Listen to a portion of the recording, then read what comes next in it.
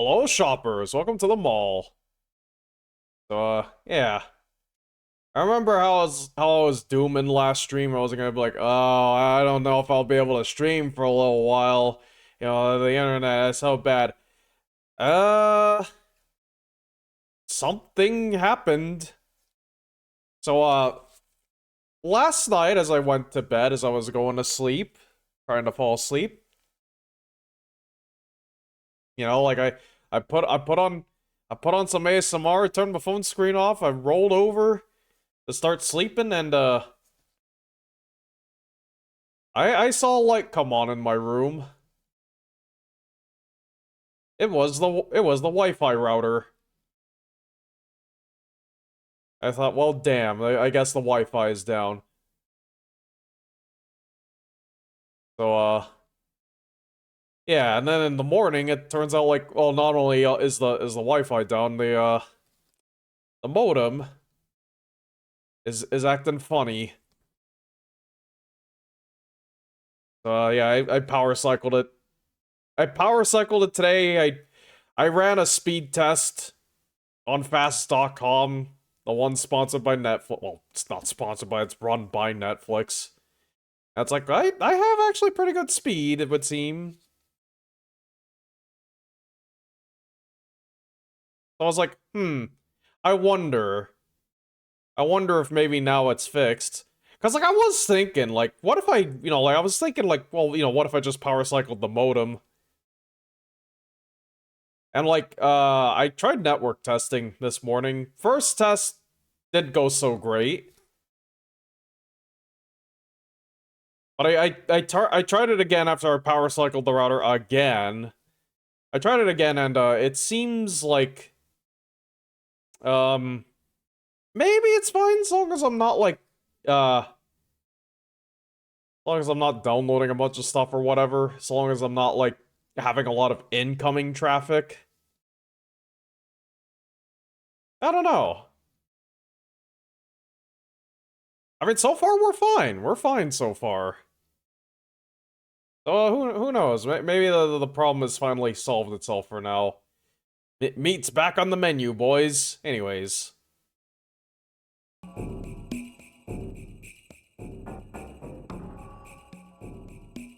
So yeah, more of this. BattleTech.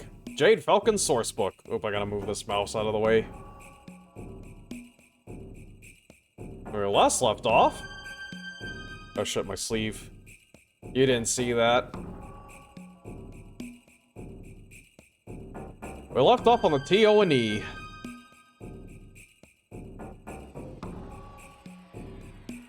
So yeah, we've got the entire listing of what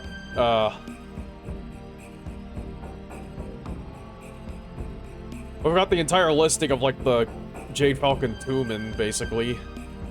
Well, as far as like the actual units go. Let me zoom this in.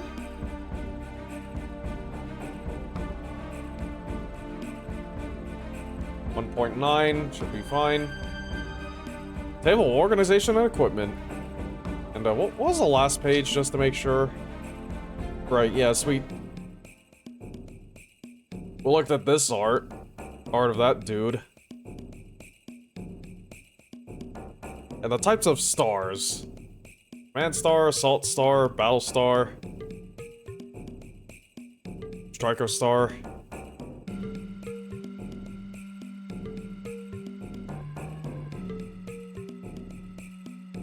Oh, great, my nose is itching. Striker Star. Nova. Strider. Wing.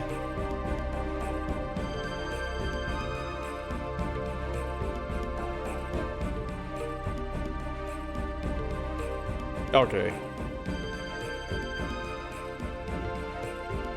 Shield, probe, sweep, and hold.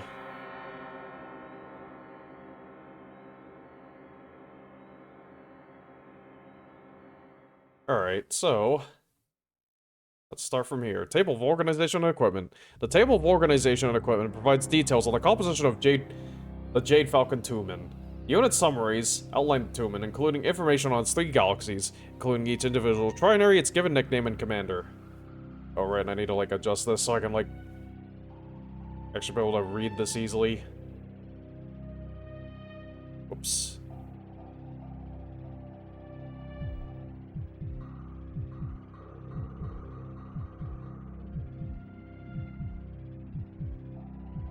Hopefully that's fine. Hopefully. I don't think I had it quite in the same place as I did last time, but...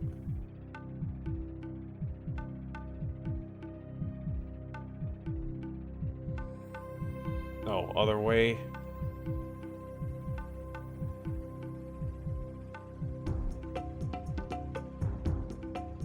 There, that's probably fine. The naming system used to identify Jade Falcon units appears fairly regimented compared to the more liberal unit designations allowed by Clan Wolf. The code for each Jade Falcon unit identifies the unit type, and parent units. Somewhat surprisingly, the Jade Falcon cons chose to use these potentially revealing unit designations for the Tokaiad bidding. The unit names revealed at that time agree with the data of our intelligence services subsequently discovered. An explanation of the Jade Falcon designation system and examples of how to read it appears on page 45. We are currently on page 46. Okay, so...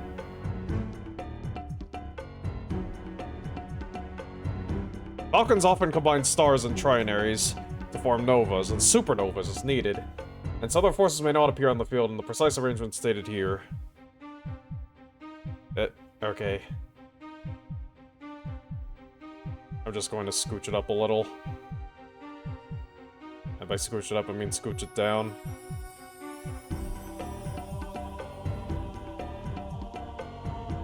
Yeah, I've got this nice piece of art.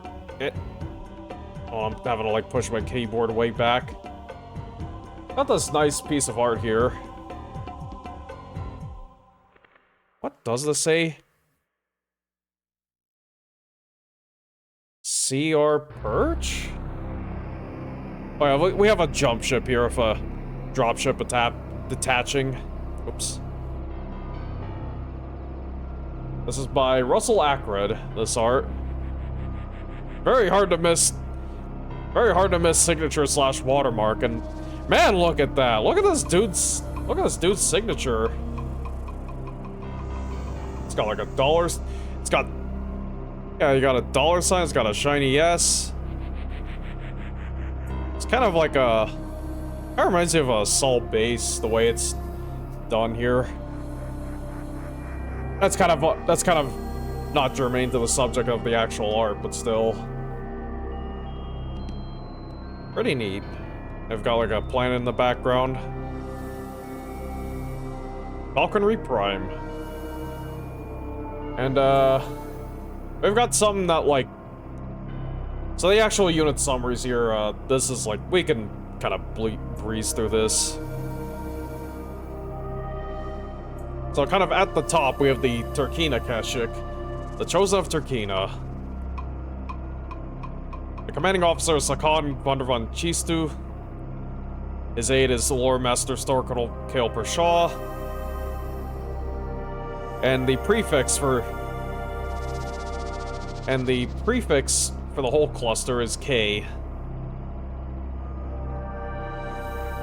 5 battle, a single command star. Trinary Alpha, commanded by Star Captain Jin Buhalan. Talons 1, 2, and 3. And, let's see, let's remind ourselves. Talon is an assault star. That's the assault star. Or this is the assault trinary, I should say. Beta is beak, which should be medium to heavy. Yes. This is our heavy star. Or alternative, or rather, our battle star.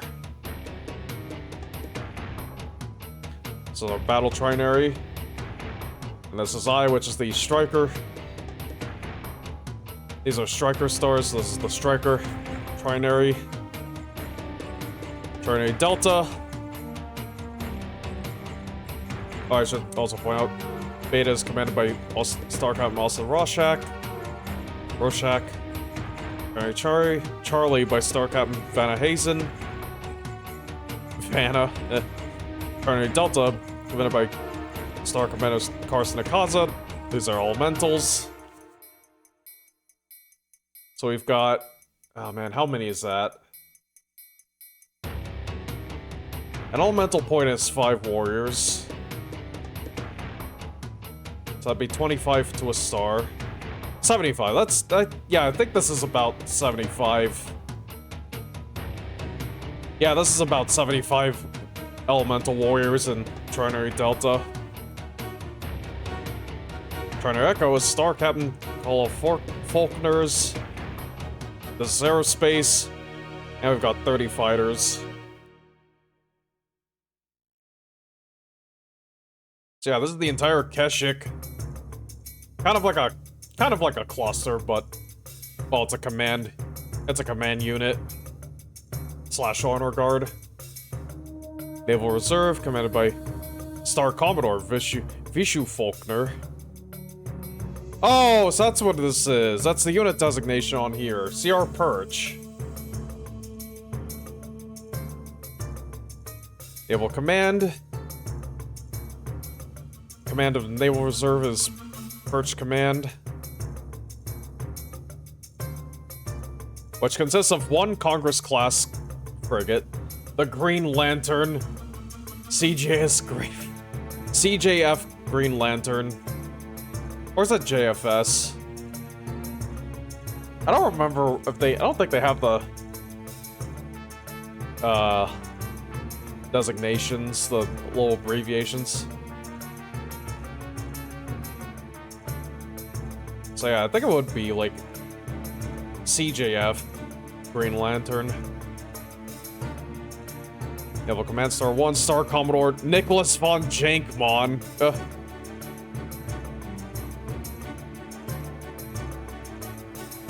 Oh, so this is Falconry Prime, okay. This is a model. Oh, so this is a Monolith class jump ship. Not that I know what that is, but hey. 2 Star-Lord class jump ships. Falconer's Glove, Second, and Glove Court. And Falconer's Perch for the Invader class jump ships.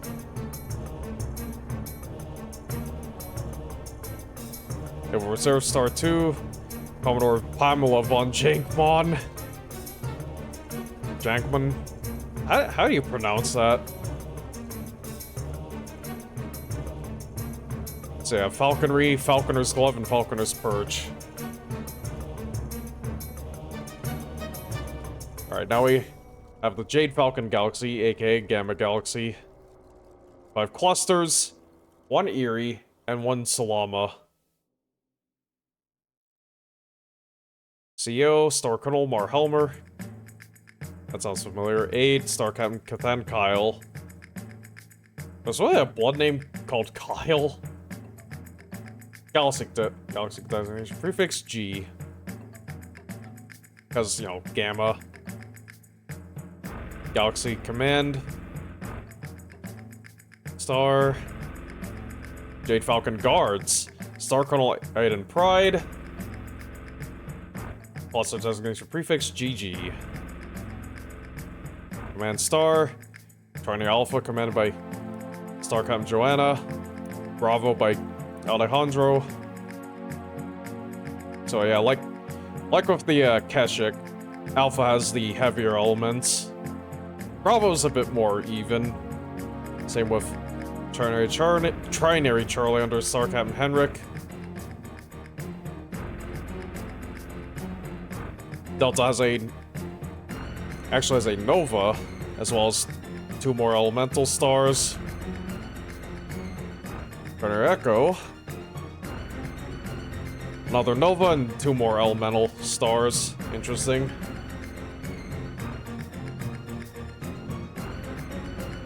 Third Falcon Talon Cluster. Star Colonel Grand Nuclei. G3R. Right, yeah, because... Wait, what? There is no R in these. Huh.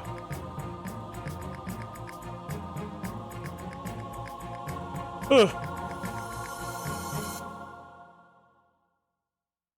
we've got Assault, another Nova.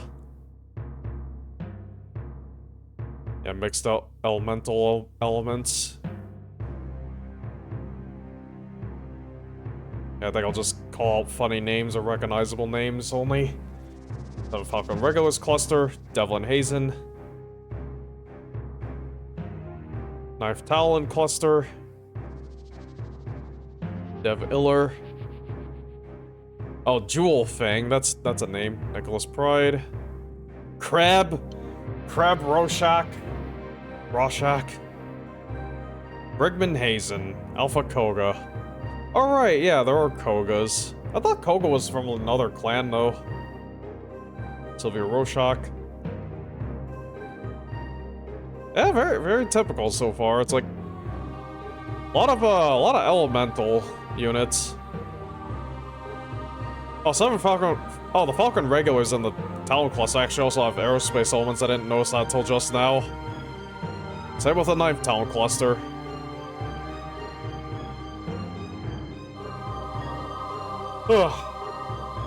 Both Falcon Regulars Cluster, formerly the first Falcon Assault Cluster. Star Colonel Senza Oriega. G12. RR Command. Easy.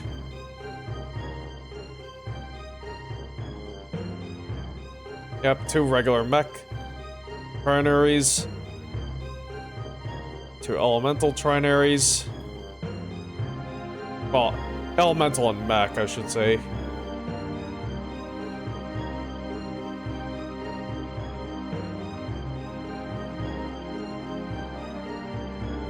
Oh! Okay, so Nova is a battle mech yeah, right. No, that's right. I kind of forgot. It's kind of confusing keeping track of elemental numbers, because, like, yeah, there's 5 elementals in a point. There's 1 mech per point, but 5 elementals per point. It gets a little confusing somehow.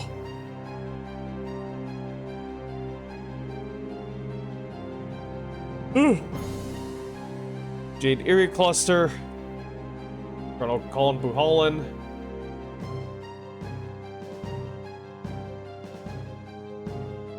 Yeah, kind of not sure what's unique about some of these.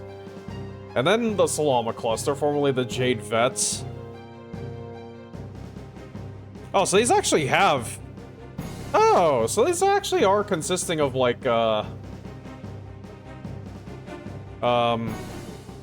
mech units. I'm kind of surprised. Well, I mean, yeah, Salama sometimes pilot, like, second-line battle mechs and such, but, like, I'm kind of surprised. Oh, we've got mixed units. 4 battle mechs and an elemental point. And 3 battle mechs and an elemental point. That's crazy. Star Captain Wandor.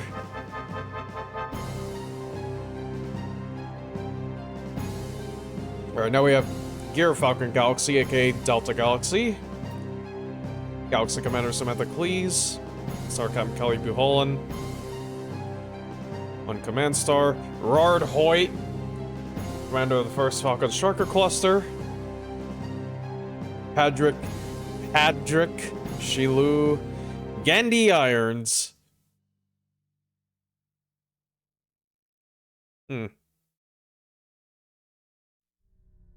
Yeah, mostly elementals. Or rather, mostly battle mechs, I meant to say. Only one trinary with elemental units, and just 1 aerospace trinary as normal.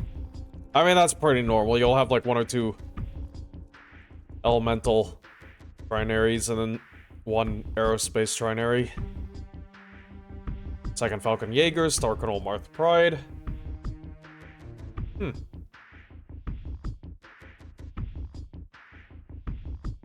Jacob Eagle, that's a name.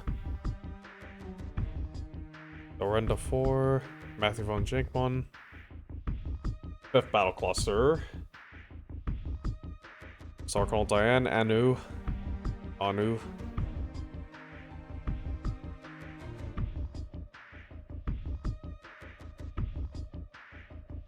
Two star captains with the blood name Thastus. Oh, there are a lot of elementals in this one. Only Trinary Alpha is pure battle mech. And they're a bit on the lighter side at that. Bravo, Charlie, and Delta all have Novas and Striders. And the obligatory aerospace unit. 205th Assault Cluster. Pretty typical.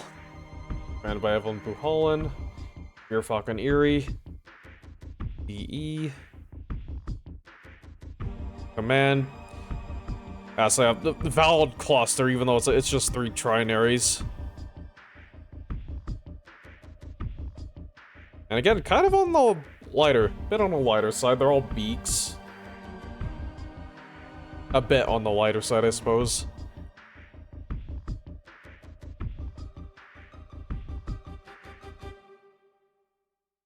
And their own Salama cluster. Jade Falcon Salama cluster.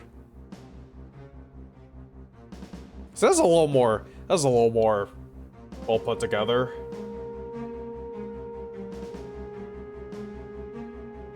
We've got 2 whole battle mech stars and an elemental star. Although that being said, the wing for Trinary Bravo here is only 5 fighters. It's actually it's only half a star. Interesting. Peregrine Galaxy, aka Val Galaxy.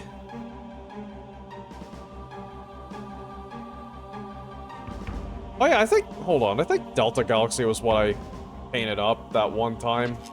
Oops. 6 clusters, 1 Erie and 1 Salama. I don't know what Eries are.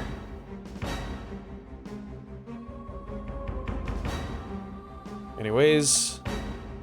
Actually, you know what, yeah, is there an explanation for what Eries are? Let me go back. Oops.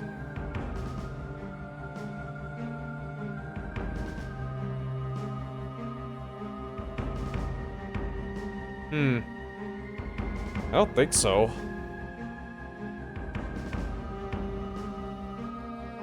Oh wait, hold on, maybe here. Erie clusters, training units, okay. Okay, they are training units, right, okay, so...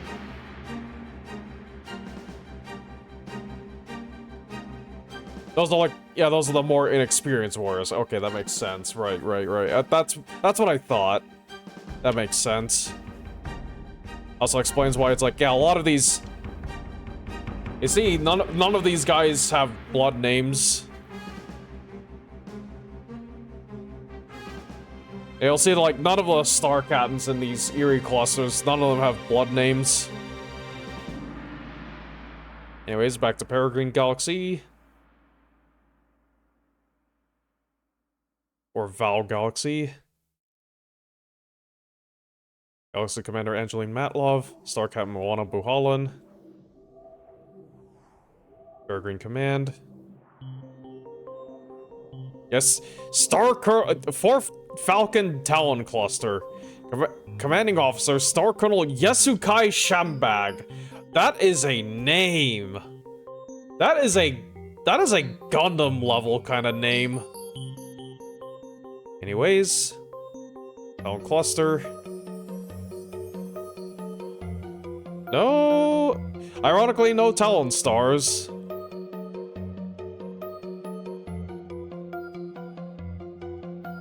Star Captain Rorschach. No first name, I guess.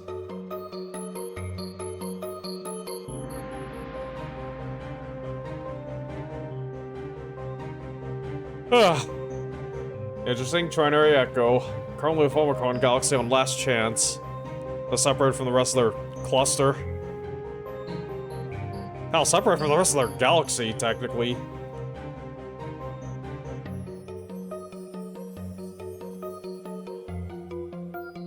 And we've got cool art of an elemental. Apparently part of one of the I units. Or assigned to an I unit.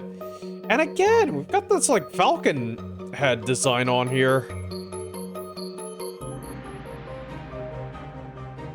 Once again, Russell Ackred. How much of this art did he do, I wonder? Or Falcon Velites.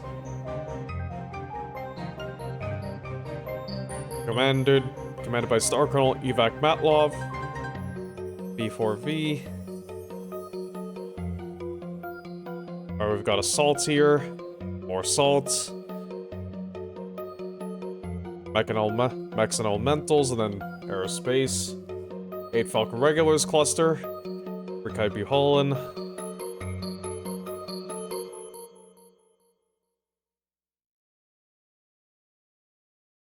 Wait, hold on, what? Benjamin Eodrep? Oh my god. Real clever. It's Pardo backwards. As in Blaine Pardo. The guy who wrote a bunch of clan novels. Yeah. Also Youngblood Hazen, that's a hell of a name.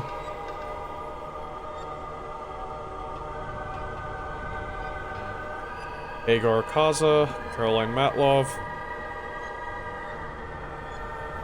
89 Falcon Striker Cluster.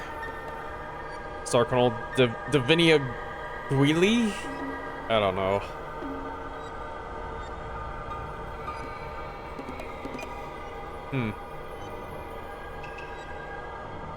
A lot of guys without blood names. Other than the Aerospace unit. 94 Striker Cluster. Hey, Star Colonel Kristen Redmond. I thought it was Kirsten Redmond. Pioneer Alpha, Star Captain Jouni What? That's a name. Anwar Young. Star Captain Tyler. The irresponsible Captain Tyler. Probably not a reference at all. Probably not. 124th Striker Cluster. Star Colonel Abraham Chili. Oh, that was someone else with a Chinese-sounding blood name. Shilu. Okay. Is that supposed to be Chili? Why is there no hyphen? His name's Chili. Anyways.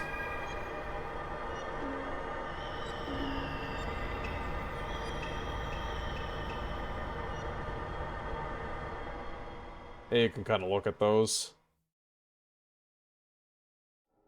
Peregrine Eerie Cluster, Star Colonel Bosha. Oh, not even blood named. Even the commander of the Eerie Cluster doesn't have a blood name. Oh. There's also a Star Captain Bosha? This is a little confusing. Star Captain Pakilip. Titan. Bushan. And, yeah, bit small. These... Oh, yeah, these are only binaries. Huh. Very rare to see. Gear Falcon's Eerie Cluster is all trinaries. Jade Eerie Cluster is all trinaries. Whoops. Yeah, that's interesting.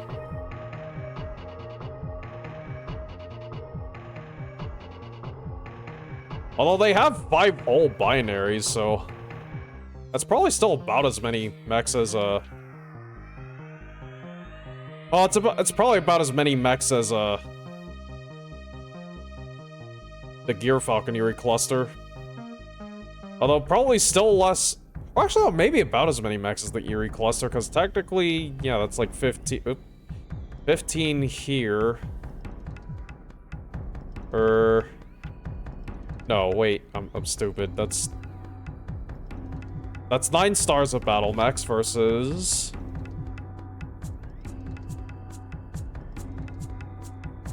Okay, it's only 4 stars. But there are also 4 stars of elemental, so... Yeah, these are kind of like Nova binaries, sort of. Yeah, no, these are Nova binaries. These are Novas, essentially.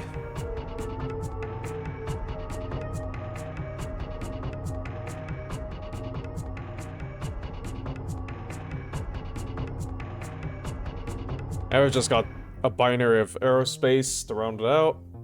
Peregrine Salama cluster. And again, all binaries. Interesting. Valley. That's a name. Oskin. Okish.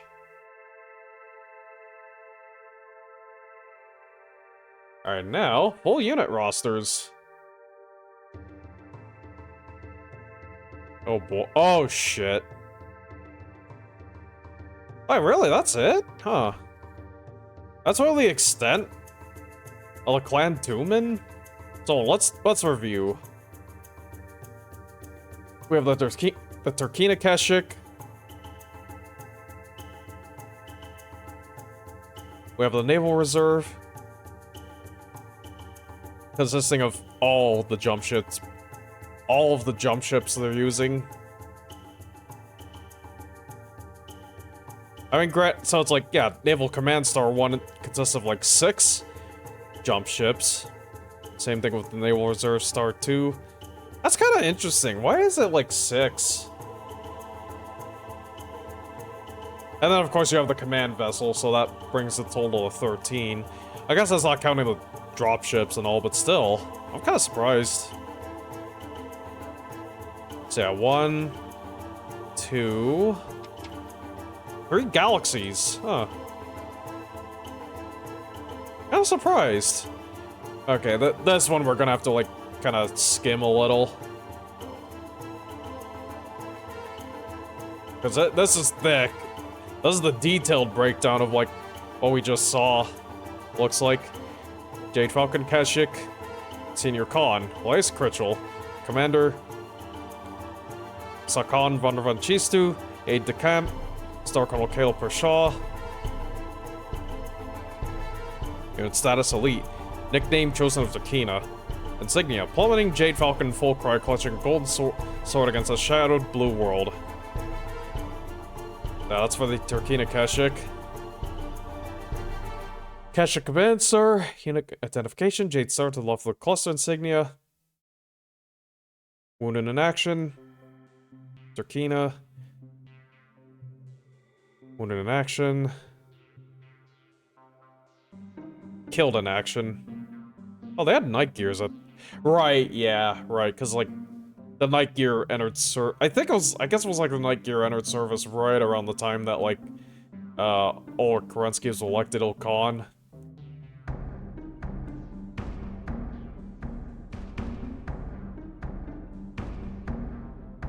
Joiner Alpha, Turkina Assaulters. Cluster Insignia blazing on a battle axe blade. Ooh. Jin Buhalin. Wounded in action, wounded in action, wounded in action. Neil Rorschach. AIA. Wounded, wounded, killed. Damn.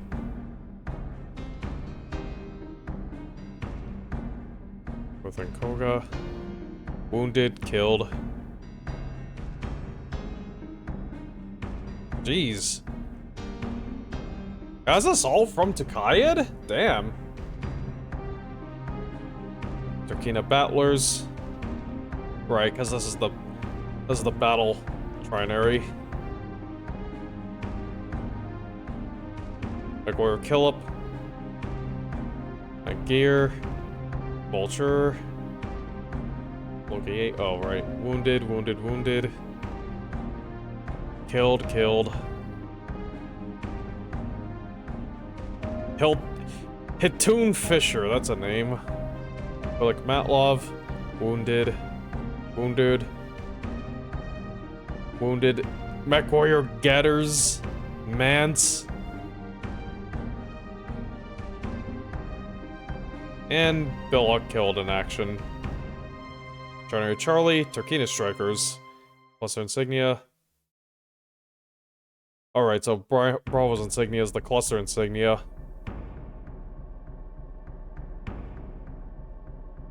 Plays on the back of a silver mech fist.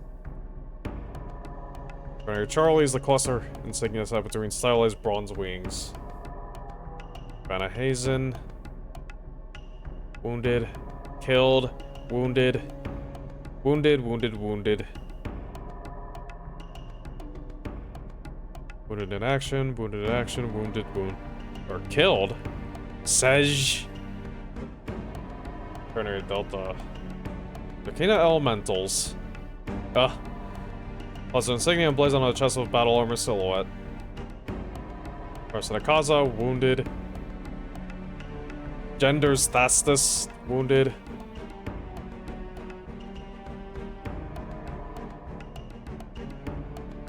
Point Commander killed in action. Wounded, wounded, wounded, wounded. Killed, wounded. Turkina Fighters. Plus insignia on the Aerospace Fighter silhouette. Oh, wow. Oh yeah, I love the names for, like, the clan Aerospace Fighters. Now, they're all named after, like, various kinds of, like, raiders and bandits and invaders from, like, medieval times. It's like, yeah, you've got the Vandal, the Turk, Bashkir, Kyrgyz. Yeah, there's, like, the Visigoth, the Ostrogoth, Jagatai and Subutai. And hey, speaking of which, Sabutai, Genghis, Visigoth, Batu.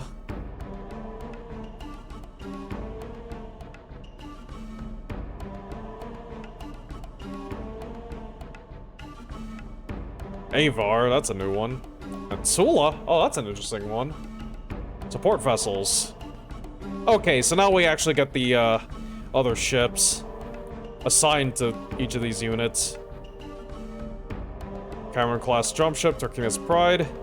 Overlord-class command dropship, Turkina's Command. 2 Union classes and a carrier-class dropship.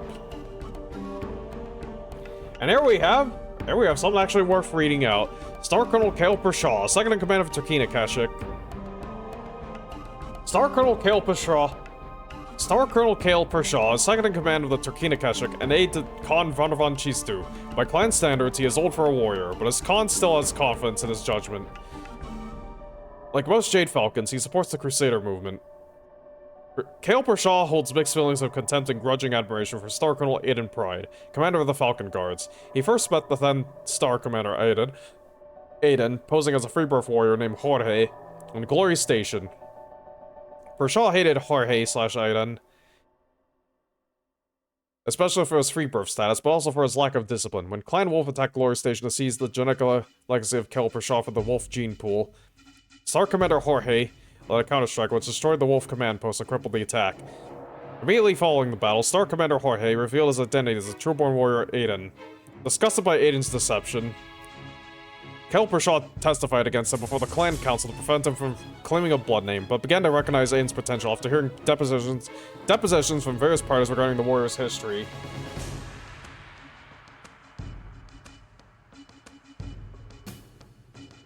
Pershaw followed Aiden's progress as he won a trial of refusal, then emerged victorious from the Grand Melee to win a Pride blood name, but later lost track of him.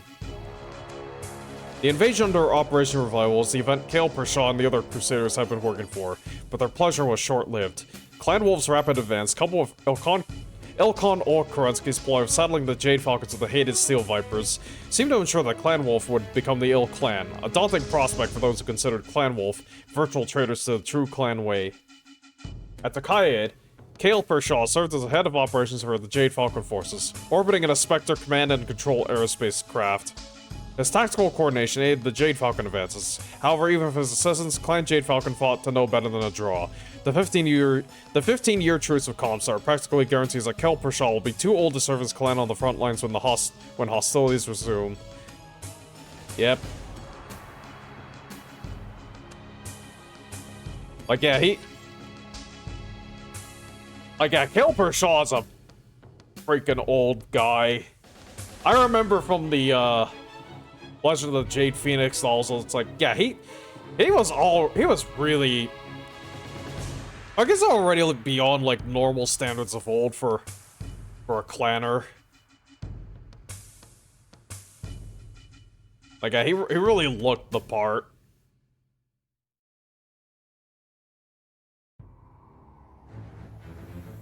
Khan Vander van Chistu, commander of Jade Falcon Keshik.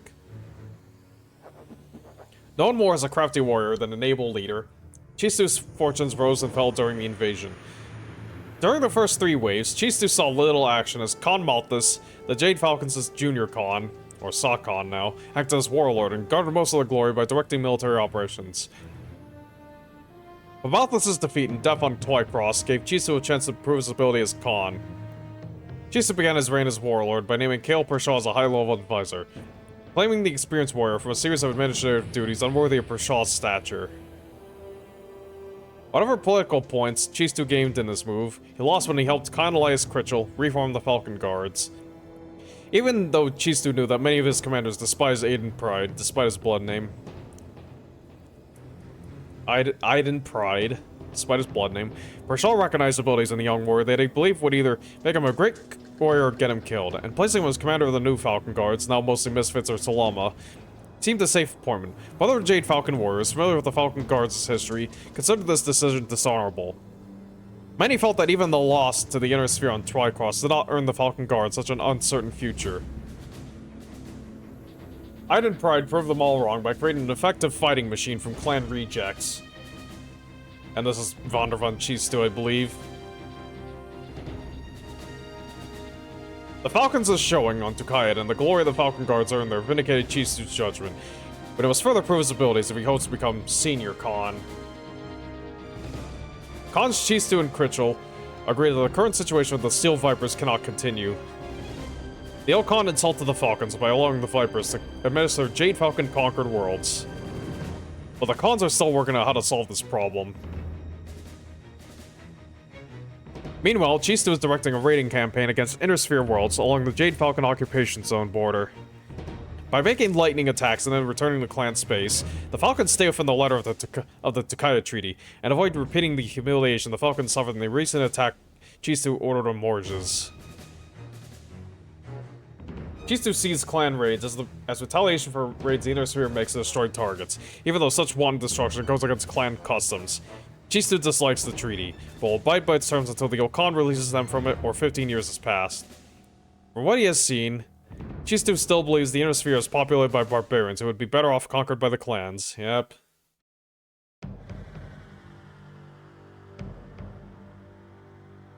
Ah.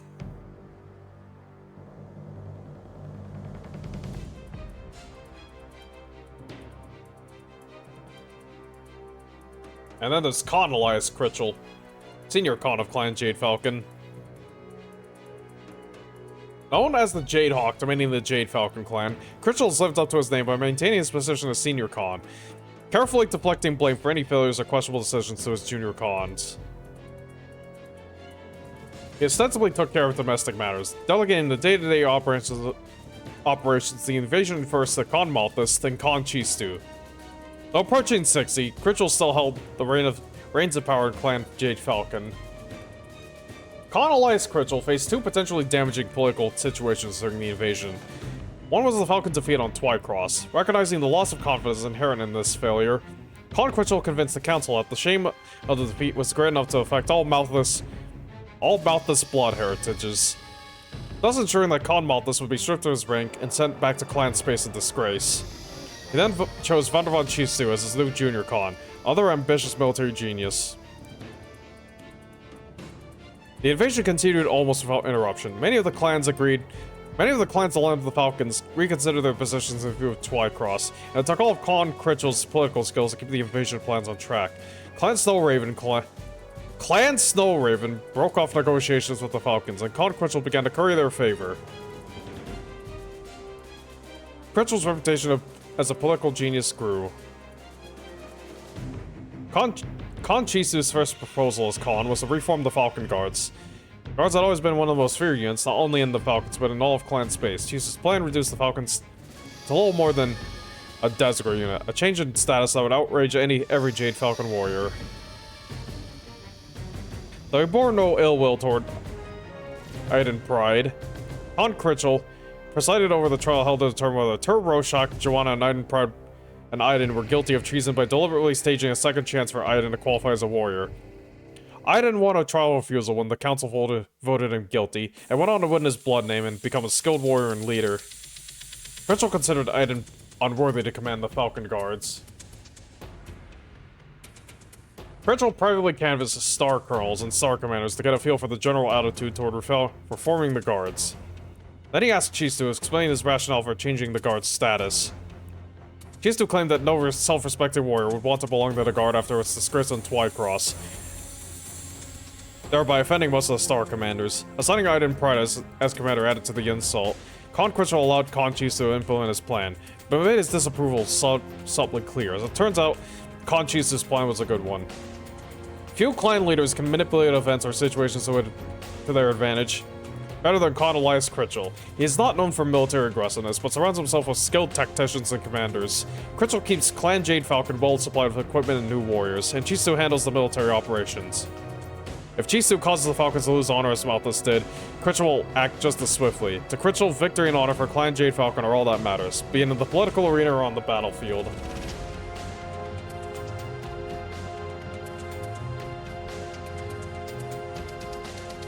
Alright. And on to Naval Reserve support.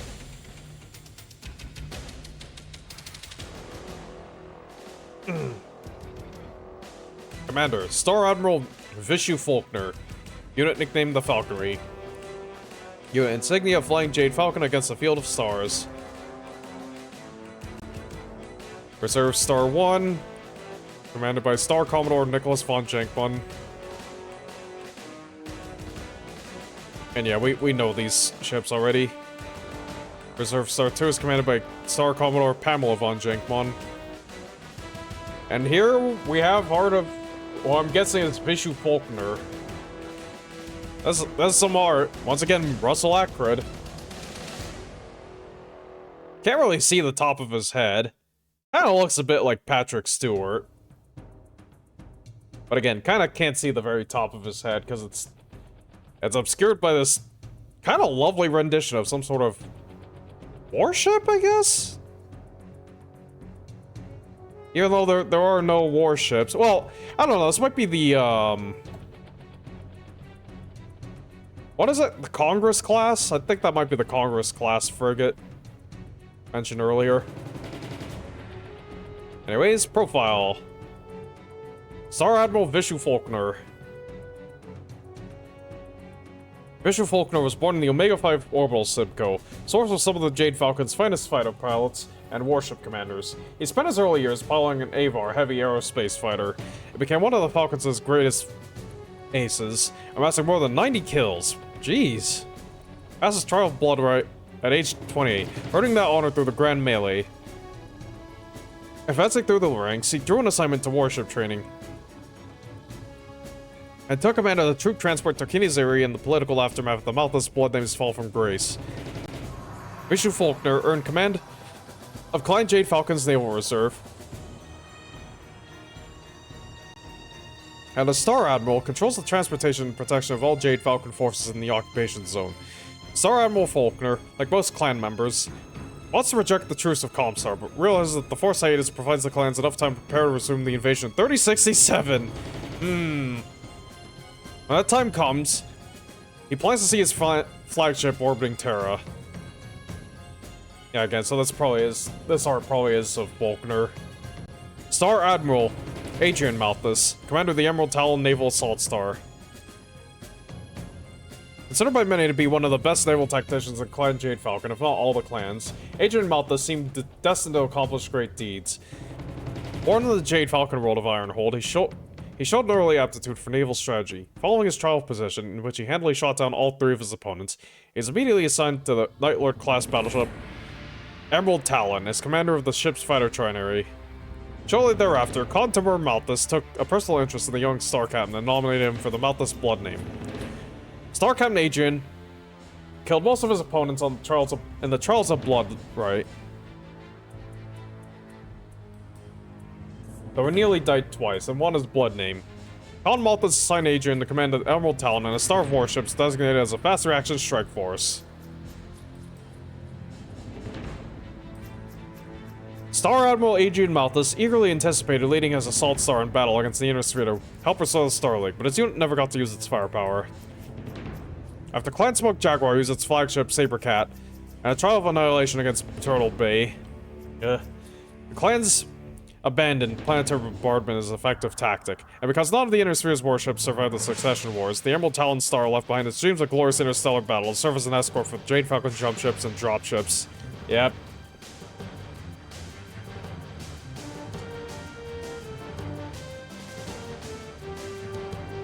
Soon after the second battle Twycross, the shame Admiral Malthus brought to the Falcon Guards forced Con Timur Malthus to resign in favor of Von der von Chistu. Star Admiral Adrian Malthus and his fleet patrolled the Inner Sphere for several more months, during that time capturing the role of Zudermere. This maneuver restored some lost prestige to the Malthus blood name, but soon after Zudermere, Clan Jade Falcon bid away its warships aboard in competition with Clan Wolf. No longer needed in the Inner Sphere, Star Admiral Malthus led his naval star back to clan space.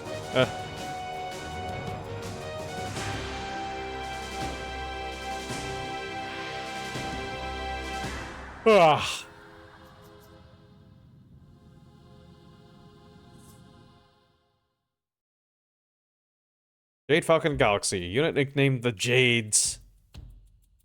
Diving Jade Falcon set against a shadowed white world.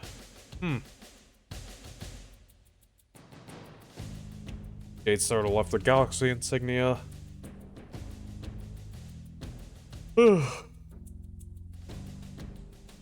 Excuse me. One Black Line support vessels, one Black Line class jump ship. I thought the Black Line was a warship. I'm just stretching. Slouching. 1 second.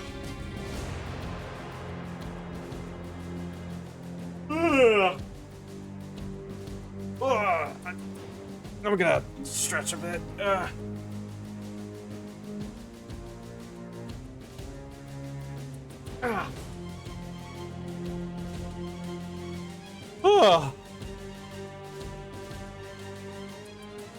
A little low energy.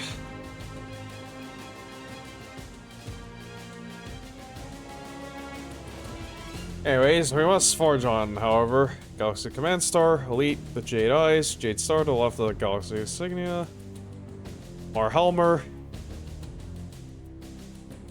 then Kyle, Wounded, Killed,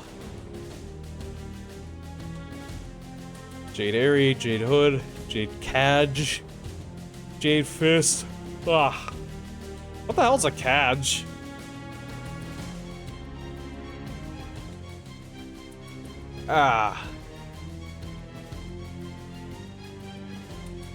Galaxy Commander Marhelmer, Commander of the Jade Falcon Galaxy. Marhelmer, Commander of the Jade Falcon Galaxy, is one of the most ardent crusaders in Clan Jade Falcon. Born on hundreds of the Helmer Kyle genetic line, he earned the rank of Star Captain in his trial position by defeating all 3 of his opponents, a rare event among the clans. Assigned to command Trinary Alpha of the Falcon Guards cluster, Star Captain Mar led his troops to several stunning victories against Clan Smoke Jaguar and Steel Viper,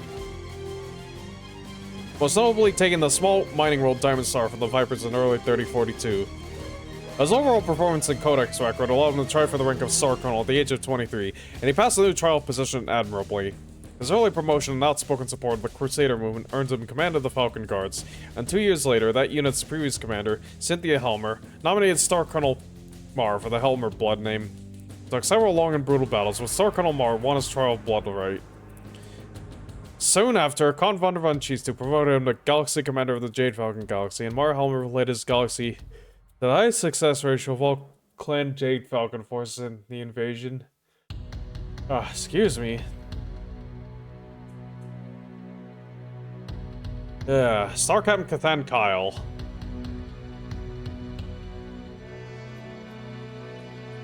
Star Aide to Marhelmer, Jade Falcon Galaxy.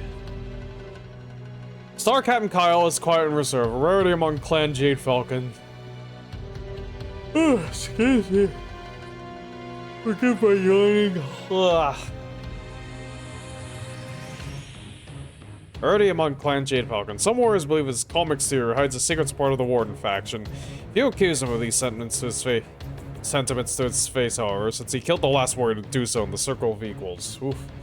Star Captain Kyle, in fact, does sympathize with the Wardens, but knows that admitting this would be political suicide. Star Captain Kyle was wounded in action at Tukayet, but is recovering quickly. Several members of the Jade Falcon High Command consider him a good choice to command the Jade Falcon Galaxy when Galaxy Commander Helmer retires.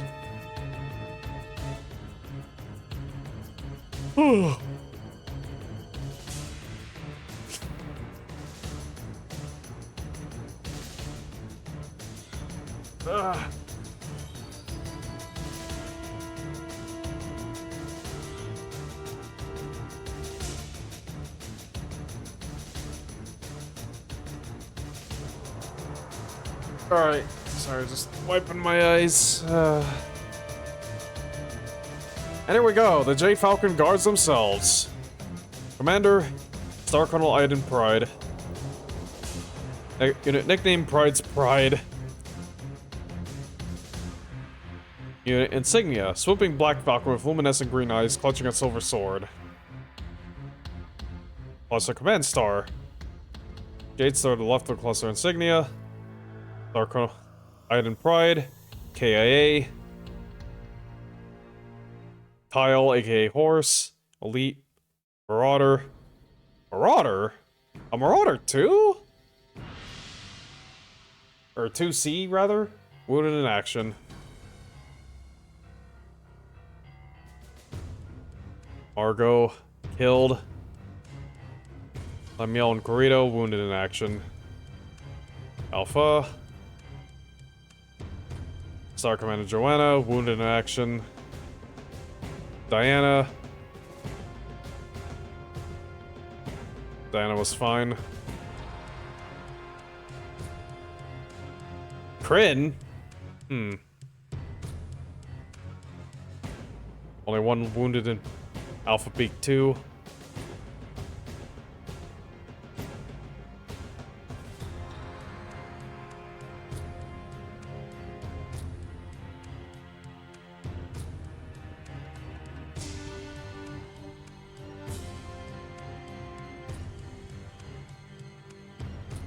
Wait, did I have it backwards? I thought Talon was like the assault. Hold on. Yeah, Talon is Assault Star. Beak is Battle Star.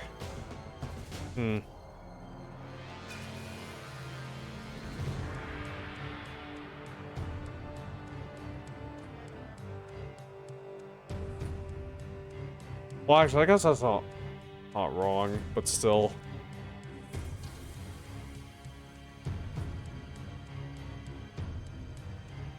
Uller, Dasher.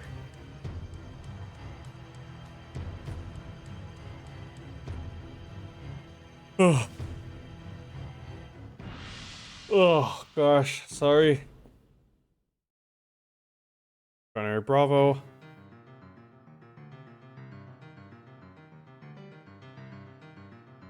One killed, one killed, one killed.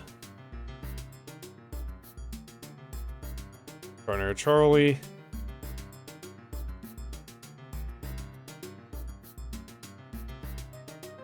Yeah, a lot of Ullers, Lokis, and Thors, predictably.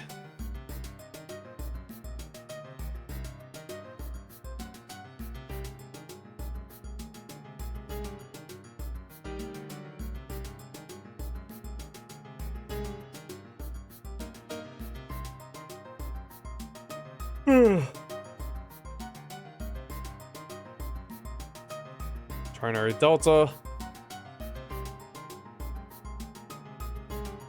So this is what Trinary Bravo's insignia looks like, I guess. Yeah. Interesting.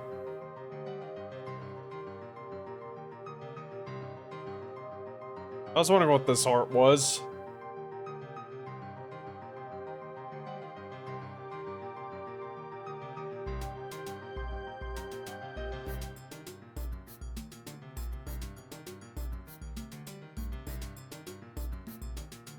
Salima, that sounds familiar.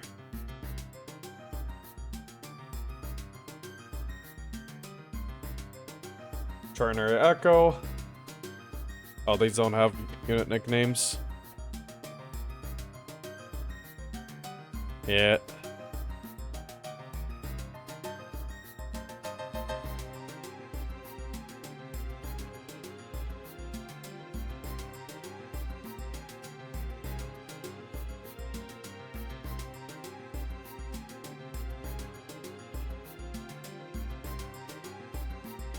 Hey, wait a minute. Mad Dog. I think I was supposed to say Mad Cat. I didn't notice that earlier. I think they made an error.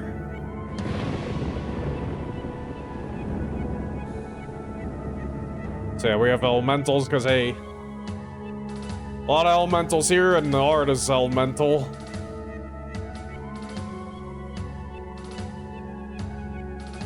God, man, the old elemental design. A little goofy, but it's got charm. Support vessels. One Aegis-class cruiser, the Jade Talon, and Raptor and Starbird, the two Overlord-class dropships for them. Star Captain Alejandro, Bravo Talon, Trinary Bravo, Jade Falcon Guards. Transferred from one unit to another by superiors throughout his career, Star Captain Alejandro regarded his assignment to the Falcon Guards, reformed at the Twycross, as the final insult. This unit, now carrying the greatest desert in the whole Falcon Tumen, initially served as the last stop for troublemakers. Star Captain Alejandro's opinion of his assignment changed when Star Colonel Aiden Pride whipped the Falcon Guards into a top-notch combat cluster. The excellent performance of the Battle of Tokayed erased the desert of the Falcon Guards, and Star Captain Alejandro wears the insignia of the Falcon Guards of Pride. And then we have Mech Warrior Horse, originally known as Tile. Cluster Command Star, Jade Falcon Guards. Every Jade Falcon knows Mech Warrior Horse is Aiden Pride's friend and advisor. Even though Horse shared in the glory of the Tokayed battles won by the Falcon Guards and earned a mention in the Remembrance, he still puts up with scorn and insults because he is freeborn. Horse's attitude causes most of his problems, because he is not afraid to talk back to a Trueborn, and considers himself a better warrior than many Trueborn he has fought beside. Aiden is one of the few Trueborn warriors Horse respects. They first met in battle on an exercise field on Ironhold, when Aiden joined Horse's unit while masquerading as the freeborn Jorge. Horse remembered him from their earlier fight, but chose to keep Aiden's true identity secret. Horse and Aiden soon became friends, sharing, among other things, Aiden's secret cache of books hidden in the barracks wall. Yep. That was a whole thing. Aiden Pride liked collecting books. When Aiden won his Pride blood name and became Star Colonel of the Falcon Guards, he asked Horse to join him. At first, Horse felt that Aiden had averted to treating him as just another free birth. Horse pretended that the change in Aiden's behavior did not matter to him. Years of insults and disdain taught him to absorb the pain. He also realized Aiden's new command was in terrible shape, and that his friend was pouring all his efforts and energy into restoring the unit. Aiden still considered Horse his friend, but Aiden's blood name and new command changed their relationship. When the guards went to Tokayed, Horse knew that they would bring either great glory or further insult to Clan Jade Falcon. He fought beside Aiden in every battle, but Aiden forced him to abandon the most important fight. When Aiden fought to save Mech Warrior Diana, Aiden's newly discovered daughter. Yep.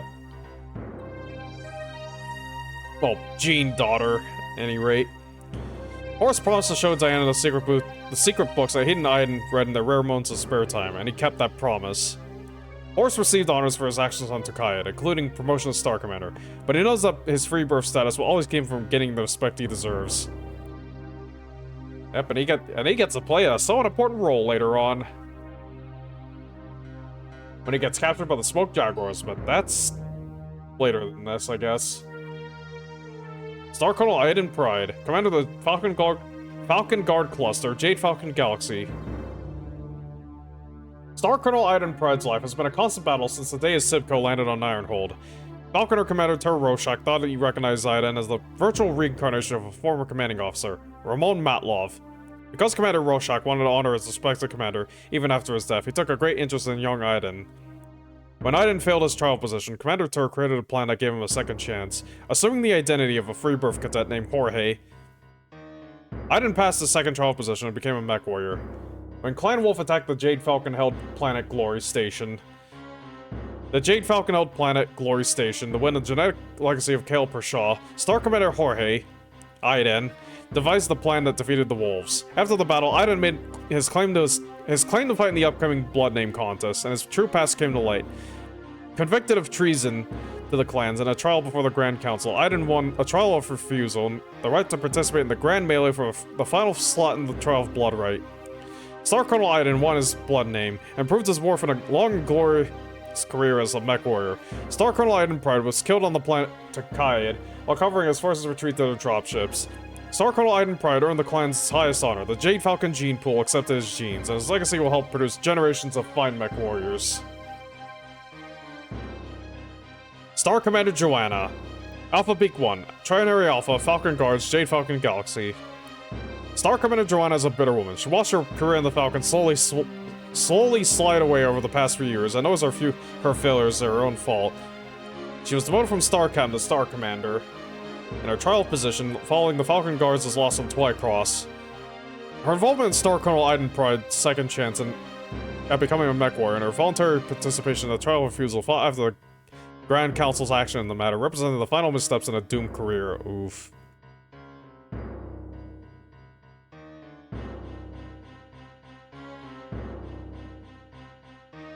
Her recent actions and a career of excesses and other ill-considered decisions have kept other clansmen from sponsoring Joanna for her blood name. Her current assignment in the Falcon Guards is just one more example of her commanders putting her in her place. Star Commander Joanna wants to end her career by dying in battle so that her ashes can be used to nourish the next Jade Falcon Sourcebook.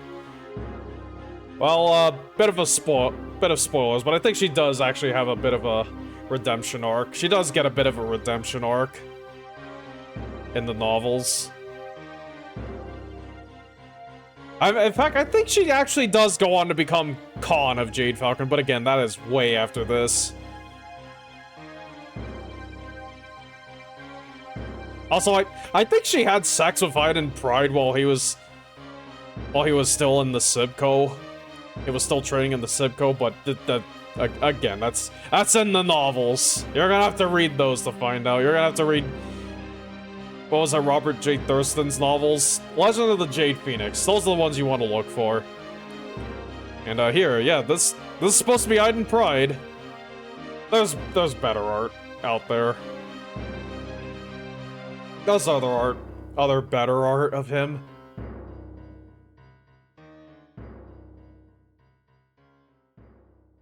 Third Falcon Talent Cluster. Commander, Star Colonel Grand Nuclei. Unit nickname, the Jade Claymores. Huh. Unit insignia, Jade Colored Claymore stuck diagonally through a shadowed white world.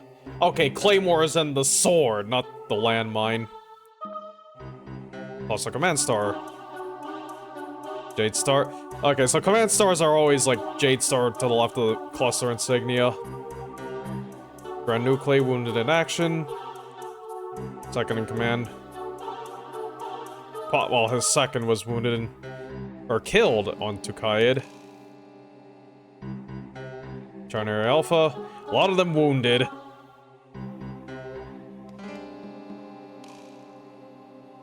Renton Spawn, that's a name. I've been saying that a lot today. Trinary Bravo. Sans Pride. Wounded, killed, wounded.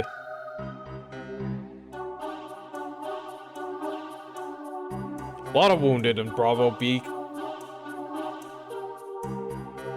Gregor Matlov. Yeah, a bunch of wounded, too.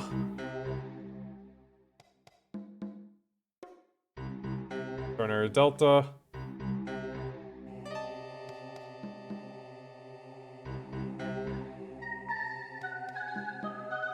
Again, a lot of wounded.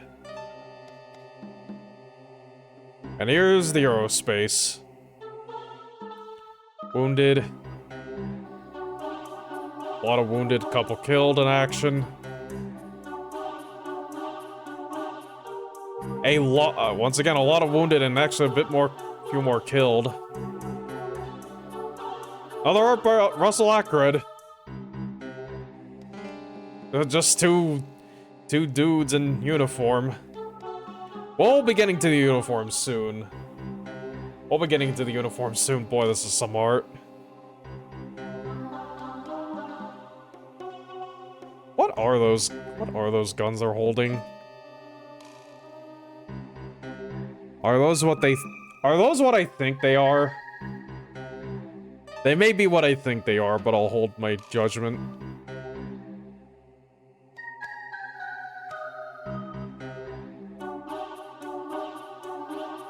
We're still on...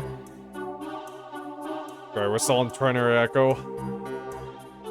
A whole bunch of wounded. Port vessels, Aegis-class cruiser, Scabbard. One Overlord-class dropship, Quatrefoil. 2 Union-class dropships, Dirk and Sparthax. Okay, right, yeah, they're all sword or like melee weapon themed. Because again, Jade Claymores. Star Colonel Grand Nuclei, commander of the 3rd Falcon Town Cluster, Jade Falcon Galaxy. Star Colonel Grand Nuclei dislikes the truce of Comstar, as does every clansman, but also believes it offers many opportunities for Clan Jade Falcon. When he took over command of the 3rd Falcon Talon, after the death of Cassandra Malthus, Star Colonel Nuclei expected to join the Jade Falcons on Terra as a member of the Yoke clan. Despite his disappointment, he accepts the truce here as an uninterrupted chance to gain both glory and revenge. Grand Nuclei was once severely injured in a trial possession against Clan Steel Viper, and hates Steel Viper with a passion that most clansmen reserve for Stefan Amaris. Ooh. Nuclei blames Clan Steel Viper for the delays in Clan Jade Falcon's advance to Terra. Indeed, he blames Clan Steel Viper for almost every problem Clan Jade Falcon encounters. He feels his last years of service would be well spent paying the Vipers back for their insults to his clan. Duh. It's a bit like that Simpsons scene with Groundskeeper Will. It's like, damn Scottish, they ruined Scotland! I guess it's a bit like that. And I guess that's supposed to be him here. Yeah, it looks kind of like the art of Iden Pride. All square jaws and square top. Yeah, all square jawlines and square buzz cuts. Anyways, 7 Falcon Regulars cluster. Devlin Hazen, KAA. Scottish Piper playing a bagpipe on a knoll. Oh hey, you know, speaking of Scotland, right, I forgot. Clan Jade Falcon, technically descended from the Black Watch. Technically descended from the Royal Black Watch.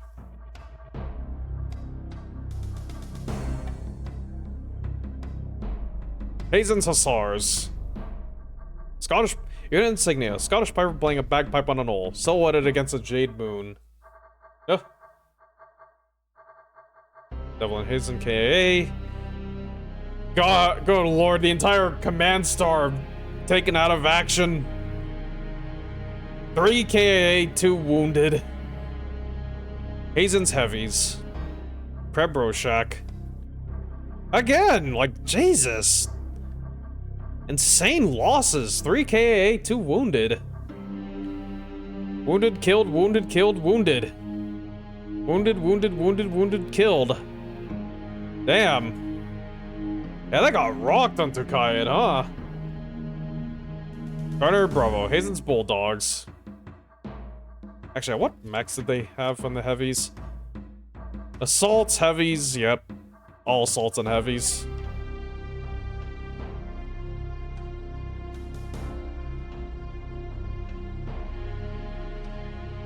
Heavies and mediums. And some lights. Yep. Trinary Bravo got up a little easier. Trinary Charlie, Hazen's Commandos. Nicholas Pride. Wounded in action. Yeah, kinda not too bad for Trinary Charlie. Trinary Delta, Hazen's Destroyers. A lot of wounded. Trinary Echo. Hazen's Electrics, oh my god.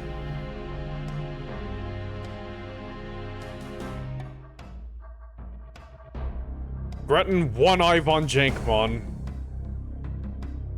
Killed in action. Bunch of wounded.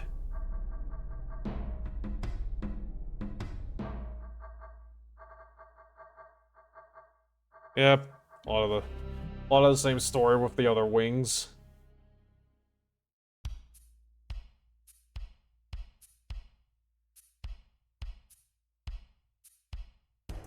Support vessels: Aegis class cruiser, Janice Hazen, A. Hazen's Honor, Overlord class dropship, 2 Union class dropships, Hazen's Courage, Hazen's Success. And now, Star Colonel Devlin Hazen, commander of the 7th Falcon Regulars, Jade Falcon Galaxy. Star Colonel Hazen received command of the 7th Falcon Regulars only a few months before the start of the invasion. He planned his battle strategy carefully and always fought according to his plan.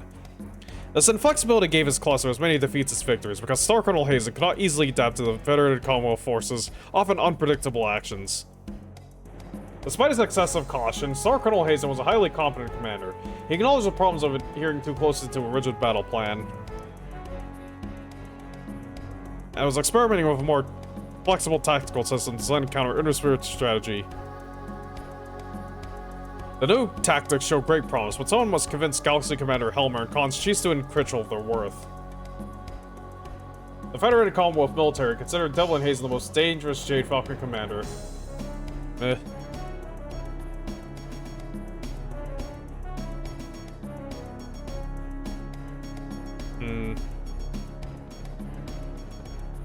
I just kind of noticed the shadows of this, oh well. Can I maybe... That only helps a little. That only helps a little. Oh well. My overheads are casting a significant shadow. Knife Talon Cluster, Star Colonel Dev Iller, the Falcon Lancers, Peregrine perched on a gold shield emblazoned with the silhouette of the lance, of a lance and the number 9 in blue. Blue star this time, instead of a jade star.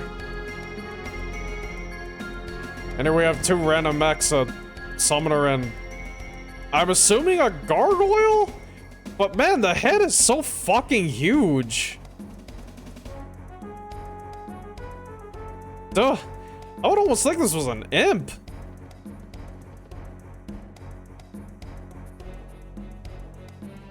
And a big old crater.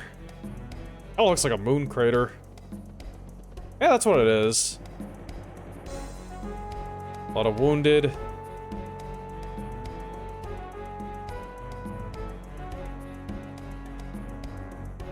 Yep, a bunch of wounded. Coronary Bravo.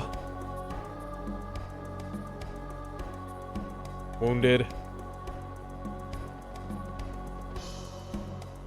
Tlal? Or is that T-all? Is that an I or an L? That's an L! T-all, Buholin.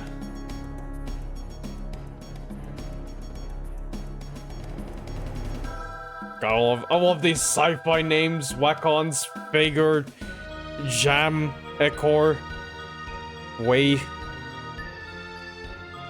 Trinary Delta. Bunch of wounded. Those are seen. Naren McKenna. Huh. Really, a McKenna? I thought McKennas were like Snow Raven. Yeah. A lot of killed and wounded. Alright, now we've got color pages. Uniforms, insignias, and camouflage. And once again, we got this goddamn art. We have this goddamn art. Yeah, I'm gonna zoom this out. Look at it! Look at this! Art by Tony Studio.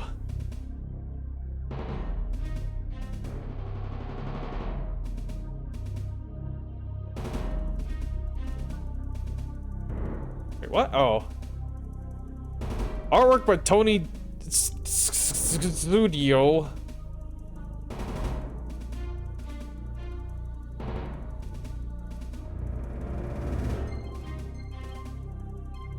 Oh,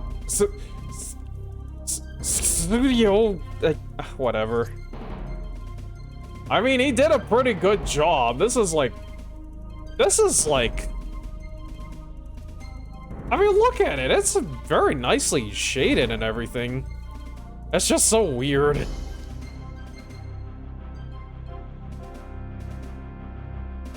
Alright. I guess I have to kind of zoom this back out now.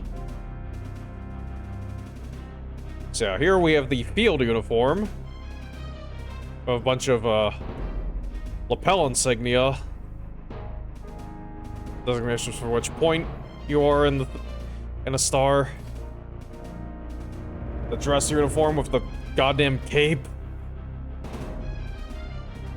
Oh yeah, the weird falcon hood. So yeah, star next to a bar is for con. Actually, you know, I have to zoom this in again.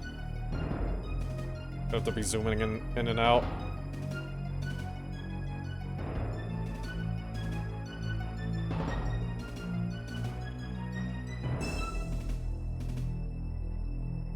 Bar for break in it, Star Colonel. No break is Galaxy Commander. I don't know what the silver is supposed to be. Oh, that looks... Oh, maybe it's a Mech Warrior thing, because that looks like a Mad Dog from the side. Kind of hard to tell, but it sure looks like a Mad Dog from the side. Point Commander. Nothing on the thing. Star Commander, 4 breaks. Star Cam has 2 breaks. Okay. Here we have the cadets. Cadet patch.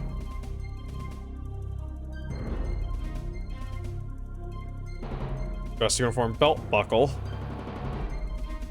Speaking of which, this is the dress uniform. Here's the actual field uniform, I guess. First and second year, third year, fourth year, fifth, and sixth year. Uniform camouflage artwork by Steve Venners. Hey.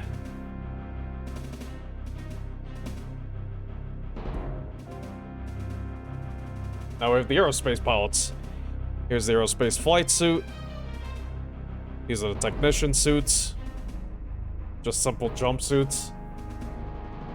Air wing patch. Air-to-air victory pin. Ooh, I like that. Oh, that's interesting. I guess it's different kind of... different things. Oh, wait, I think this is for, like, if you... I think this is for, like... what you destroy, maybe? So yeah, structural, power systems, communications, ordnance weapons, that's what all these colors on here are for. I guess? I don't know what, like... I assume this is for, like, the kinds of things you destroy with your fighter. I'm assuming? I don't know.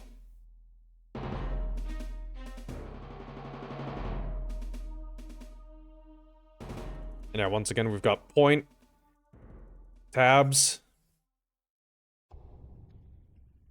So here's the battle mech pilot uniform. I don't know if it's supposed to be the cooling suit. Or if that's... Oh, no, I think it's sort of like the out of battle mech jumpsuit. Of these goddamn boots, look at those things. Jesus. Oh, those are serious boots, I'll say. Inosphere invasion bar. Huh. If you participate in the thing.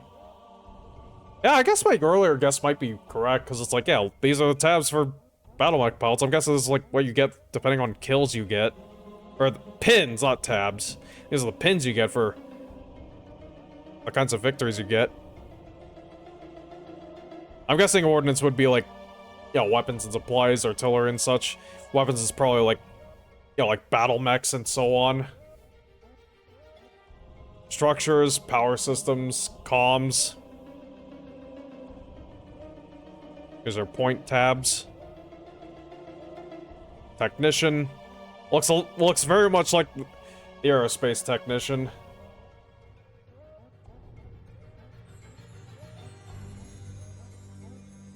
Ooh, hold on. Gotta zoom this out again. So, we've got Falcon camo. Just a big doofy Falcon Straight on Falcon head. In the middle of a beige, gray, maybe like a drab green base coat. I don't know if that's supposed to be like the... I think this is supposed to be the elemental in scale, and this is just a bit sized up so you can see the detail a little better. Although they don't have the Falcon. They don't really have the Falcon decoration on here. Here we have forest camo, simple green color.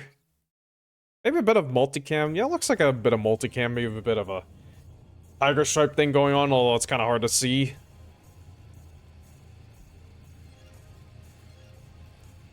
Desert camo. Now that's nice.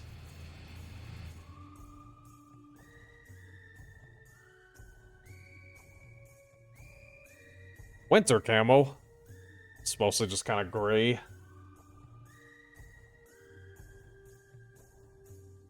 Oh, but the elemental gets like a red cap. Wonder why that is. Yeah, none of the other ones have it. That's just the winter camo for some reason. Up, and that looks like that's the end of the color pages. Jade Falcon Elementals attacking a Thunderbolt. Arc by Scott Rosema? What the hell is happening? Okay, so like... Okay, first off, like, I think this is the old Unseen Thunderbolt. Like, wow. Yeah, I think this is the old Unseen Thunderbolt. Oh shit, the glare is kind of keeping you from seeing it. Oh, maybe... Oh. Oh, that just darkens it.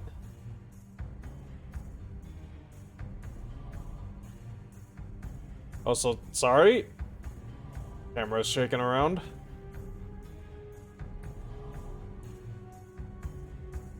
So I've got a Warhawk here. Firing what I'm guessing might actually be like ultra autocannon shots, given how that looks. Yeah, it's getting peppered hard. This Thunderbolt just blew off this elemental's head with a laser. I mean, yeah, goddamn large laser to the head. I don't care if you have like advanced battle armor. It's like, you are not surviving that. But he's about to get jumped from behind by this elemental. He's doing a fucking pro wrestling kind of stance. He's doing a pro wrestler dive.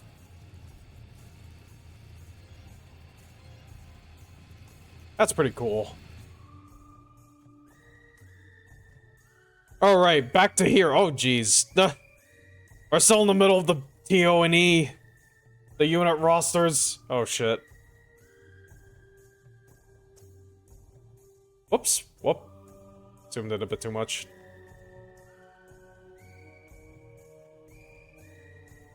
Maybe there. What? Why did it zoom into that far? Oh, well. Echoing 3. Star Commander Radan. Wounded in action. Several wounded in action. Support vessels. 1 Aegis class cruiser. Blue Lancer. 2 Overlord class dropships. Lancer's Pride. Lancer's Honor. 1 Union class dropship. Blue Pennant. Star Captain Naren McKenna. Echo Wing 1. Trinary Echo. 9th Town Cluster. Jade Falcon Galaxy. Clan Jade Falcon took Star Captain Naren McKenna as Aptaka from Clan... Okay, that's why. It was Aptaka. That would explain a lot. Clan Jade Falcon took Star Captain Naren McKenna as Aptaka from Clan Snow Raven following a trial of possession for the genetic legacy of Star Commodore Pamela von Jankbon. Conlin McKenna issued the challenge for the Fierce Trial, which was fought exclusively in space. Clan Jade Falcon defeated Clan Snow Raven, considered to produce the finest naval/aerospace forces in the clans, but at great cost. Naren McKenna spent 2 years as a bondsman to Clan Jade Falcon before the Falcons adopted him into the clan as a warrior. Star Captain McKenna displays the genetic talent for Paladin common to the McKenna line of Clan Snow Raven. His skills brought great honor to his new clan and his blood name, and increases the likelihood of closer cooperation between Clans Jade Falcon and Snow Raven. Snow Raven, traditionally a warden clan, has recently shown interest in the path of the Crusaders. An interest that the cons of Clan Jade Falcon support. Clan Snow Raven shares Clan Jade Falcon's intense dislike of the Steel Vipers, and their mutual enemy also helped bring the two clans together. Star Colonel Dev Iller, commander of the 9th Town Cluster, Jade Falcon Galaxy.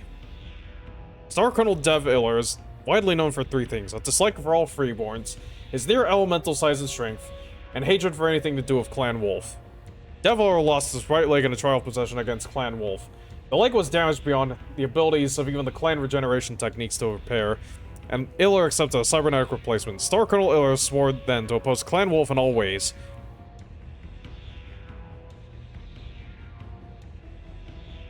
And the Truce of Comstar and the conflict with Clan Steel Viper fueled the fires of his hate. His anger kept him going through great adversity, but he may one day commit a breach of clan law while pursuing his revenge. And now we have the 12 Falcon Regulars Cluster, an art of a executioner, I believe. Yeah, that's an executioner. Looks like actual eyes in there. Commander Star Colonel Santa Oriega. Elite. Unit nickname, Frozen Fears. Insignia, a town gripping a blue world shrouded by ice.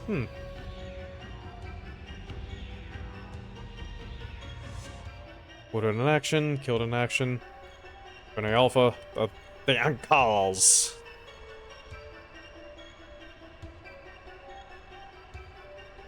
Oops. Wounded. Wounded, wounded. Wounded, wounded, killed.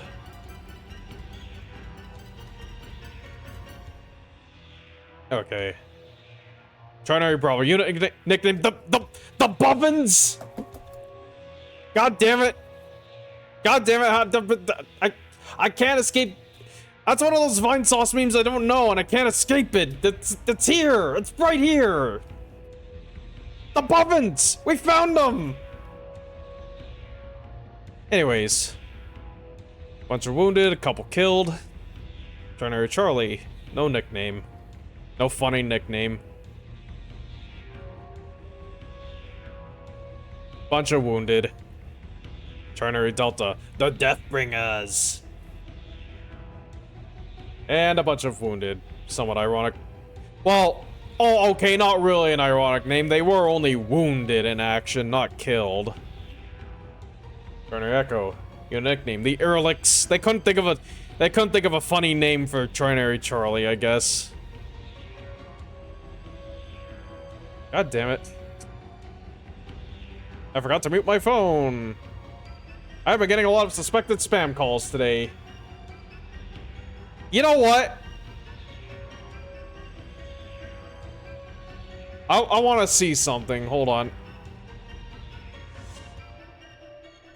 Apologies for the interruption, but like, I gotta know. Where are all of these coming from? Okay, they're not all the same number. They are not all the same number, it would seem. That's not great.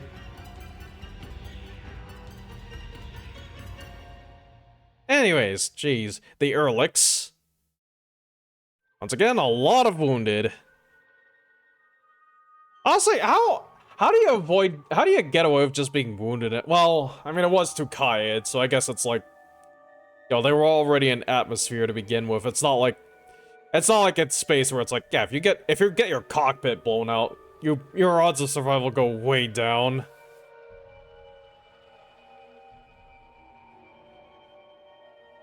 Support vessels. 1 Aegis-class cruiser. White Terror. 2 Overlord-class dropships. Panic Paralysis. 1 Union-class dropship. Claustrophobia. Holy shit. What? Oh, right. Frozen Fears. That's why.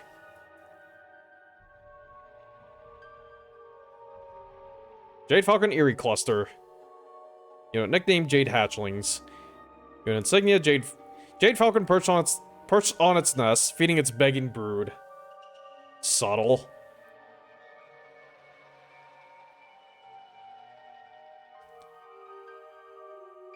Oh boy, geez, yeah. A lot of wounded. Catapult?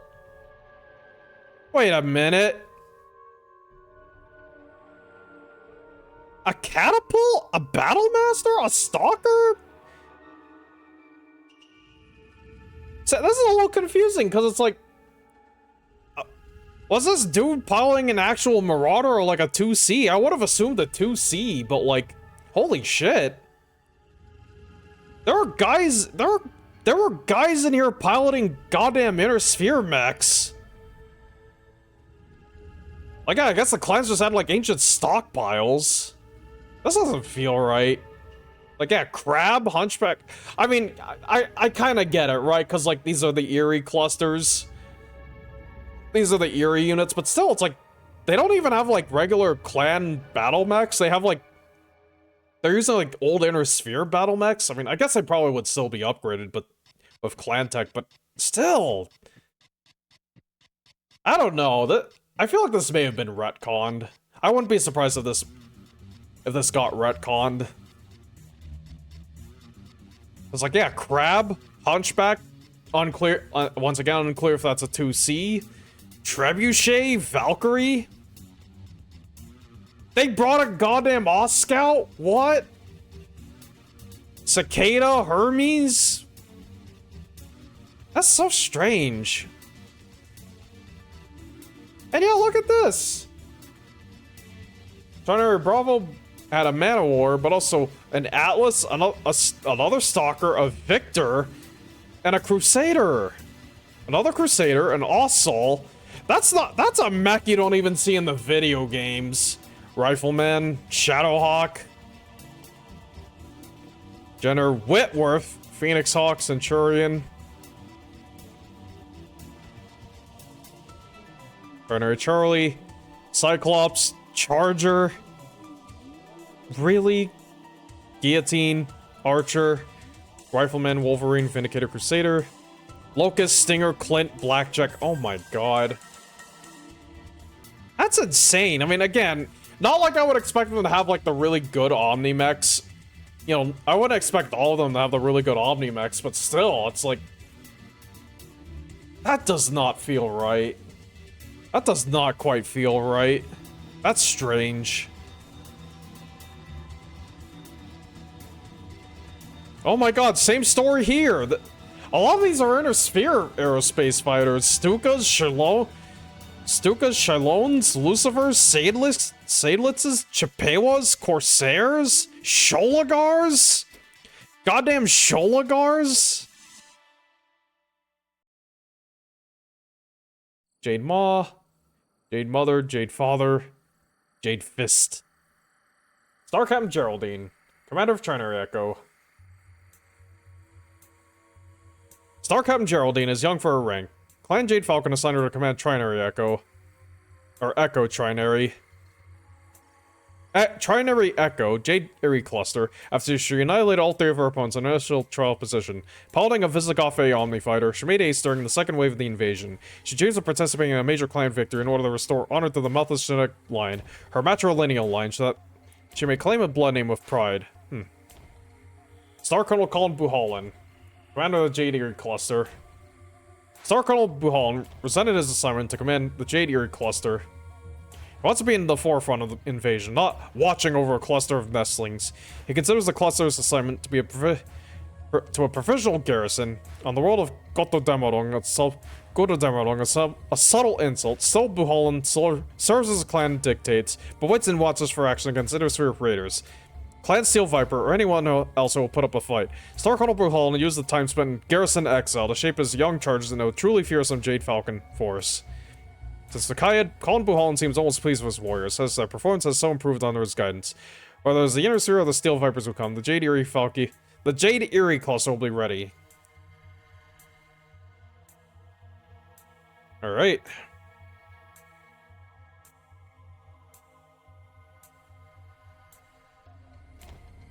Now that we have the Jade Falcon Salama cluster.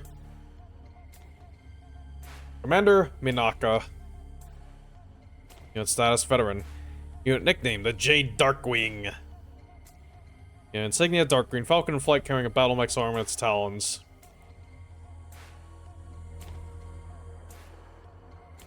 Yeah, geez, even the Salama actually get Omni mechs.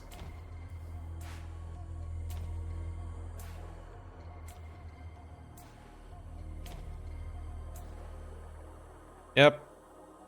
Star Captain Minaka. Star Captain Minaka, like most Salama cluster commanders, wants only to die honorably in combat. He realizes that he is too old to earn his blood name, but still aspires to a final battle or action that will add his genes to the Jade Falcon gene pool. He is unlikely to get this chance, as cluster drew garrison duty in the invasion plan.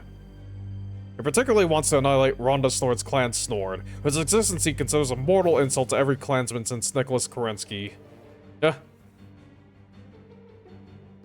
Dear Falcon Galaxy. Commander, Galaxy Commander Samantha Cleese. Into camp, Star Captain Kelly Buholland. Unit status, Veteran. Battlefield designation, Delta Galaxy. Unit nicknames, the Jeers. Oh, it's Jade Falcon? Oh, now I find that out? Oh, man. Really? Now, this is how I find out? I thought it was Gear. You know, I'm gonna look this up. I'm gonna look this up on... Let's see if DuckDuckGo can tell me. How to pronounce Gear. Gear? Oh god. What does how to pronounce.com say? Gyre. I don't know if that's correct, but...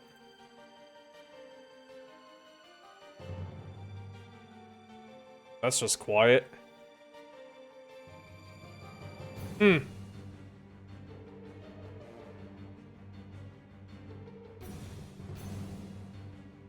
Okay, I think maybe there's not any actual thing.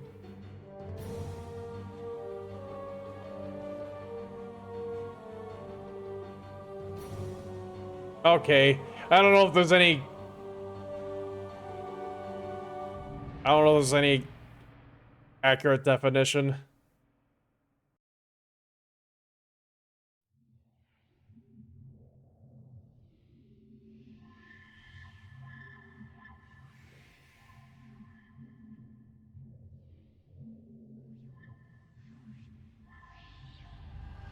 Sorry, I'm just kind of looking at my...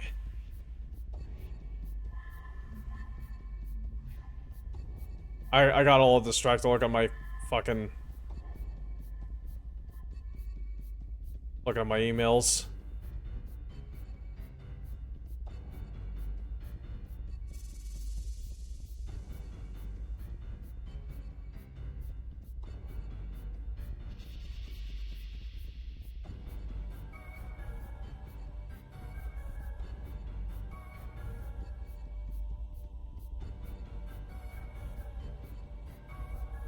Alright. I'm just going to keep saying Gear Falcon.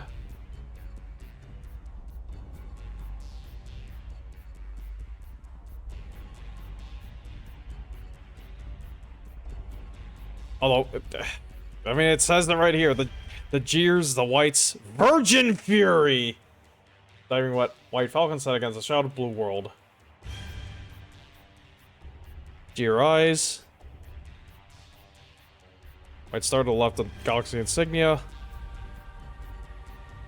Black Lion class jump ship. White Eerie. White Eerie. White Command, White Kaj, White Fist. Samantha Cleese. Galaxy Commander Samantha Cleese, commander of Jade Falcon Galaxy. For years, Samantha Cleese had a chip on her shoulder because she was convinced that she was the victim of sexual discrimination that kept her from receiving the recognition and promotions she felt she deserved. Her misplaced anger made her abrasive and sometimes even abusive to her male superiors, a habit that threatened to destroy her entire career. Samantha's life was turned around during a blood name trial in which she faced a woman who defeated him and humiliated her. After the battle, Samantha's mysterious opponent explained to her that she failed because of a lack of discipline that had nothing to do with discrimination. Since then, Commander Cleese has become one of the finest commanders the Falcons ever know. Ironically, Samantha eventually encountered real discrimination during her rise to command, but she dealt with it on the battlefield, dishonoring him and gaining her blood name in the process. It was the 90s. 90s feminism, everyone. It was the 90s.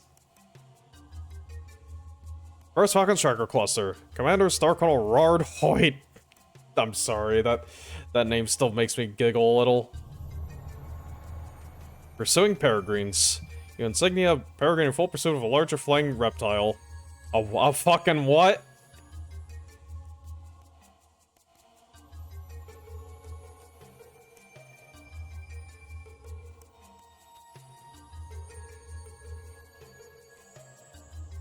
Yep. Bunch of wounded. Alpha, I definitely did not escape unscathed.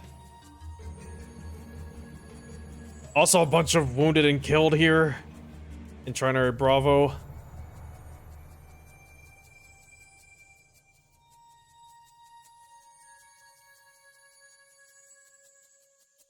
Yep, a lot of wounded as usual.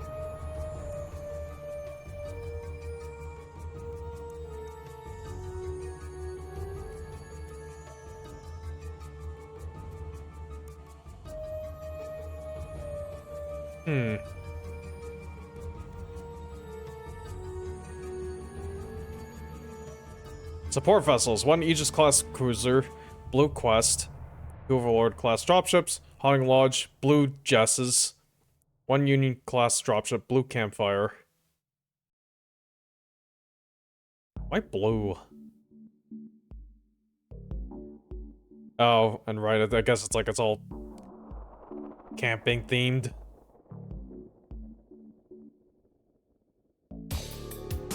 Star Colonel Rard Hoyt, commander of the 1st Falcon Striker Cluster.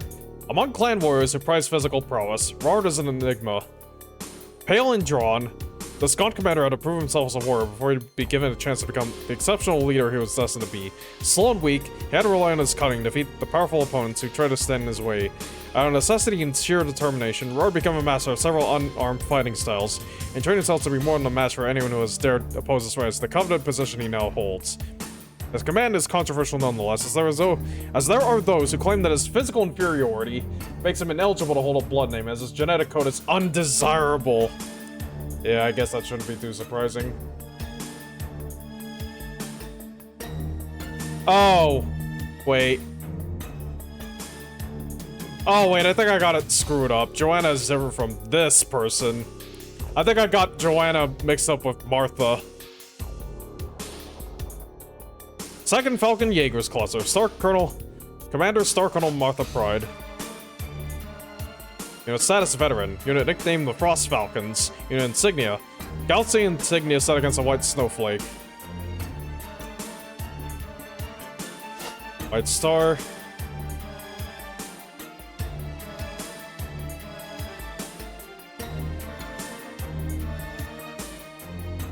A few wounded.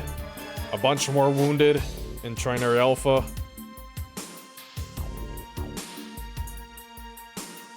Oof.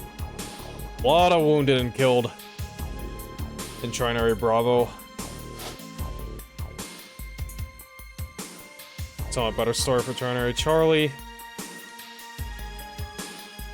Trinary Delta.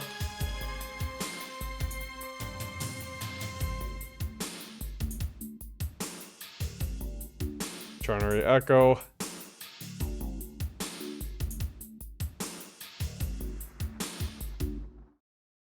Support vessels. Aegis class Frost Falcon, Overlord class Rime Frost and Kiadu, Union class Dragger Frost. Those are some good names, I gotta say.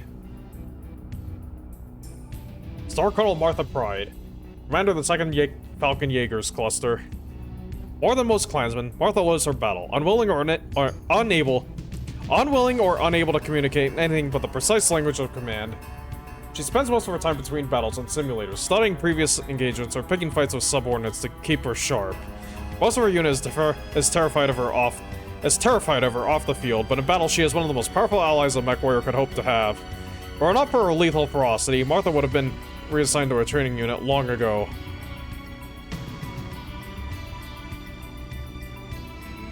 Elemental Star Captain Taman Malthus. Elemental Trinary Star Commander Alyena Garrison. Taman Malthus is a powerful man. Large even for an elemental, the only Malthus to remain in the inner sphere of the Twycross, Taman was assigned to garrison duty on the world of Elgina. His assignment offered few opportunities to win glory or to restore honor to the Malthus name, and someone Demi-Percenter Khalsa of Comstar ordered Taman to hunt down and capture a Federated Commonwealth officer named David Jewell. Malthus jumped at the chance. Jewell proved how dangerous he was by defeating one of the elementals. And Star Captain Malthus decided to earn honor by battling this warrior in single, unarmed combat. Malthus and his point stalked Jewell through the jungle. When they finally cornered him, Command Malthus challenged Jewell to single combat, and Jewell accepted. They began to fight, both men holding their own, but eventually Malthus appeared to be gaining the upper hand. 30% of Khalsa arrived in a Comstar helicopter gunship, interrupting the fight, slaughtering 2 of the elementals and capturing the rest, including Malthus. What? Of course. Typical Comstar shit. Jewell had fallen off a ridge and was presumed dead. This unexpected attack heralded the start of Primus Minda Waterley's Operation Scorpion. Okay, that's why. That's what was up with that. Outraged by Comstar's treachery, Taman Malthus swore to kill Demi-Percenter Khalsa, and got his chance with Jewell, who had survived the drop, arranged a jailbreak. After disposing of the Demi-Percenter, Taman discovered that David Jewell was actually Kyle Lardliel, the man who single-handedly annihilated the Falcon Guards on Twycross. Huh? Joining his respected foe in an alliance against the dishonorable forces of Comstar, Star Captain Malthus, Kai, and the remaining force members of Malthus' unit retrieved their elemental armor and attacked the Comstar compound, liberating the clan prisoners there and decimating the local Comguard forces. Taman Malthus' respect for Kyle Lardliel increased during this exploit, and Comstar Savino and Nalgina went far towards restoring honor to the Malthus blood name. Huh, what a story!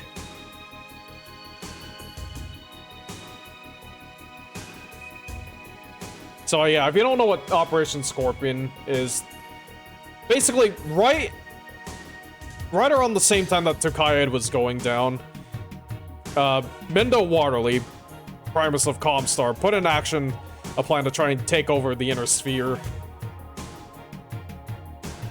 She tried to like black out all communications throughout the HPG network and have what meager forces Comstar still had across the inner sphere try to like seize control, even in the clan occupation zones, which yeah, it didn't really work out because like yeah, because again, like the bulk of the comm guards were over and onto Kaid.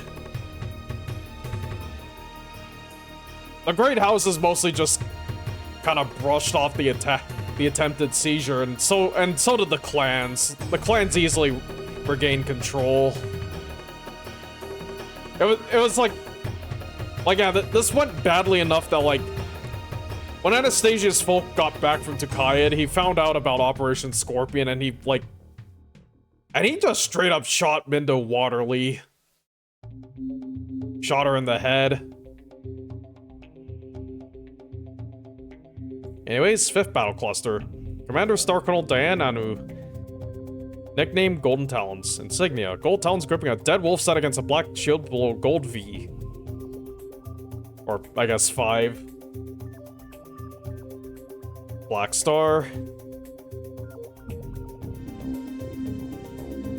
Decent amount of wounded and killed.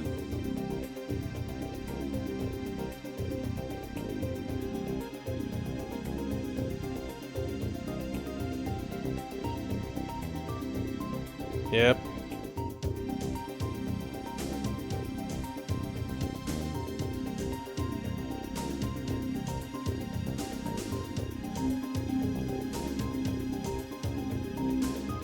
Once again, decent amount of wounded. A lot of wounded, actually.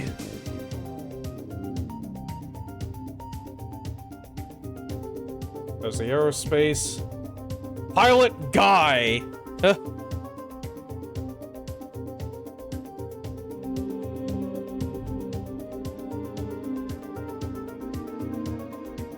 When Aegis class Gold Talon, Overlord class Black Barracks and Black Bivouac, Union class Black Camp. Star Colonel Diana Anu. Hold on, let me... Oops.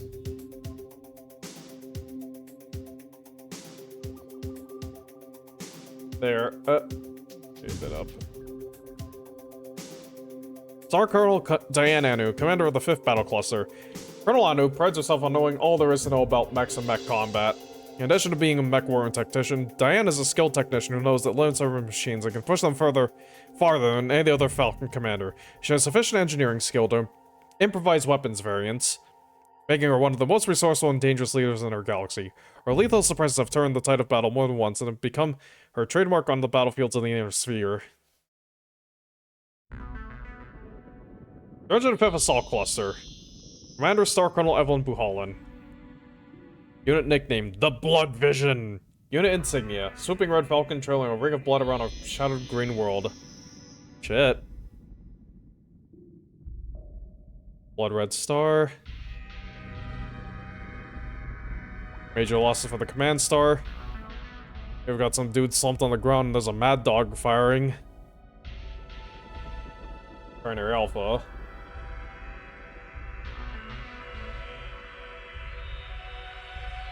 Yep, bunch of wounded.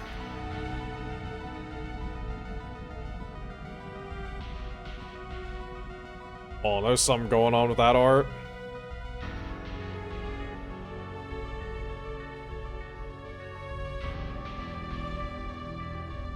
Binary Bravo.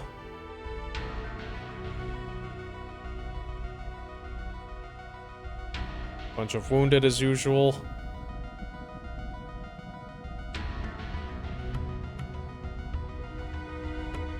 Yep.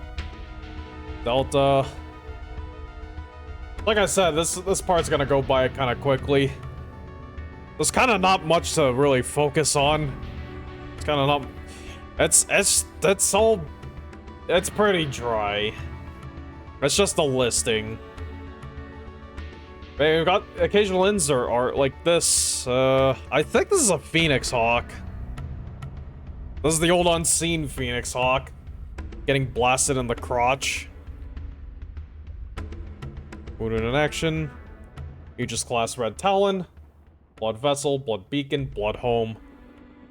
Also, it said Bloodborne. Star Colonel Evelyn Buhalan, commander of the 305th Assault Cluster. Before the Battle of Takaid, Evelyn Buhalan was a vocal opponent of the invasion, but during the climactic battle, she saw so many of her friends killed by the Calm Gods that something snapped inside.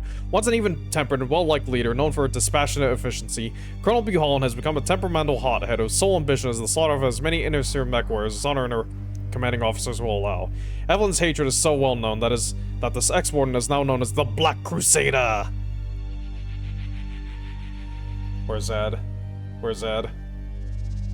Oh well. Dozens of bloody red kill markers cover the left torso of her jet black Loki. A clear challenge to any inner-sphere mech warrior of the guts to try and put an end to her vendetta. Also, we have this mech. Not clear what this is. Looks kind of like a crab. It's a crab in silhouette for some reason. Is the crab why this Phoenix Hawk got shot in the crotch? Who knows? Your Falconeer Cluster. Commander Star Colonel Devin Buhalan. Unit nickname, Bloody Hatchlings. Oh, right. Unit insignia, Blood Kite perched on its nest, feeding its brood. Again! Oh, maybe, Again, we got Inner Sphere mechs. Warhammer, Phoenix Hawk, Commando, Zeus. Yeah, like, geez, there's kind of even fewer clan mechs in here. Zeus, Atlas, Commando, Crab, Hunchback. Griffin, Dervish, Centurion, Quickdraw. Whitworth, Rifleman, Wolverine, Victor, and Archer. Also, pretty widespread of tonnage, I gotta say. Widespread of unit classes, or weight classes.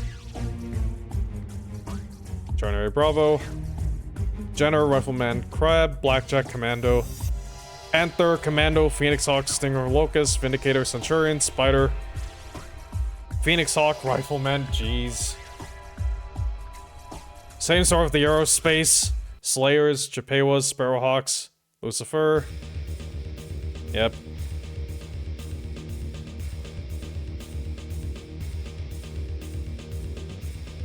Blood Maw, Blood Mother, Blood Father, Blood Fist. Oh, carrier class, huh. Jade Falcon Sourcebook Cluster. Commander, Star Captain Sin. Nicknamed Snow Darkwing. Insignia Persecute Falcon on a yin-yang shield. Oh, and here we go. Here again, we've got new Sphere Mechs. Rifleman, Marauder, Commando, Panther, Stinger, Enforcer, Clint, Assassin, Black Knight, Mercury. But they have regular clan fighters. On this page, we've got Art of a Naga and some smoking ruins. Probably caused by the Naga with its Arrow 4 artillery. Peregrine Galaxy. Galaxy Commander Angeline Matlov. Aide de Camp Starcam Awana Buhalan. Val Galaxy. Your nickname the Paris, the Blue Lightnings. Your insignia. Diving Ash Blue Falcon on a shadowed blue-black world.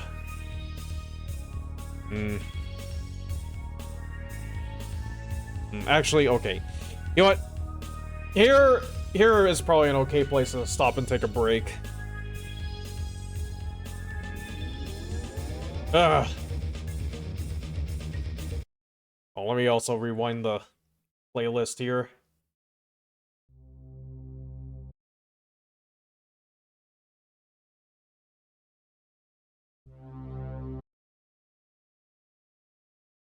All right.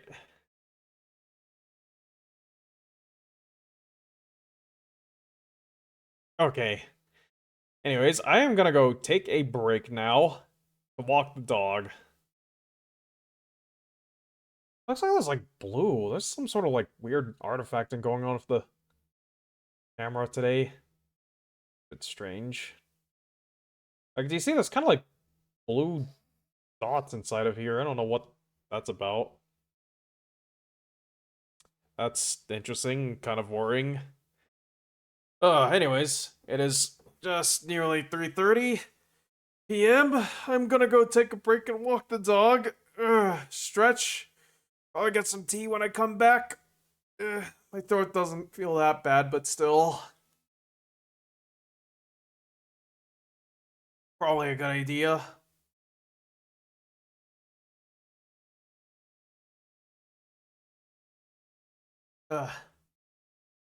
Anyways, gonna run a few minutes of ads while I'm gone, and yeah. You know the drill. We're doing fine. We're nice and stable today. Ah, shit, I gotta go install that co-op mod for Deus Ex after the stream. Anyways, BRB.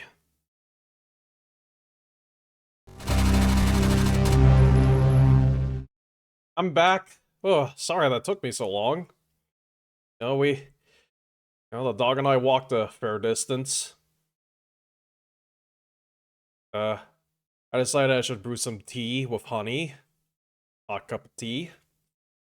And, yeah, I had a bit of trail mix. I was kind of getting the shakes.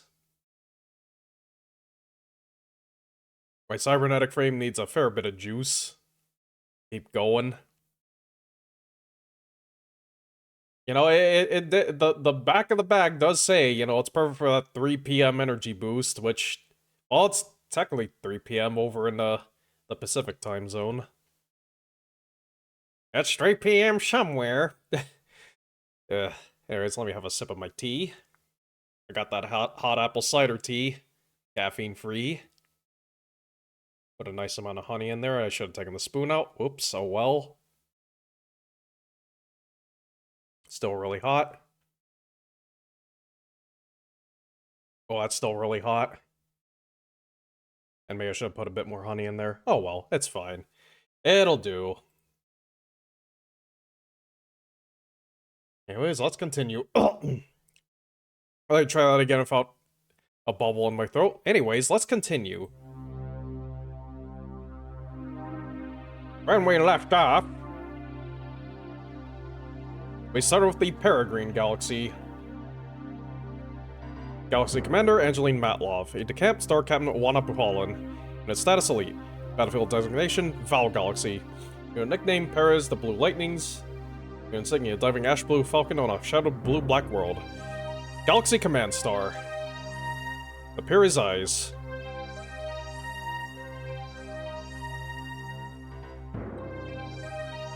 Support vessels, Black Lion class, Jump Ship Blue Erie, Overlord class Blue Command, Union class Blue Cadge, Carrier class Blue Fist. What the hell is a Cadge? You know, I'm going to look this up. Hold on, hold the F up. What the hell is a Cadge? A Cadge, like, what the f... Sorry, I just saw a weird ad on Brave. Cadge. What is that? Merriam-Webster. Verb? To obtain something for free, often by persuading or opposing on another, like sponge. Or to take, use, or borrow something without acknowledgement. Okay. That's probably not it, but... That does not sound like...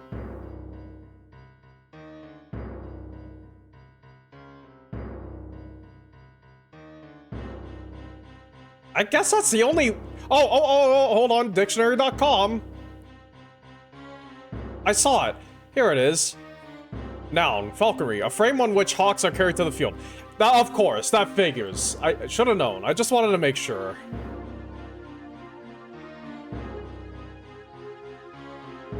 Alright. That makes sense. It's a falconry thing, of course it is. Galaxy Commander Angeline Matlov. Commander of the Peregrine Galaxy. Angeline Matlov is old by clan standards. Though well into her 60s, holy shit. She possesses the skill and speed of a younger warrior, and in her initial trial position, she earned the rank of Star Commander. Promotions followed quickly, her natural mech skills and leadership qualities prompting her commanders to make her Star Captain and then Star Colonel. To win her blood name, she defeated Star Colonel David. During the battle, Star Colonel David's reactor sprung a leak and burned his face, leaving a hideous scar. Oof. Angeline went on to become the youngest Galaxy Commander in the Jade Falcons, but the continuing tide of fortune seems to have passed her by.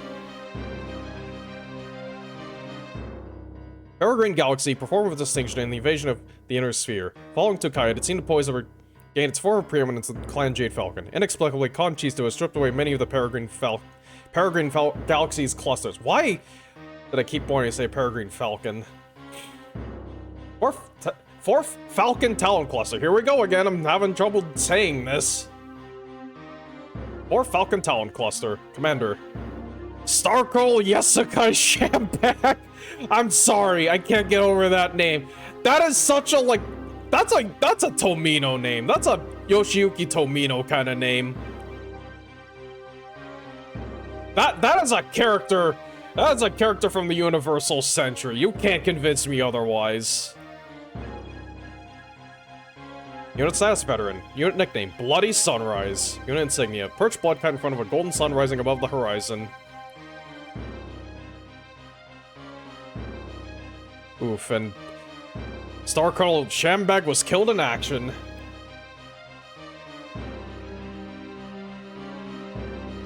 Thaddeus. Not the only Thaddeus in BattleTech.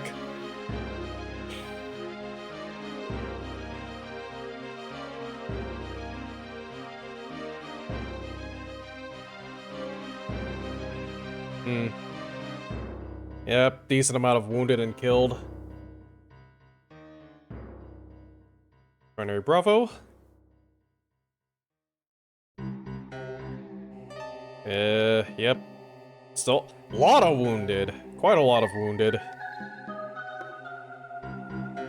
Binary Delta. Blood Red D. I don't know if this is a topography or if this is just like... They didn't really have much room left on the page. That could also be it. This is probably in that era where it's like, you know, like... Yeah, people are making these, you know, they're doing like, layouts and publishing on computers. They're probably doing it that way at this point. Oh, excuse my phlegm. But yeah, like... I would imagine, like, I wouldn't be surprised if it's like yeah, FASA, like, you know, like, they did the layout, you know, the layout for this was, like, you know, this was all, like, kind of typed out and formatted up in, like, on, like, a Macintosh. I wouldn't be too surprised. Ukraine? I know Joaquin, but, like, that's Ukraine? That's weird. And Grota. As usual, a lot of wounded. Jesus. Turner Echo. Yep, a lot of wounded in action.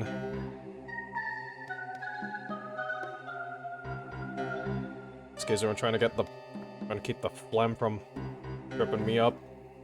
Echo Wing 3. Support vessels. Morning violence. Red sunrise, red sacrifice, morning murder. Oh my god. Okay. Hold on. Star Colonel Yosukai Shambag, commander of the 4 Falcon Talon Cluster. Considered a conservative even by Clan Jade Falcon standards, Star Colonel Yosukai Shambag's rigid adherence to traditional tactics puts her at a disadvantage against inner-sphere opponents, and her pathological dislike of free births cost her the services of a number of talented warriors. Following Takayed, Conchi Stu transferred the 4 Falcon Talon Cluster to Omicron Galaxy, a move that Star Colonel Shambag protested, but in vain. Galaxy Commander Angeline Matlov was happy to be rid of the Star Colonel. I guess that's Yasukai.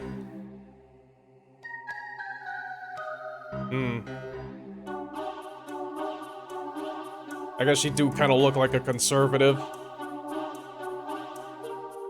And, oh, this appears to be the... unit insignia of the 4 Falcon Velites. And hello, Linky. Not that Omicron. God damn it. Don't let Ed's brainworms infect you, too. How are you doing?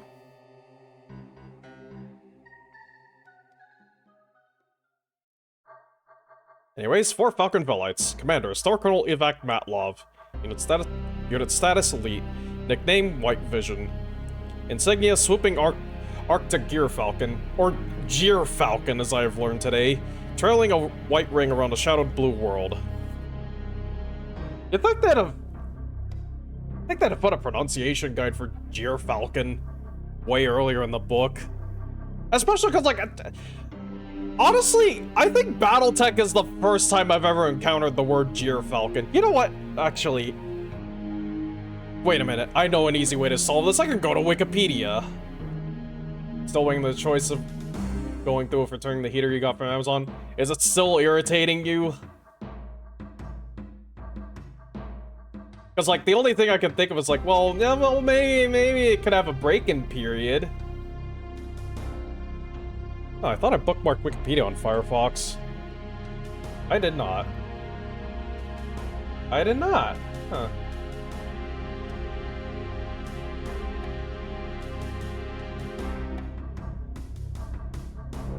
How do you pronounce this? I guess it is Gear Falcon. Is there a listen to this article thing? No. Maybe Wikidictionary. Gear Falcon. It is Gear Falcon. Okay. God dang, I did not know that's how it was pronounced. I've been pronouncing it wrong the whole time. Saw Tomodachi Direct. Irritants have subsided. Jester and Tomodachi has a different outfit depending on the well, I guess that kind of figures if it's like... well, hold on. So I'm gonna guess like the North American region. It's like, well, you know, it's like it's a jester, like a medieval European jester. I'm guessing it's something different in Japan, like, you know, something like feudal, something more appropriate to like feudal Japan. I don't know. I don't know why I'm asking. I don't know why I care. Red and blue hat with yellow rim.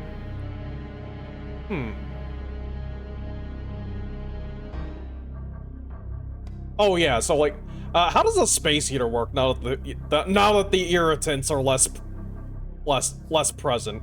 UK, it's a green afro wig. Interesting. El Jesta.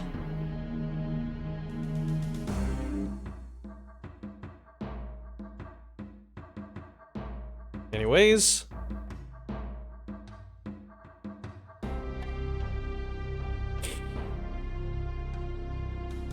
Wounded in action. AIAs. Lots of wounded.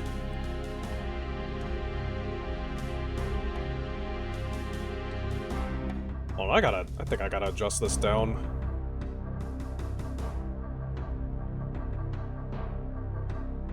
There. It's doing okay. You think you need to really break it in. See if it does the thing you need it for. Keeping your ankles from freezing. Alright, gee, like, if you want to keep your ankles from freezing, all you need to do is buy a classic Volkswagen Bug. Apparently the heater in that, I think it's like the heater in those, like, yeah, no, it just blows hot air onto your ankles. It's not very effective. And to be clear, I don't mean like the modern day, like, Volkswagen Beetle. I mean like the old Volkswagen Bug. The old one with the flat 4 in the rear. And like the windshield wipers are powered by air from the spare tire. When gotta replace it for your other box one in case it has to be returned. It's more powerful and oscillates. Ooh. Oh, and speaking of old cars, I've been watching a lot of Dank Pods and Garbage Time lately. I actually just watched the video where, well, the pair of videos where they kind of restored, well, yeah, they sort of restored. They mostly restored an old 1966 Morris 1100, which is basically a Mini in a different skin and with fluid suspension. And it's like, yeah, surprisingly the transmission in it didn't explode. Somehow. Like, it'll probably eventually go, for all I know, but like, in the videos they made, the gearbox survived. January Bravo. Jezebel Pride. Not too many losses. Lots of wounded and KIA for Charlie Nova. Sheesh. Delta. Wounded. Wounded. Lots of wounded. Oof. Damn. Now, these are some severe casualties across the board.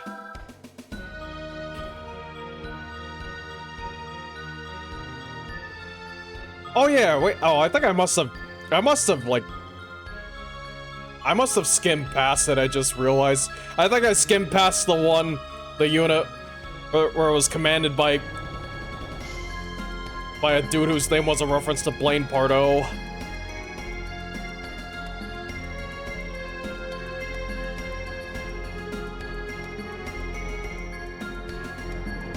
Support vessel. Aegis class White Talon. Overlord class Blizzard and Ice Storm. Union class Crothelic. That's a name. I've been saying that a crap ton this stream. Star Colonel Ivak Matlov, commander of the 4 Falcon Velites. Ivak succeeded Galaxy Commander Angeline Matlov as commander of the 4 Falcon Velites. Summon Clan Jade Falcon consider him a Right Star because he attained the rank of Star Colonel by the age of 31. Which, for those who don't know, Star Colonel is a fairly high rank. I think it's literally like, yeah, the next step is Galaxy Commander, and then the only step up from there is Sakon. Sakon. I have to be careful how I pronounce it, lest people think I'm trying to make a funny. I'm not. I'm not. I genuinely try to avoid some of the, like, the dumb, low-hanging brain rot jokes. I actually cringe at the 6-7. I am among those who cringe at the 6-7 meme. Anyways. In the past 4 years, Evac Matlov has earned a reputation as a brutal fighter and cunning strategist. Galaxy Commander Angeline Matlov nominated the Star Colonel to compete for his blood name, and may be grooming him for an influential position in the clan. Conchistu allowed Peregrine Galaxy to retain the 4th Velites in the reorganization following Tukayat, making the 4th the premier cluster in a leaner galaxy. The fact that the galaxy maintained its position, and the relationship between the Galaxy Commander and Star Colonel Evac, means the 4th Velite's standing should continue to improve. I should have put lotion on my nose. Follows away. My face is getting itchy. Was I interested in seeing Iron Lung? Honestly, kind of on the fence. It's hard for me to justify going to the movie theater right now, because, like, I have to leave the dog alone, and it's like, I'm gonna have to leave the dog at home for, like, so long. It's like, really kind of leery of that idea.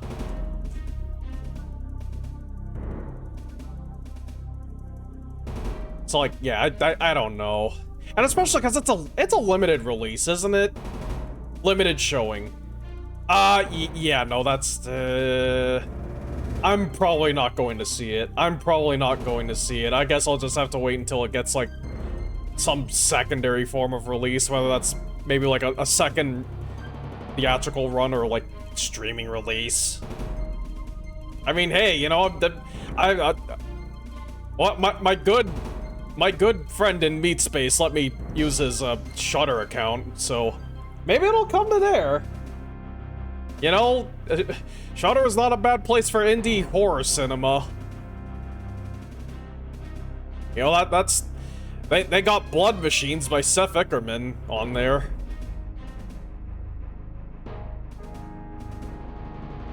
Which, man... Yeah, you've been considering Shudder for a while.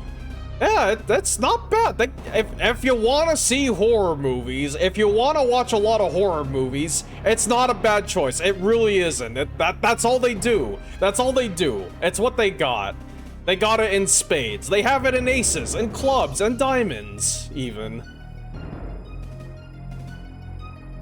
I think I mentioned before, it's like, yeah, besides Blood Machines, I saw Fright Night back during October, which... Yeah, that is quite the movie. Kind of drags, but man, Chris Sarandon really knows how to play a villain you love to hate.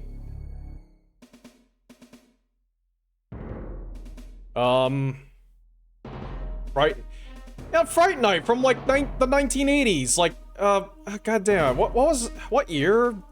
86 maybe? 87? It's the one where it's like, you know, like, there's this, like, paranoid teenager. He thinks, like, a vampire has moved in next door. And he was right. I don't know. It does kind of drag, because it's, like, you know, like, very quickly the audience sort of figures out where it's like, yeah, duh, of course the villain's a vampire, but, like, the teen spends so much time. The main protagonist spends so much time trying to get people onto his side. We've only seen the new one. They did not... Oh, wait, there were sequels and reboots, I guess. I don't know. But, yeah, if I really want to see Iron Lung, I'll just wait. I'll just wait. I mean, fucking, I hope it does well. I hope it's good. But that's kind of about it. The one with David What? Huh. Interesting. Well, I've only seen the one from the 80s. Which has Chris Sarandon in it. And he also played Humperdinck from The Princess Bride. Star Captain Jezebel Pride. Commander of Bravo Talon 1, Trinary Bravo. 4th Falcon Velites, Peregrine Galaxy. Star Captain Jezebel Pride is a fearless but unimaginative commander. Her main strength is her photographic memory, which, combined with a passion for military history, enables Star Captain Pride to draw solutions to present tactical dilemmas from previous battles. Unfortunately, clan history provided inadequate information to deal with the unorthodox tactics of her inner sphere opponents. Though she shares a blood name with Star Colonel Aiden Pride, she makes no attempt to hide her contempt for him, and believes he dishonors the Pride name. Oh, right, I think she was also from the Jade Phoenix novels. I think she might have also even been from... No. I think I'm think of someone else, maybe. I don't know. I feel like she might have also been part of Aiden's Sibco. Maybe not. Jade Falcon Regulars Cluster. Commander Star Colonel Brikai Buhalan. Status Veteran. Nickname The Scarlet Scythes. Insignia Grim Reaper of a Scythe Dripping Blood. Cluster Command Star. Almost all of them wounded in action. Primary Alpha. Wounded in KIA. Oh, and yep, and here's their unit insignia, I guess. Goddamn. They didn't mention the Grim Reaper was grinning.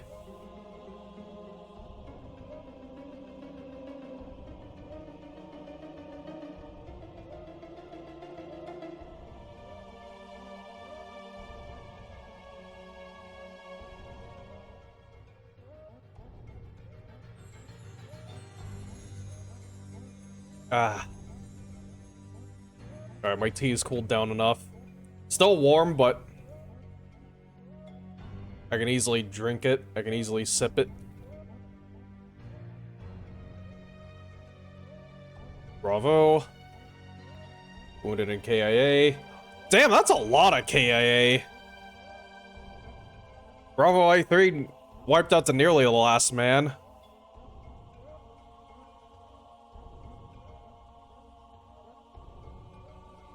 Ton of wounded.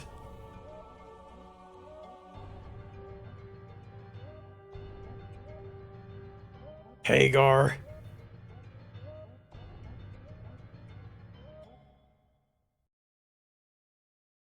Why is the Star Captain under the... Oh, right, because that's an elemental, right?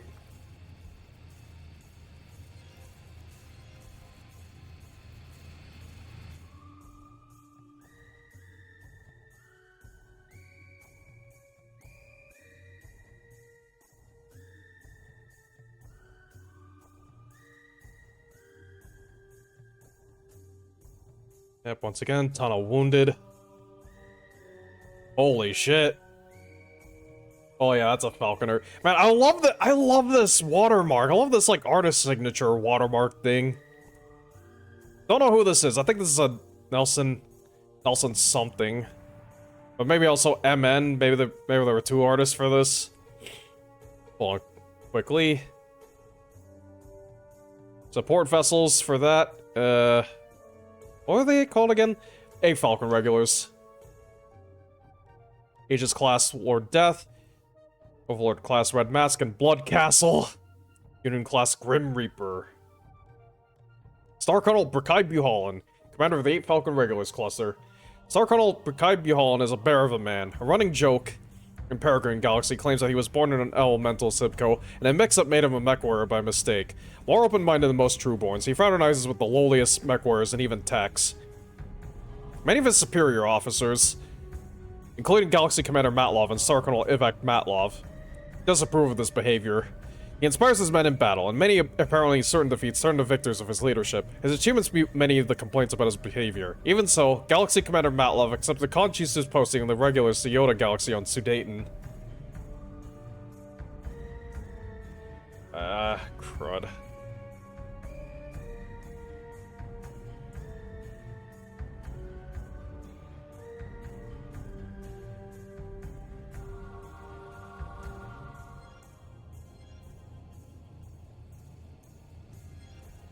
Ugh.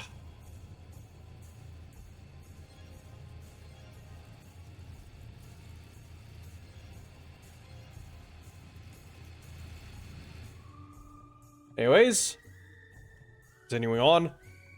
Sorry about that. 89 Falcon Striker Cluster. Commander Star Colonel Davinia Gwilly. Unit status veteran. Nickname The Justice Falcon. Okay, so that's probably why this Falconer looks kind of... Oh, that's not a Falconer. Unit insignia. A black falcon perched on the fist of a hooded executioner. Okay. I was gonna say, that's probably why this dude would be looking like Batman. But no, that made it a bit of a different sense of justice. Although, I mean, hey, this was from 1992. This book is from 1992 or so. You know, like, Batman was kind of big around that time, you know?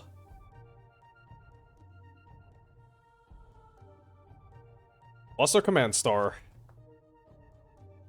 All wounded in action, Jesus. I think that's a record.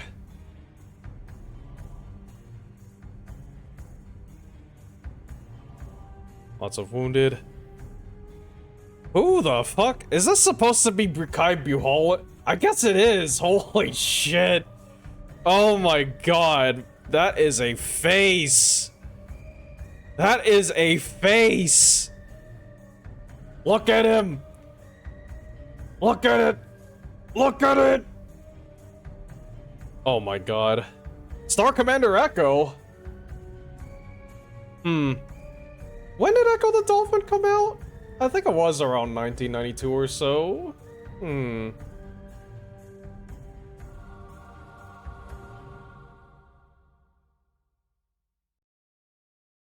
Anyways.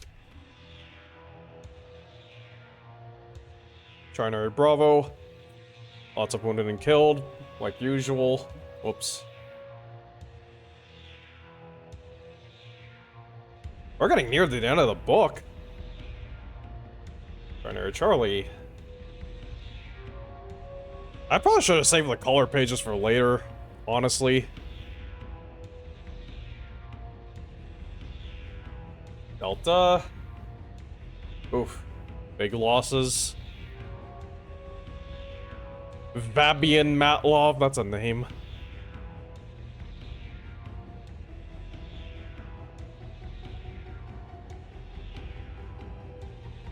Star Colonel Davinia Gwilly. That's probably her. Probably.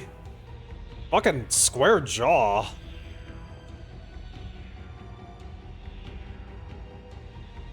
Star Colonel Gwilly is a true-born liberal in a very conservative clan. Liberals. Woohoo! Liberals. Woohoo! Sorry.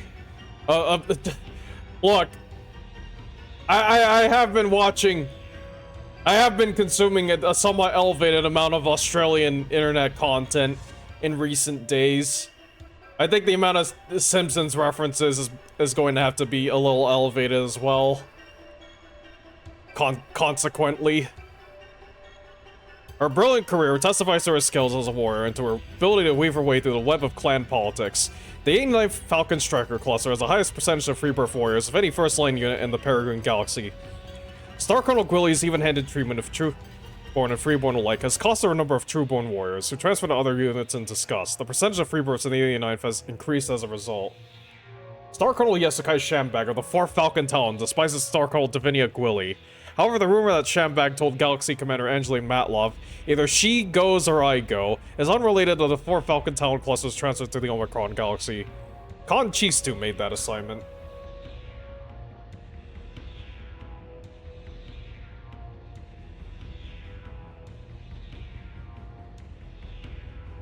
Star Captain Jason. Commander of Trinary Delta, 89 Falcon Striker Cluster, Peregrine Galaxy. Star Captain Jason is one of a handful of Freebirth Elemental Warriors in Clan Jade Falcon. His mother was a member of the Laborers caste. His father was an Elemental Trueborn who tested out of warrior training, joined the Scientist caste. Yeah, big-ass scientist. His father's influential friends and a purloined suit of elemental battle armor allowed him to make a trial position. He faced enormous prejudice early in his career and has worked hard to overcome it, using diligence and intelligence to earn the rank of Star Captain, command of Trinary Delta. This cluster is secretly an embarrassment to Clan Jade Falcon. A successful battle record in a unit containing so many Freebirth warriors tends to disprove the traditional idea that Freebirths are only fit for garrison and other second-line duties. High losses in the invasion makes it impossible for the Falcon High Command to disband this veteran unit. Trinary Delta's popularity of the other clan caste provides an additional reason for their continued existence. The warrior caste may be preeminent, but I cannot ignore the opinions of the other caste without paying a political price.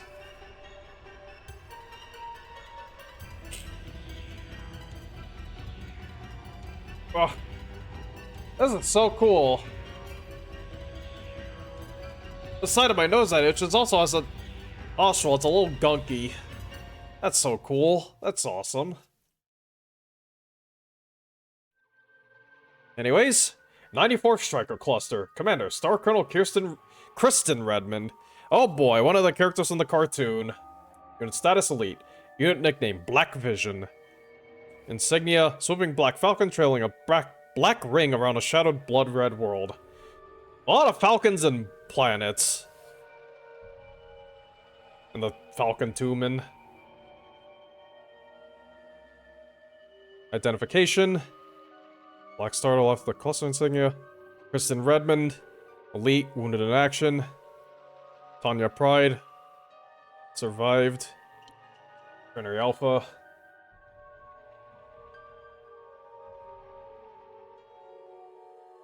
Somewhat modest amount of wounded.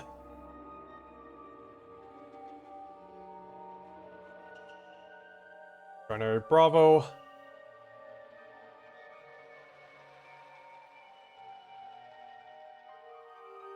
Modest, again, kind of modest losses. A lot of losses among the elementals, though.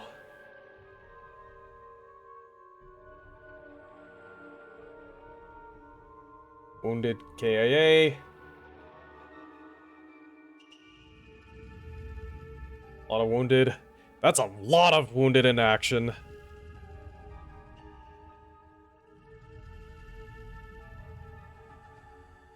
Star Commander Ara.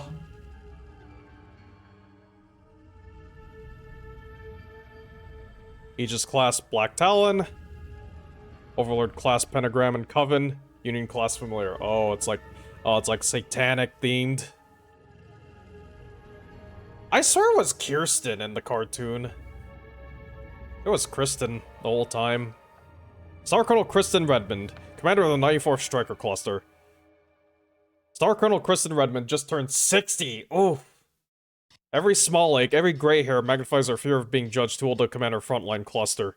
To compensate, she takes enormous chances, not only personally, but with her command. Some see her aggressive approach as rising to the challenge of battle. Those who know her better believe she has a death wish. She, like most clansmen, would rather die a colonel than transfer to its llama unit, or worse, die of old age.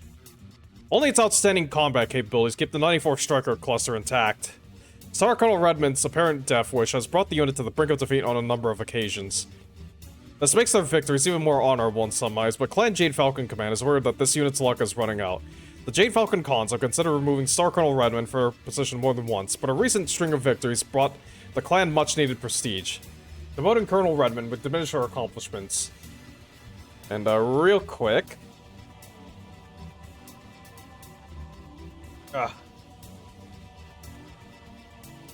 let me pull up Sarna.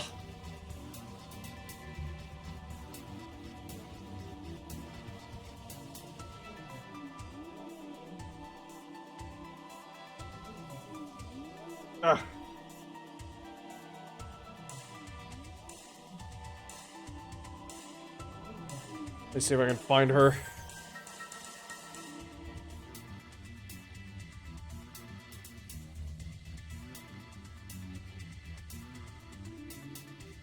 Alright, Kristen Redmond.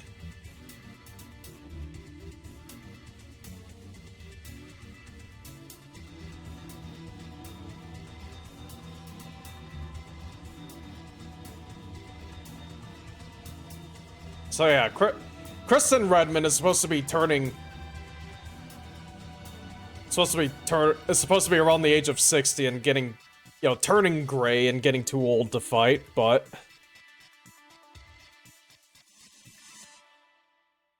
I want to pull this image up. I want to put this image on screen.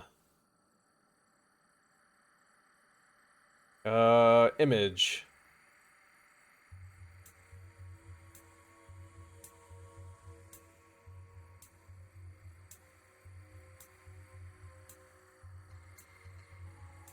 This is what she looks like in the cartoon.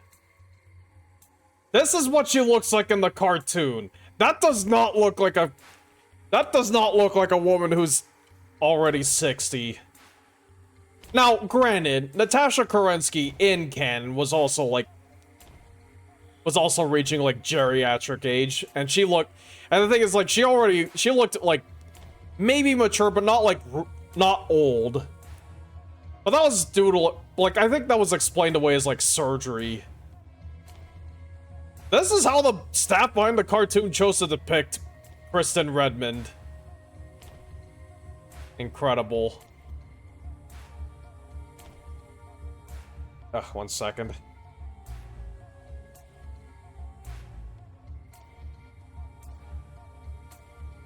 Every time. I don't know what it is about these streams sometimes. My nose gets extra itchy.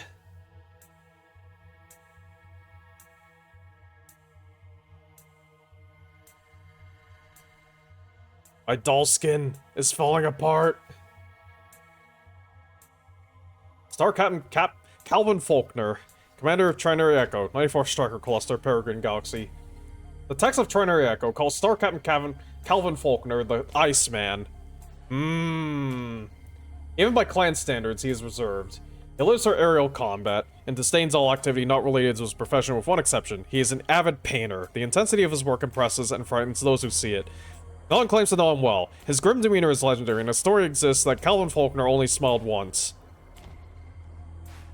When the fighter piloted by Captain Tyra Miraborg of the Flying Dracons ran the bridge of the jump ship Direwolf, killing the Okan and crippling the ship, he allowed himself a slight grin and murmured, "Outstanding."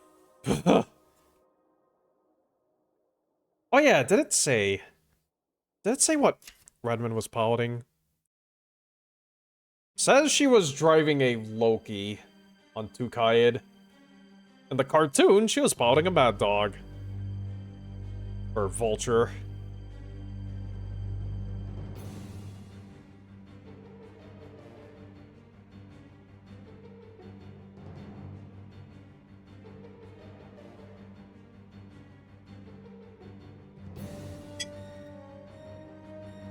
Oh, my tea's getting colder. It's approaching, it's real close to lukewarm right now. 124 Striker Cluster, Commander, Star Colonel Abraham Chi. Status Elite, nickname the Blue Vision, the Blue Demons. Insignia, Swooping Peregrine Falcon twirling a blue ring around a shadowed blue-black world. Yeah, of course. It's all the same. They're almost all the same insignia. Fuck, I'm itchy.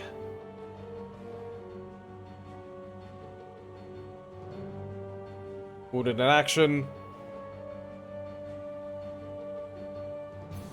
Okay, wounded. We've got art. Got art of a Hit Fox, aka Oler. Taking a hit. Looks like a pretty hard hit, too.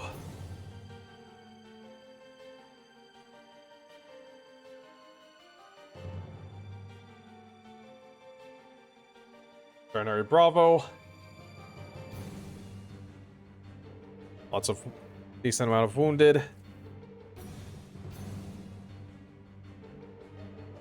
We've got Art of an Elemental head on, and the artist's signature hidden on the left arm. Clever. Man, what's with all the goo kind of like oozing out? I guess that's supposed to be the hard gel.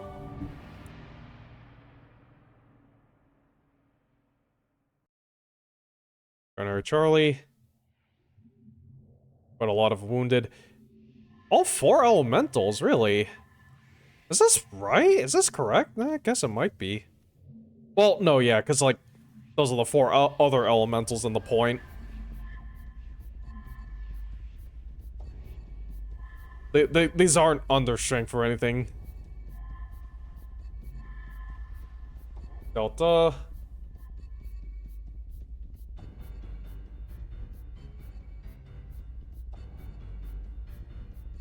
Jesus, a lot of wounded. I guess elementals tend to have a... Well, yeah, I guess it kind of makes sense that elementals tend to have a fairly high rate of attrition. Same thing with the aerospace pilots. Support vessels. Aegis class Blue Talon, Overlord class Blue Tower and Blue Fortress, Union class Blue Chariot. Star Colonel Abraham Chi. Oh, this time it's fucking hyphenated. I'm guessing that's, and I'm assuming that's him. Commander of the 124th Striker Cluster.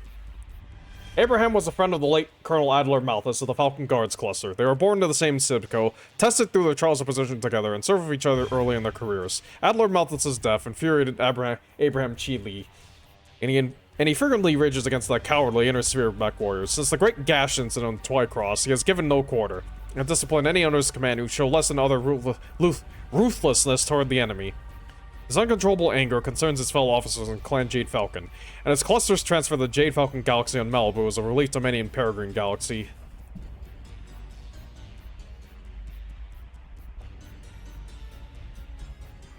And now we have the Peregrine Erie cluster. Erie cluster. That's probably Erie. Star Colonel Bosha, veteran. Nicknamed the Crows, insignia, Black Crow person on an Emerald Shield. Oh hey, a fucking relatively normal one, not so on the nose. Okay, they are definitely being equipped with Inner Sphere mechs. Yeah, no doubt about it. The leader of Alpha Beak here was piloting an Atlas II KIA. One Omni-Mech, Bombardier, Crusader, a Thug. Oh man, they got some good stuff though. It's like they have some fairly premium mechs as far as like, you know, as far as like Erie clusters go. Like they've got like Star League mechs, Star League era stuff, Elementals. A lot of KIAs, though. Binary Bravo. Alright, these are only binaries. King Crab. Bombardier. Archer, another Thug.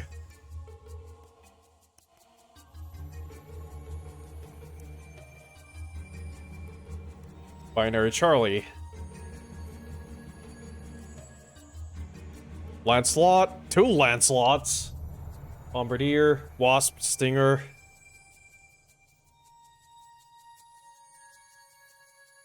Binary Delta.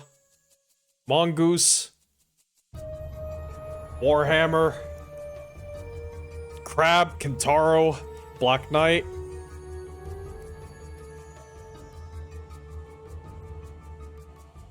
Oh, there was actually a few clan fighters in Binary Echo. But also Tomahawks, Spads, and Ahabs. Same thing here.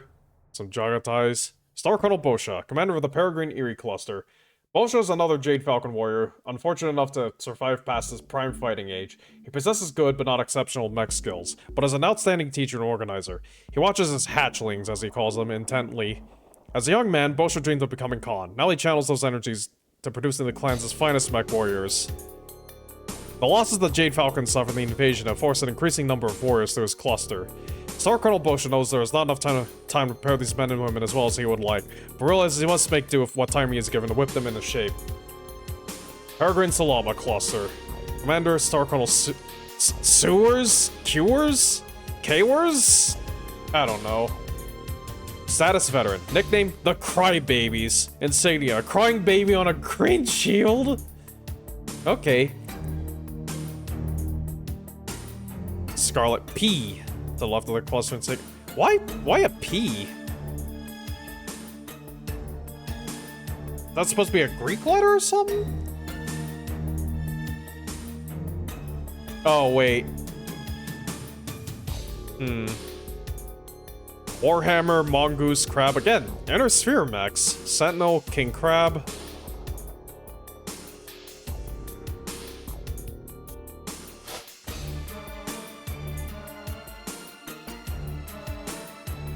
Regular. Bravo. Scarlet Q. Okay, P's and Q's. PQST. Alright. Bombardier. Exterminator. Wow, that one's super rare. Champion. Dervish. Hussar.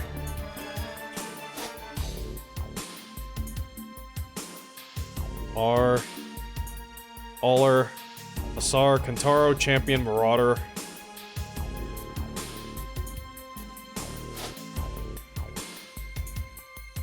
Two king crabs, Jesus. Executioner, bombardier, wasp.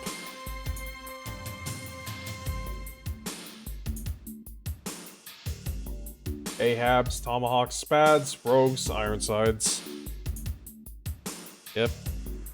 Gothas, rapiers, support vessels, 9 Union class dropships, imposter, fraud, lower class, useless, hopeless, scum, fantasy, fool, impossible. Gee.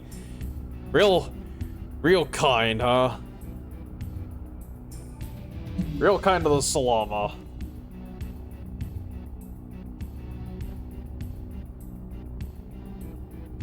Star Colonel K-words? I'm going to say it's K-words. Star Colonel K-words is ashamed to have survived to the end of his mediocre career. Both K-words' legs are biomar, and he wears a full mask to cover his scarred face. He received these injuries in 2 fusion engine explosions and 3 hits to his cockpit. Jesus. As a young mech warrior, his penchant for escaping from certain death made him a minor legend, but his superiors believed his charm life accounted for his success, and not skill. And so his luck did not translate into promotions. As K-words grew older, his trick of survival became a curse. He served briefly as the Yoda Galaxy Commander before the clans invaded the Inner Sphere, but some unrecorded incident caused his demotion transferred to this command. Ooh, hold on. Ooh, boy. Now we're getting to the good shit. We're near the end of the book. New battle mechs. I've got some cool-ass art here. We've got... I'm not sure what this is. I'm guessing maybe this might be a Wraith? Badly damaged. Against... a Conjurer.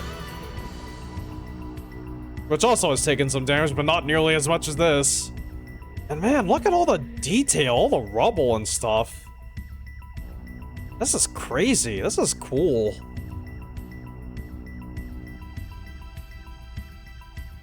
Field reports from recent Inner Sphere forays and hold on, let me zoom this in.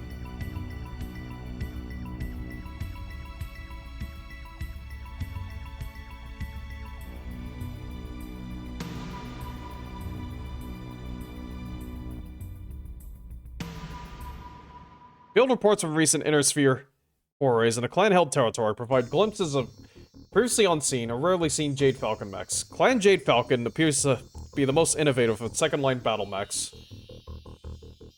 Hold on, I gotta move this over.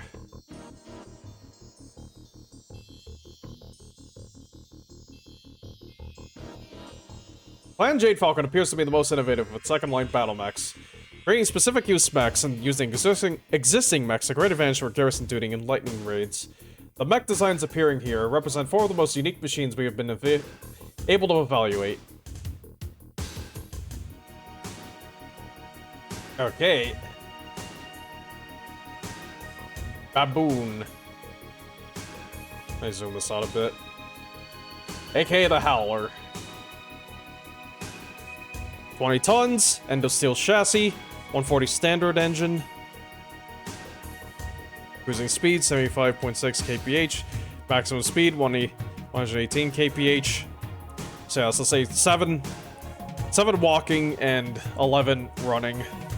Or is that 11? No, yeah, it's 7 and 11, I'm pretty sure.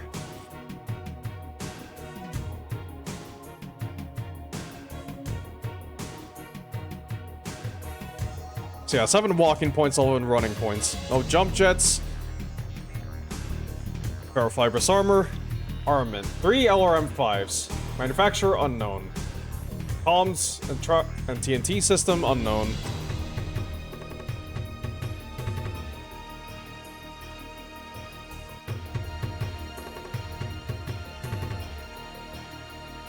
The Baboon is a light battle mech seen only on worlds occupied by the Jade Falcon clan. No other clan has been seen using this mech. Whoops. And we suspect the design is unique to Clan Jade Falcon.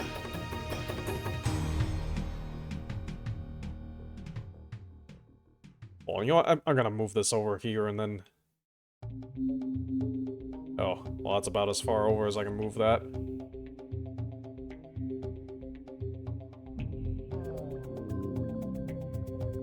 While other clans garrison their newly captured territories with variants of old Star League designs, the Jade Falcons assign a large portion of the new mechs to their second line units. I think actually the Howler is also used by Clan Fire Mandrill, but you know, of course, the Comstar wouldn't really know much about them.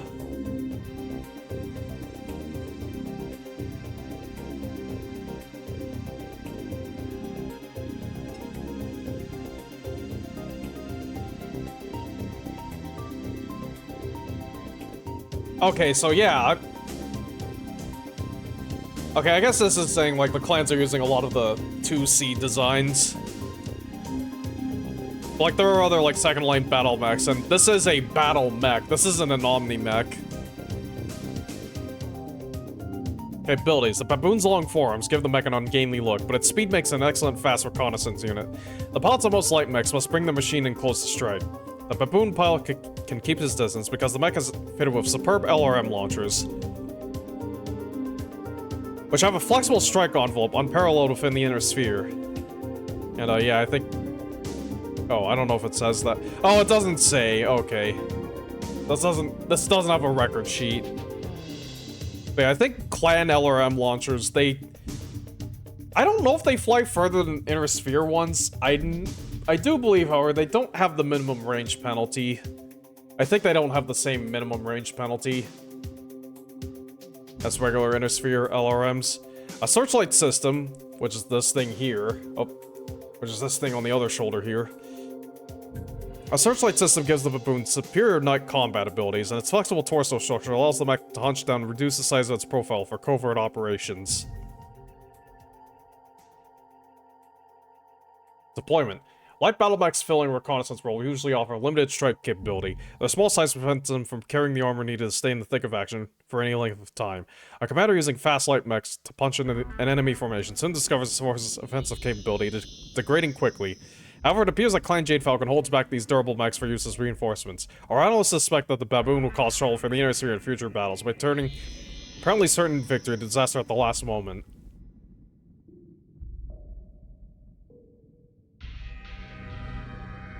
There, reserve missile boat.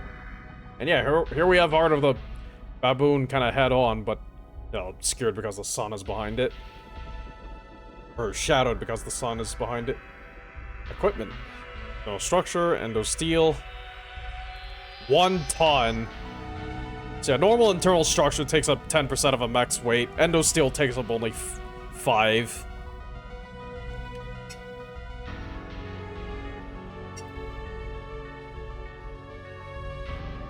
Oh yeah, it says it here. 7 walking MP, 11 running MP.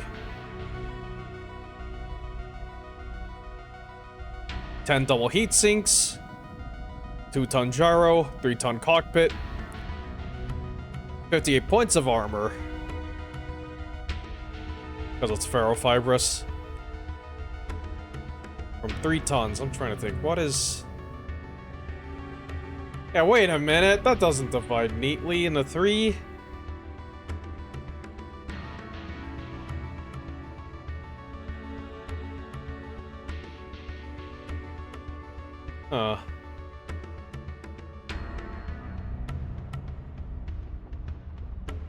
It's supposed to be a certain amount of, like, points per ton or half ton.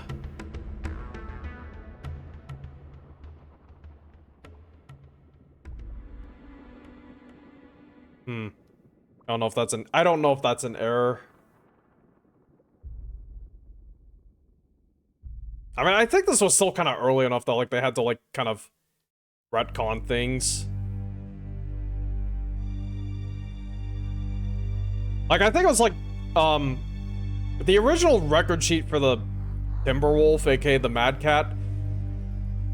Like, yeah, that one was different. It had a slightly different weapons loadout that, like, you know, had to be, like, reduced because it was, like...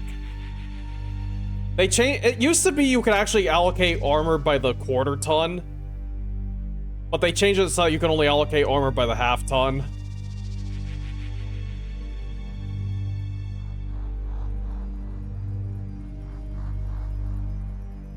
So I don't know if that also explains why the... Again, it could just be this is an error. But I don't know.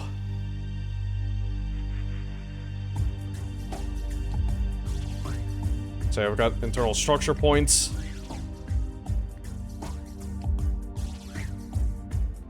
This is how many points of damage these parts can absorb. And wow, that's not a lot of armor. That's kind of not a lot of armor.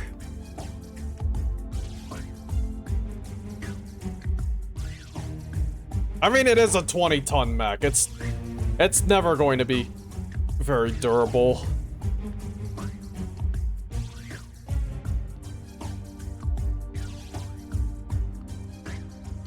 $72 LRM ammo. That's 3 tons of ammo. 1 ton for each launcher. Case. Yeah, case takes up no space. Clan mechs, or at least I think with ferrofibrous on clan mechs, it's like... Yeah, clan mechs have case built into their armor. It's like, yeah, they get case for free. And here we have art. We have a almost full-page art of a baboon. I guess in action. Again, you just have this, like, tall stack of LRM-5s on one shoulder and a little searchlight on the other. It's a bit goofy, honestly. Also, man, look, this feels like this was influenced by, like, the Japanese BattleTech designs. This leg with these, like, nodules on it. No clue what that's for. And you got these big, kind of like vent-like structures on the front, which normally not a good idea. That kind of acts as a shot trap, but whatever. And 3-fingered hands. Next up, Hellhound. Nope. Hellhound. 50 tons, understeel chassis. Standard engine, 300 standard engine. 6 cruising MP. Or 6 walking MP. 9 running MP. 6 jump jets for a 180 meter jump distance. Ferrofibrous armor. Weaponry. 2 ER medium lasers, a large pulse laser, and 2 streak launchers. Or 2 streak SRM-2s. Other info unknown. Overview. Originally produced as a fast mech designed to take a lot of punishment, the Hellhound could generally outrun anything that outgunned it. Considered only marginally successful in the beginning, the Hellhound built its reputation as one of the best medium mechs in operation. Capabilities. Primary armament arrangement is a large pulse laser and shoulder-mounted missile support system. Backed up by twin ER medium lasers. Mounted in the right torso.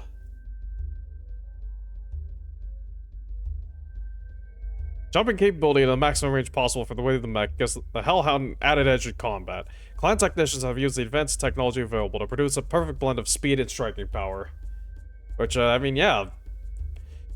Large pulse laser, 2 medium lasers, 2 streak launchers, like, that's not bad. Maybe a little light for a 50-tonner, but still not bad. And especially, I mean, you know, and especially for a 50-tonner with, like, that amount of mobility.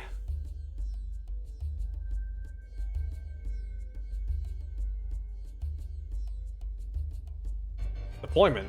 The Hellhound is used by Clan Jade Falcon, and has become a particularly feared sight in the Federated Commonwealth. The Hellhound demonstrates its tactical flexibility in all its assigned tasks, including recent forays as light mech hunter killers. Oh yeah, that would be pretty good as a light hunter. Yeah, here's out of the Hellhound in action, firing that large pulse laser, while the ground explodes next to it, for reasons. As you can see, man, that 19 tons for a 300 standard engine. The Baboon's 140 standard is only 5 tons, which is still kind of a lot. That's a quarter of the Baboon's tonnage. Here, it's like, that is over a quarter of the Hellhound's tonnage. That's why that endo steel structure can be pretty important to have. 10 double heat sinks. gyro, 3-ton gyro, 3-ton cockpit. 8.5 tons of armor. Not bad.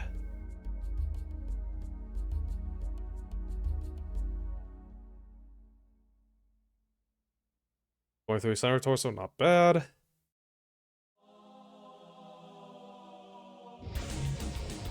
Oh yeah, no, those side torsos are also pretty decently protected. Same with the legs.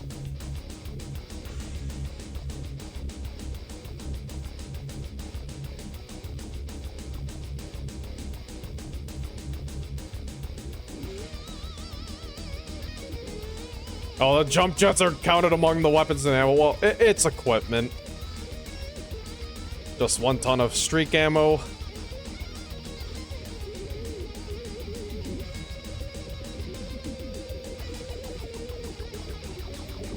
And yeah, each jump jet is like a half ton.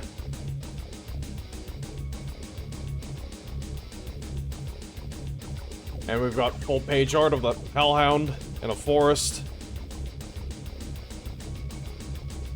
Not bad, but kind of goofy. I think this is actually an unseen design. I know it got redesigned later. So yeah, lasers here, big laser there, missile launchers there. This is probably really not bad at all on the tabletop. Ooh, here we go.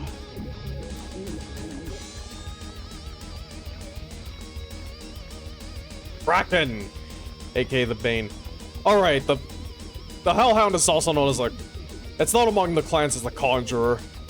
And a fun fact, it was actually, you could kind of consider it to be like the Wolverine 2C, but because, you know, the name Wolverine is like verboten in clan society, it was simply called the Conjurer instead. I guess to kind of put it in line with like the Summoner and Hellbringer, aka the Thor and Loki. Anyways, we have the Kraken, originally known as the Bane. 100 tons, standard chassis, 300 XL engine, 3 walking MP, 5 running MP, no jump jets, standard armor. Weaponry consists of 4 machine guns and 10 ultra autocannon 2s. Overview. The Kraken represents the heaviest design of the new clan mechs, and appears to be an intermediate stage between the old Star League mechs and the current generation of Omni mechs. The primary weapons are mounted in the arms, and the ammunition supply stored in the left and right torsos, which are equipped with case. Because the mech carries an XL fusion engine, an ammunition explosion in the torso location will do considerable damage to the machine. But it won't kill it. Clan XL engines can lose a side section and still keep fighting, I think.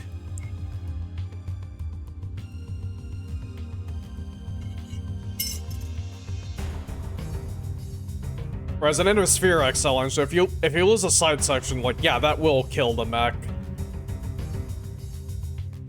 The designers attempted to reduce the cumulative recoil effects of firing multiple autocannon by incorporating a complex baffle and pressure counterflow system, which vents its exhaust gases in such a way as to actually increase the mech's stability when firing, into each arm. Oh, I'm guessing it, like, vents out the back. Kind of like a recoilless rifle.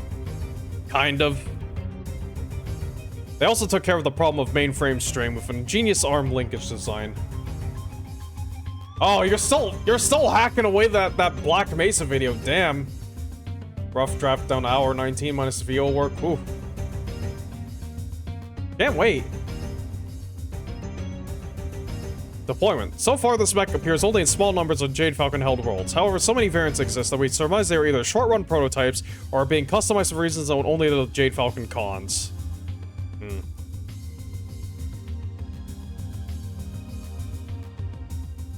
Yeah, there are a bunch of variants of the Bane, most of which are all ammo intensive. Attention span sort of shot your editing motivation. Okay.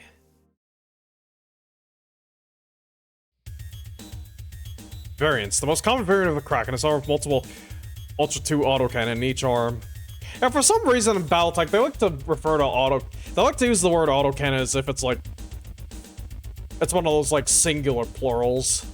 I mean, I guess cannon can also be plural, but it's like, that's just weird to me. I feel like it should be auto-cannons, not just auto-cannon. A pilot attacker with this configuration can efficiently spread the damage across the weak spots of any target. Two other variants of this mech serve Clan Jade Falcon. The first replaces each arm's multiple Ultra 2 autocannons with 2 Ultra 10 autocannons. A staggering 7 tons of ammunition for each arm provides 70 rounds for each pair of guns. Jesus! An impressive number of shots even at double rate.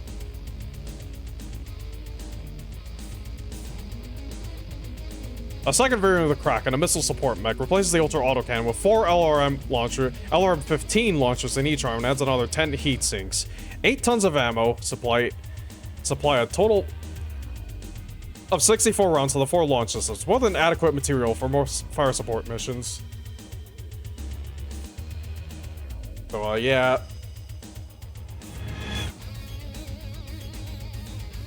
"19 tons of standard armor gets you 304 armor points." Which, yeah, not gonna be easy to bring down the Kraken. And look at that list of weaponry. 5 Ultra AC2s in each arm. 2 tons of ammo in each side torso. Which, I mean, yeah, that's gonna run dry. That's gonna run dry pretty fast, actually. That's like 20 shots. Yeah, I think you really only get like 9.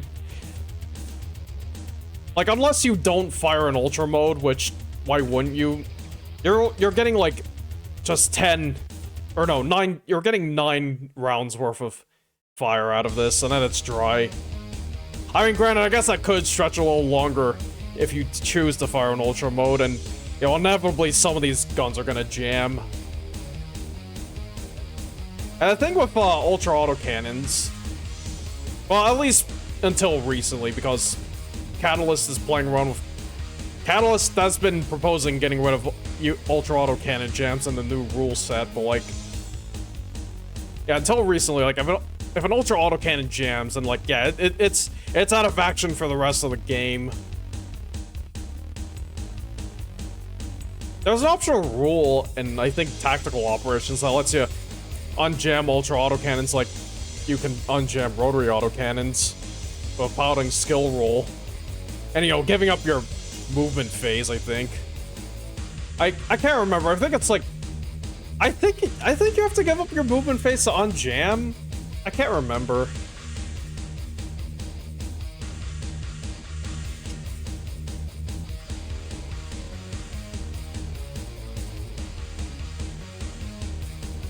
And in case that wasn't enough, 4 machine guns. Well, mainly to protect itself at closer ranges. 4 machine guns and a half ton of ammo. God. And yeah, these are the machine guns firing in this art. God, this thing's ridiculous. It's also available in the newest DLC for MechWarrior 5 Clans. Which is a bit unusual, because again, normally this is a Jade Falcon mech, but the Wolves have them for some reason. I kind of like the newer artworks of this, or at least everything after this. There was a redrawn version of this from before, like the recent Recognition Guide Clan ones. All right, here we go. The Vixen, aka the Incubus. 30 tons, endosteel chassis, 270 XL, power plant, 9 walking MP, 13 running MP. Pretty massive.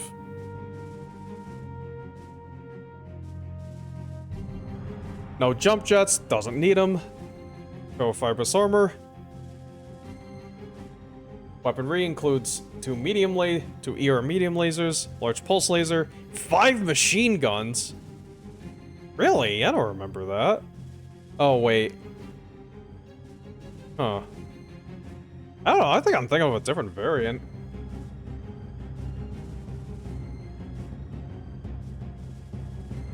Overview. The Vixen is the lightest of the 5 designs never before seen within the clans. These new designs... Oh, wait. I forgot.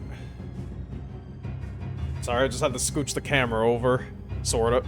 Well, the camera, I mean the screen region. These new designs are not Omni-mechs, sharing none of the features that go into the clan frontline battle mechs, but if they have a specific battle function, it is still unclear. A small number of Vixens have been seen played in Jade Falcon garrisons, but nowhere else. Abilities. This light mech is very impressive, somehow managing to look aggressive despite its weight. A definite psychological advantage for the pilot. The arm-mounted primary weapon is supported by over-the-shoulder lasers, making the Vixen a threat at any range. Multiple machine guns and exceptional maneuverability make it a potent anti-infantry mech as well. Deployment. The Vixen has not appeared in action against the Inner yet. Variants. The Vixen's primary weapon system is arm-mounted, and therefore semi-modular. I guess that's the modular weaponry quirk in modern BattleTech. Attacks can change weaponry quickly using minimal resources, allowing uncomplicated and convenient field modifications. The structure has long been recognized as one of the strengths of the Inner mechs, such as the Battlemaster Wolverine, and leads to countless undocumented field variations. One common Vixen variant simply upgrades the primary weapon from a large pulse laser to an extended range PPC. This configuration's disadvantage is that the mech runs hot in combat if all the weapons are fired simultaneously. A second major variant mounts a Streak SRM-6 launcher. This lighter weapon allows mechs to exchange the extended range with medium laser mounted in the torso section for medium pulse lasers. This arrangement creates a very potent medium-range weapons platform.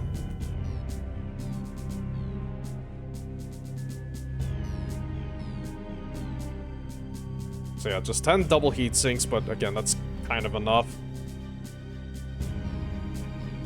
That's enough to fire the lasers while running and not run too hot.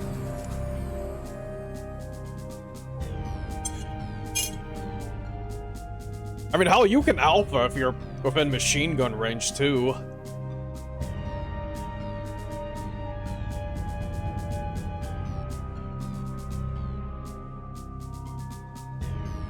Five and a half tons of fibrous armor. Not a lot of armor on all the locations, but it would suffice. Which, I mean, honestly, I guess that amount of armor is not bad for a 30-ton mech.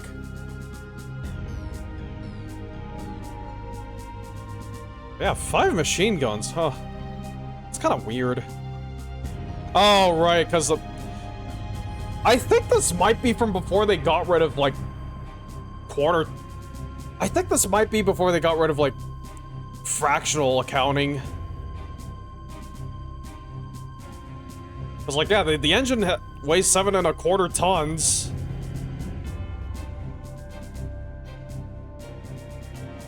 They did keep certain weapons at, like, just 0.25 tons.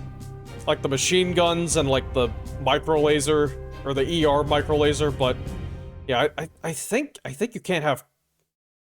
I think you can't have engines with 1/4 ton fractions anymore. I don't know. I could be wrong. Probably...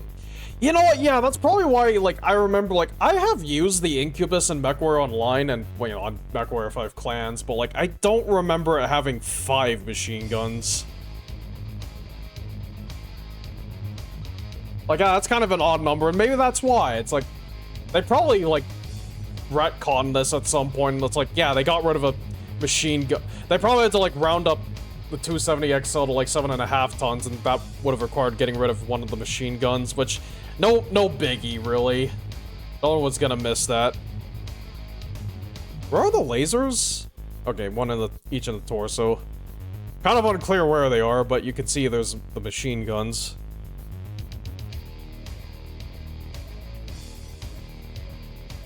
Oh, wait, oh, that's interesting. Actually, it's one machine gun in the head. That was a funny place to put one, honestly. And, oop. Here we got full page art of it kind of bounding down a hill. A whole bunch of planetary bodies in the background, some of which may be a bit too close. I think that's it. Oh. Well. Alright, we are very near the end of the book. So yeah, that's just like 4... What was it, like... Baboon, Hellhound, Kraken. Yeah, just 4 mech designs. Alright, well. I should have just been doing 1.75 times zoom. That would have sufficed. Damn. Kinda kicking myself I didn't do that earlier. Glossary. The language of the clans is based on what is known as Star League Standard English, but they've added many words unique to their culture. Some were adapted by the Kerenskys from the Russian language and military terminology. All these words represent the Kerenskys' efforts to express concepts they felt were lacking from Star League Standard English. The following list includes terms used by the warrior caste and other useful explanations of clan concepts. There's also terms for Mongolian, like Tumen. This list is not exhaustive and does not reflect the many differences in terminology existing between the various clans. Clan military unit structure is as follows. Point. 1 mech or 5 infantry. Star. 5 mechs or 25 infantry. Well, by infantry they mean elementals. There's actual foot soldier infantry, like, not in battle armor, but like, yeah, those formations are larger. It's like, yeah, you can have 1 mech. It's like a point, I mean, it's actually a little deeper than this. So like, yeah, in clan military organization, a point can be 1 mech. It can be 5 battle armor troops. Or rather, 5 elementals. It can be 2 vehicles, or 2 aerospace fighters, or 25 Salama foot soldiers.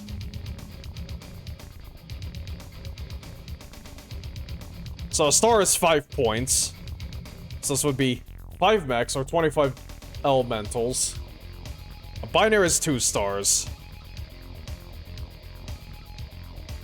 Trinary is 3 stars. A cluster can be 4 to 5 binaries or trinaries, which gets a little bit complicated. This is where things start to get a little complicated, because, like, yeah, that can mean anywhere from, like, what is it, like, fucking 40 battle mechs. No, wait, yeah, let me think. No, yeah, that's like 40, anywhere from 40 battle mechs to 150. Or no, let me think. 15 times 5. Sorry, 75. Anywhere from 40 battle mechs to like... No, wait, no. No, yeah, 50. 5 times 15 is 75, so... Anywhere from 40 mechs to 75 mechs. For elementals, that would be 200 to... Fucking... Oh god, what would it be, like... 375 elementals. Jeez. And then a galaxy is 3 to 5 clusters, so... Again, this gets really complicated. At the absolute smallest, a galaxy could be just 120 mechs. Or as big as...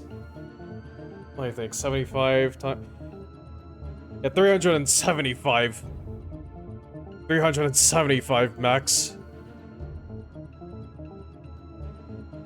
All valid configurations. A nova consists of a mech star and an elemental star. A supernova is a mech binary, and 2. And an elemental binary. Anyways, terminology. Aptaka. An Aptaka is a captured warrior who is adopted into his new clan as a warrior. Batchal. The Batchal is the ritual by which clan warriors issue combat challenges. Or literally battle challenges. Though the type of challenge varies, most begin with the challenger identifying himself, stating the prize of the contest, and requesting that the defender identify the forces at his disposal. The defender also has the right to name the location of the trial. 2 sides then bid for what forces will participate in the contest. A sub-commander who bids to fight with the least number of forces wins the right and responsibility to make the attack. The defender may increase the stakes by demanding a prize of equal or lesser value if he wins.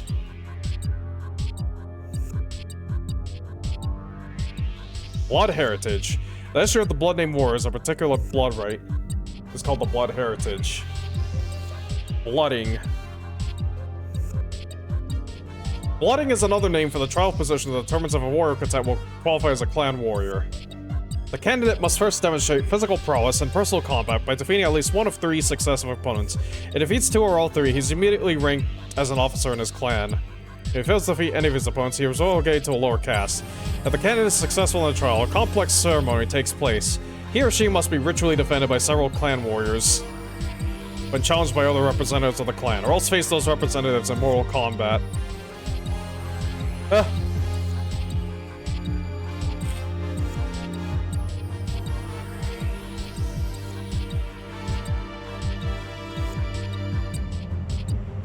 Blood name. Blood name refers to the surname of each of the 800 warriors who stood with Nicholas Kerensky during the Exodus Civil War. These 800 are the foundation of the clan's elaborate breeding program. The right to use one of these surnames has been the ambition of every clan warrior since the system was established. Only 25 warriors, which corresponds to 25 blood rights, are allowed to use any one surname at one time. When one of the 25 blood name warriors dies, a trial is held to determine who will assume that blood name. A contender must prove his blood name lineage and then win a series of duels against other competitors. Only blood name warriors may sit on the clan councils or are eligible to become a Khan or Khan. Most blood names have gradually become confined to 1 or 2 warrior classes, but certain prestigious names, such as Kerensky, have shown their genetic value by producing excellent warriors in all 3 classes: Mech Warrior, Fighter Pilot, and Elemental.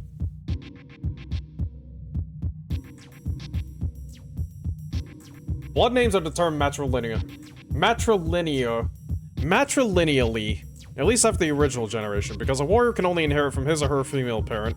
He or she has a claim to only one blood name. Right, because I know it's like mitochondria can be used to determine matrilineal heritage. Yeah, no, that's right? Mitochondria? Yeah, I'm pretty sure it's like, yeah, the mitochondria are passed down from mothers.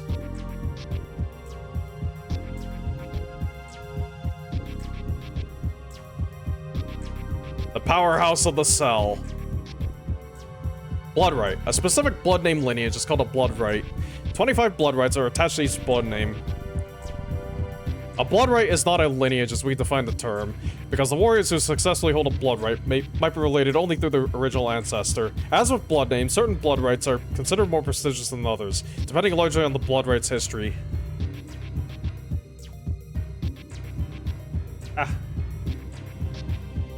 I wonder if that's related to, like, you know, how, like, Sibcos are created by combining genes from previous warriors. I don't know. Bondsmen.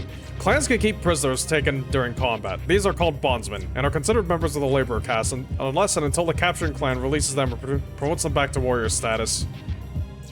A bondsman is bound by honor, not by shackles. Custom dictates that even blood name warriors captured in combat be held for a time as bondsmen.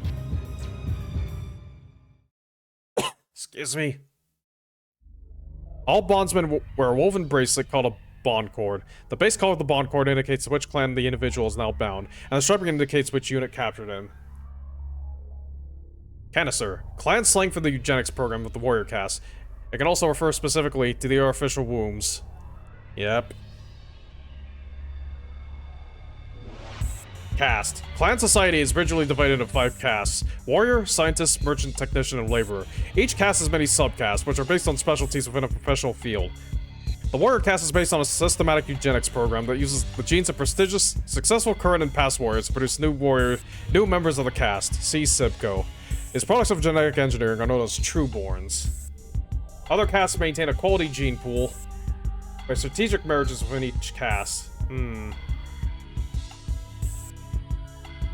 Marriage. Oh wait.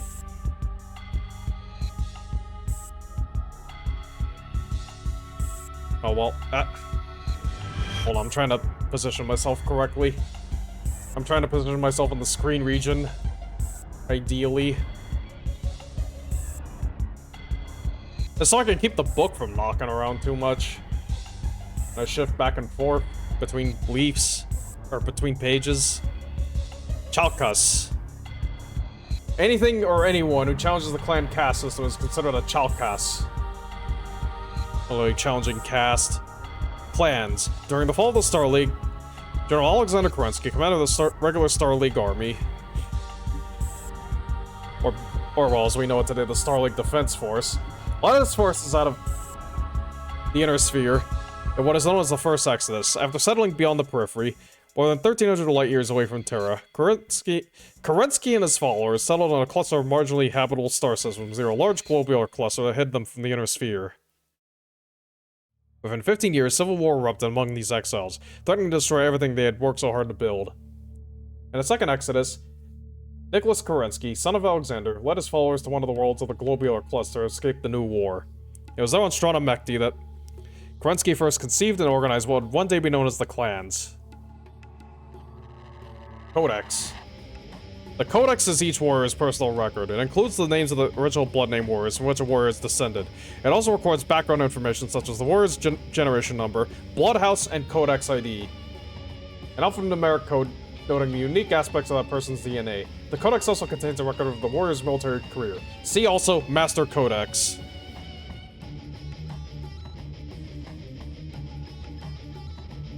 Comstar. Comstar, the Interstar Communications Network, was the brainchild of Jerome Blake, formerly Minister of Communications during the latter years of the Star League. After the League's fall, Blake seized Terra and reorganized what was left of the Communications Network into a private organization that sold its services to the 5 successor houses for a profit.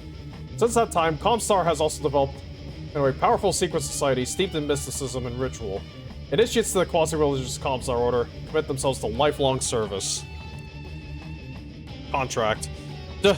A contract is an agreement between the commanders of 2 units that allows the commander of one to include the units of the other and is bidding for rights to a battle or trial.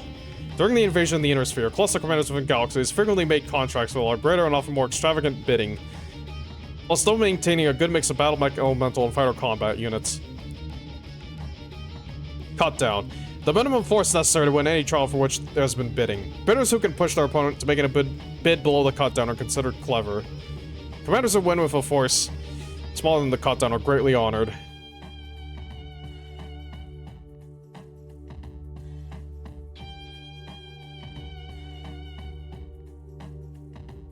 So yeah, for those who don't get it yet, like, yeah, the way clan trials and such work is like, you have to kind of bid against each other. And instead of bidding up, you kind of bid down, like you bid away, like, forces you would normally use. It's like, yeah, the most honor goes to the one who fights with the least amount of resources. And hey there, Mothman, I dare refuse her patrol? Yes! Yes, Chad. And then the music plays. Bring me the horizon, right? That's what it was called. That's the band. Desgra, a fighting unit that disgraces itself is known as a Desgra unit. The name also refers to the ritual whereby that unit is marked and punished. Any unit that refuses orders, panics in the face of the enemy, or takes dishonorable actions is disgraced. And yeah, you can also be considered Desgra if you just get handed a massive L, as the Falcon Guards found out. Elementals are the elite battle-suited infantry of the clans. These men and women are giants, bred specifically to handle clan-developed battle armor. Yep. Rebirth. Rebirth is an epithet used by the Trueborn members of the warrior caste, generally expressing disgust or frustration. If a Trueborn warrior refers to another Trueborn as a rebirth, it is a mortal insult. Desgra is super contextual, doesn't have to be related about. True. But I mean, yeah, I think it usually is often, like, it's something... I mean, again, the clans are all about battle and warfare, so... Yeah, I guess most often, if you get declared Desgra, it's because of something that did happen during combat.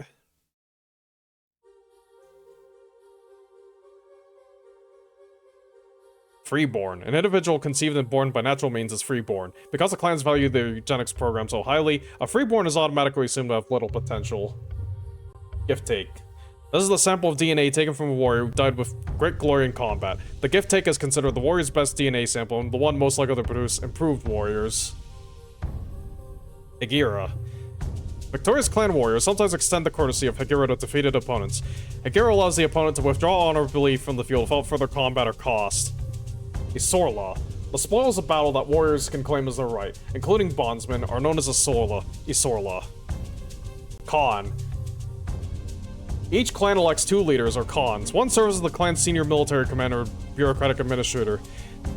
The second Khan's position is less well-defined, also known as a Sakan, or Sakan. He or she is second in command, carrying out duties assigned by the first Khan. In times of great internal or external threat, or when a coordinated effort is required of all clans, an Khan is chosen to serve as the supreme ruler of the clans. The Khan of Khans. Kurultai. A Kurultai is a clan war council. A Grand Kurultai is a war council of all clans of all Khans of the clans.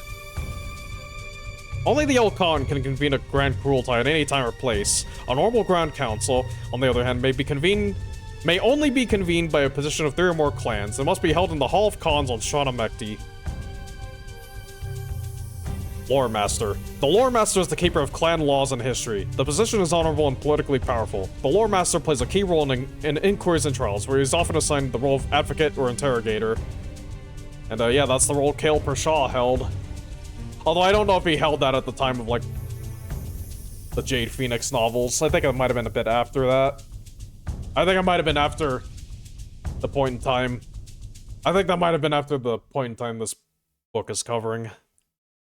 Oath Master. The Oath Master is the honor guard for any official clan ceremony. The position is similar to that of an Inner-Sphere Sergeant-at-Arms, but it carries a greater degree of respect. The Oath Master administers all oaths, and the Lore Master records them.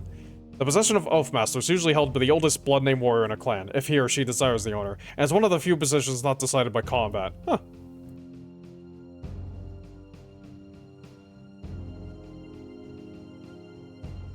Ofcon. This is a term of respect reserved for someone of higher rank. Paulus. Paulus is the vulnerability that a warrior, particularly an elemental, feels when forced to fight without his accustomed weapons. The word is probably derived from powerless. Quineg. This clan expression is placed at the end of rhetorical questions. If an affirmative answer is expected, Quiaf is used. If the answer is expected to be negative, Quineg is the proper closure. Yeah, they say this a lot in the novels and the video games and such. Ransom. Clan custom dictates that the warrior who has been successful at his trial of blood right may be rewarded with a gift by the clan. Depending upon the warrior's success during the trial, the ransom might range from the right to choose what type of weapon he will use as a warrior, to the right to command a special unit. At the time Khan Natasha Kerensky returned from the Inner Sphere and then underwent her second trial of blood right, Ilkhan Ella Kerensky awarded her a ransom with the right to form the 13th Wolf Guards, aka the Wolf Spiders. Reed. One of many forms honor takes in the clans, a reed is an honor-bound promise. Breaking a reed may be punished by death, such as the Surkai reed. Oh hey, over here, we'll get to that in a bit. Remembrance, The Remembrance is an ongoing heroic saga detailing clan history from the time of the Exodus from the Inner Sphere to the present day. The Remembrance is continually expanded to include contemporary events. Each clan has a slightly different version, reflecting their own opinions and experiences. All clan warriors can quote whole verses of this marvelous epic from memory, and it's common to see passages from the book lovingly painted on the sides of Omnimechs, fighters, and even battle armor. Rystar, not the Sega game. This term refers to a particularly gifted warrior on his or her way to high position. It is probably derived from the expression rising star. Satara. A clan council may cast a veto, or Satara, to settle or postpone disputes between castes within their jurisdiction. Satara is invoked only when negotiations seem at an impasse and or threaten to disrupt the work order of the clan. It seems to be more ritual than an act of legislation. So I guess it's like, yeah, prevents strikes and all that. Prevents labor strikes and such.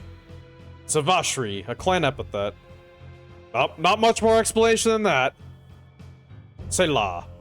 This word is a ritual response voiced in unison by those witnessing solemn clan ceremonies, rituals, and other important gatherings. No one is sure of the origin or exact meaning of the word, but is uttered only with the greatest reverence and awe. Yep. Sibco. A Sibco consists of a group of children produced in the same male and female gene parents in the warrior caste eugenics program. The members of the Sibco are raised together, then begin to undergo constant testing. As various members of the Sibco fail at each test, they are transferred to the lower caste. A Sibco consists of approximately 20 members, but usually only 4 or 5 remain at the time of the final test to become warriors, the trial position. These tests and other adversities may bind the surviving Sibkin together. Stravag. A clan epithet. Probably a combination of the clan words Strand, meaning independent, and Vagon, meaning birthing. Yep, that's totally that's totally the etymology of that, and not straight out of the vagina. Selah is very similar to the phrase Salah, which is from the Old Testament, asking the faithful to pause and reflect. Ah, interesting. Didn't know that. Very interesting. Surkai. The Surkai is the rite of forgiveness. The clans honor uniformity in thought and belief above all else in their society. When warriors disagree... Whoops. Pushing up too far. When warriors disagree, when a clan disagrees with the clan council, or when a member of one caste offends a member of another caste, Surkai is expected. As a matter of pride that the offending party freely admit his wrongdoing and request punishment. Those who show great Surkai are held up as examples to others for their willingness to accept the consequences of their independent thoughts. Those who do not show Surkai when it is expected of them are viewed with suspicion. Yep. Super collective. Super collectivist. The clans are very collectivist in thought.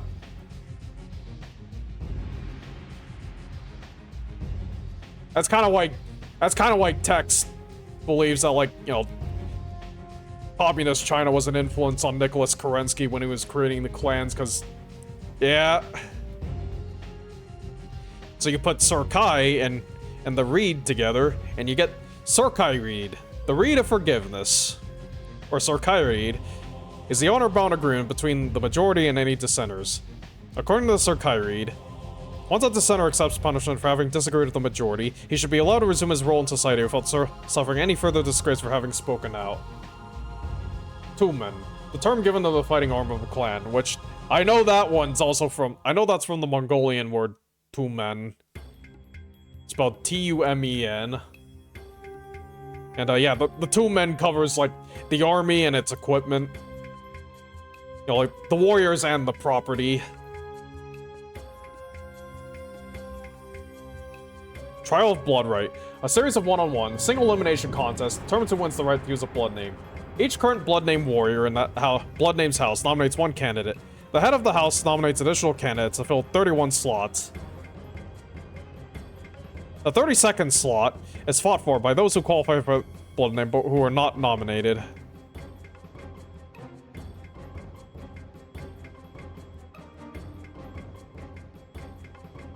Huh.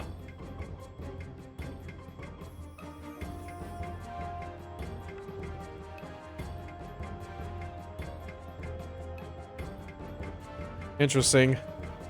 The nature of the combat is determined by coining. Each combatant places a personal medallion, a Dogids, into the Well of Decision. An Oath Master or Lore Master releases the coins simultaneously, so that only chance determines which coins fall first to the bottom of the well. So, like, yeah, you have, like, you put, like, so, like, yeah, the way this works is, like, they also describe this in some of the novels, where it's, like, you have, like, 2 coins. You have, like, a big funnel, you put, like, a coin at, like,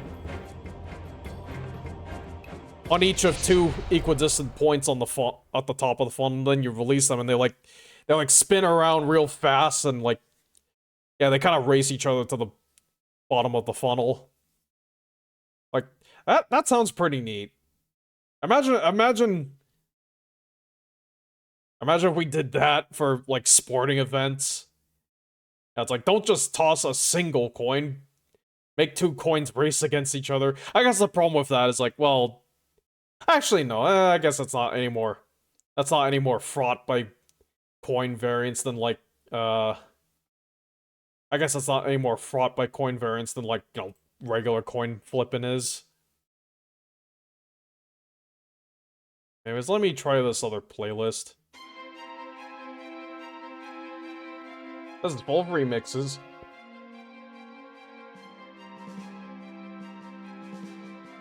The warrior whose coin lands on top chooses the manner of the combat. Mech versus mech, barehanded, mech versus elemental, and so forth. The other warrior chooses the venue of the contest. Though these blood-named duels need not be to the death, the fierce combat and the intensity of the combatants often leave the losing candidate mortally wounded or dead. Yep. Trial position. The trial position determines whether a candidate will qualify as a warrior in the clans. To qualify, he must defeat at least one of 3 successive opponents. If he defeats 2 or all 3, he is immediately ranked as an officer in his clan. If he fails to defeat any of his opponents, he is relegated to a lower caste. Trial of possession. This trial resolves conflicts in which 2 or more clans claim the right to the same thing. Be it territory, a warrior's genes, or even supremacy and a difference of opinion. This trial uses the formal challenge of the attacker in the response of the defending forces, and favors those commanders in the attacking clan skillful enough to build minimal forces. Yep. Trial of refusal. The clan councils of the Grand Council vote on issues and laws that affect the community. Unlike intersphere legislation, however, any decision can be challenged and reversed by a trial of refusal. This trial allows the losing side to demand the issue be settled by combat. The forces used in the trial of refusal are determined on a prorated basis.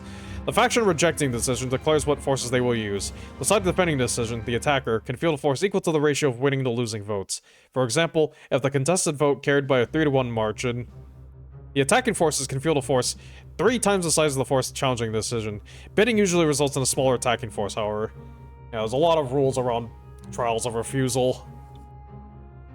It's a fair bit more complicated than other trials by combat. Trothkin. Used formally, this term refers to members of an extended Sibco. Less formally, a warrior will use the term Trothkin when referring to somebody considered his peer. I guess kind of like betrothed. Sort of. Trueborn / Truebirth. A Trueborn is a product of the warrior caste eugenics program. Zelbriggen. This is the clan word describing the body rules used to regulate and ritualize duels. Zelbriggen means that combatants engage in one-on-one duels, even if both sides have many warriors. Those not immediately challenged are unbound to stay out of the battle until an opponent is free, meaning he has defeated his enemy. To attack an enemy already engaged with an opponent is a major breach of clan code, usually resulting in at least loss of rank.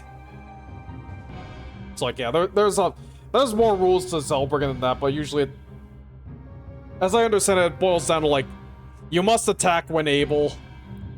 You can't shoot at someone's back, so you have to fight head on. Can't run away, or at least try not to run away. No melee combat. Yeah, no melee attacks. And yeah, you have to pick your opponent and you have to fight them until the end. You can only switch targets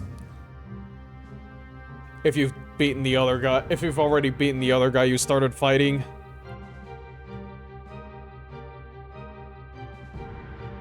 And yeah, we got more art of an elemental. Sending in like a little stream or something. A little creek. And that's it! That's it, we've reached the back of the book! Mech Force, North America. This is a fan club thing. Membership application. Please check 1 unit affiliation. Bandit Kingdoms. Compound Confederation. Draconis Combine. FedCom. FRR. Free Worlds League. Lyran Alliance. Oh, so already... Oh, right, yeah, we're already at that point in the timeline where... Fucking Or not Katrina, fucking Catherine Steiner is on her bullshit. Majesty of Canopus, Mercenary, Periphery Independent, Outworlds Alliance. Various clans. Comstar, St. Ives Compact, Taurian Concordat, Word of Blake. Oh, right. Yeah, so like... Yeah, you may associate the Word of Blake with the Jihad, but like... Again, this is from 1992! They already exist! This is like after the Comstar schism. This is after Tukaya. This is after the schism.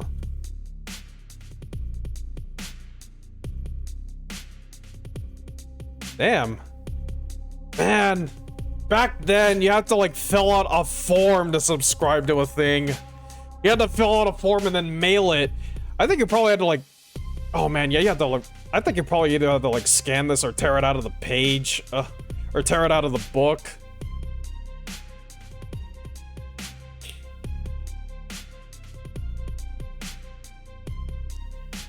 Yeah, send to FASA Corporation. West Cermak Street. In Chicago, Illinois. Clan Cultureville used to be your local town, had a sphere of Clanville. Oh, yeah! Oh, are you talking about for, like, the MechForce fan club thing? I think this was a fan club, maybe? I think it was also a magazine. I know, like, there was MechForce UK, which was a magazine. I mean, yeah, it's a club thing, chapter member. I look at the little atlas. Let me zoom in on it. Look at that. Make all checks, money orders, payable to FASA Corporation, US dollars only. Please allow 4 to 6 weeks for initial kit delivery. Do not send cash. They can't take it. MechForce North America, the official... Okay, I think this explains what the hell this is. The official BattleTech Players Organization. Full membership, only $20. Is this, like, recurring? Do you have to, like... Oh, yeah, you can also put in your credit card number. I didn't really notice that. Oh, wait, it does say... Okay, so it was also a magazine. I'm stupid. I didn't read this. Full membership includes 4 issues of MechForce Quarterly, official MechForce membership kit, membership card and dog tag with ID number, manual of ranking material, BattleTech poster and FASA catalog. Ooh, 10% discount on FASA products at conventions that FASA attends. Oh, that's...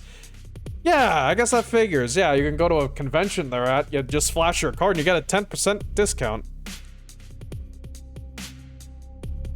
Associate membership is like 4 times... It's only like a quarter of the cost, and you still get most of the benefits. You just don't get the... You just don't get some of the fancier stuff, I guess.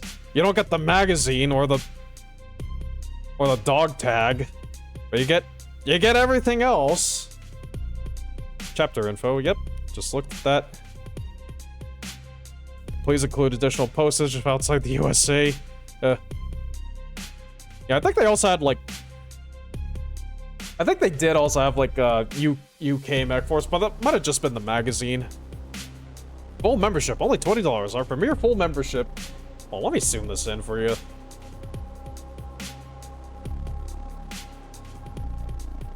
Our premier full membership package provides you with 152 pages of FASA-approved BattleTech material each year. Damn. Yeah, quarterly magazine. 432-page issues of mech delivered quarterly. Each issue is polybagged and mailed first class. Each issue brings you new mechs and equipment all approved by FASA. Yeah, I don't know how much of MechForce was actually canon. New challenging scenarios in fiction. Battle ranking, where you can compete against warriors from around the world. Official membership kit. Oh, hold on, there's more. MechForce manual for writers, guidelines, spec combat values, and complimentary master sheets. Certificate, card, poster, subject to availability. MechForce North America shirts like t-shirts, player's aid, special issues, and more. Badcom Davion, Badcom Steiner. Oh, interesting. It's not here. Oh, well, yeah, Word of Blake isn't in here, even though it's over here. Establish a chapter, get lore in a magazine, get your battles ranked, special merch. Can't get that anymore. Yeah, I mean, yeah, but BattleTech used to be huge enough back in the 90s that, like, yeah, they could support all this, like, ancillary stuff. Like, yeah, they could support shed loads of ancillary stuff, you know, they had, like, the virtual world entertainment centers, or the BattleTech centers by VWE. You know, of course, there were the video games, all the licensed video games, and, like, yeah, this fan club, or players organization, you know, they supported tournaments, they went to plenty of cons. It's like, Catalyst can only do, like, a little bit of that nowadays. I mean, I guess they are trying to slowly claw back to, like, this kind of stature, but still, it's still kind of a shadow of what used to be. Chapter membership for 65 bucks! 4 full memberships for the price of 3.3.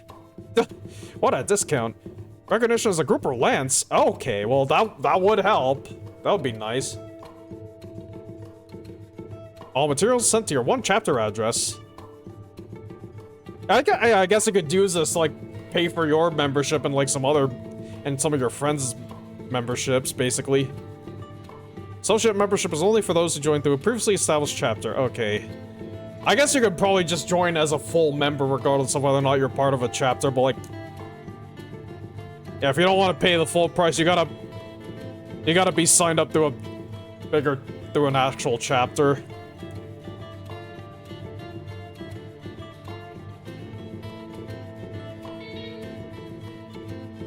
If renewal, list AWOL M&A number.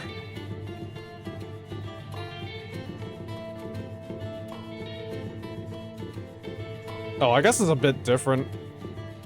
Oh, this is a bit confusing. Oh, and now we also have a promotional art for the BattleTech novels. Yeah, these are the novels I've been mentioning. Well, some of them.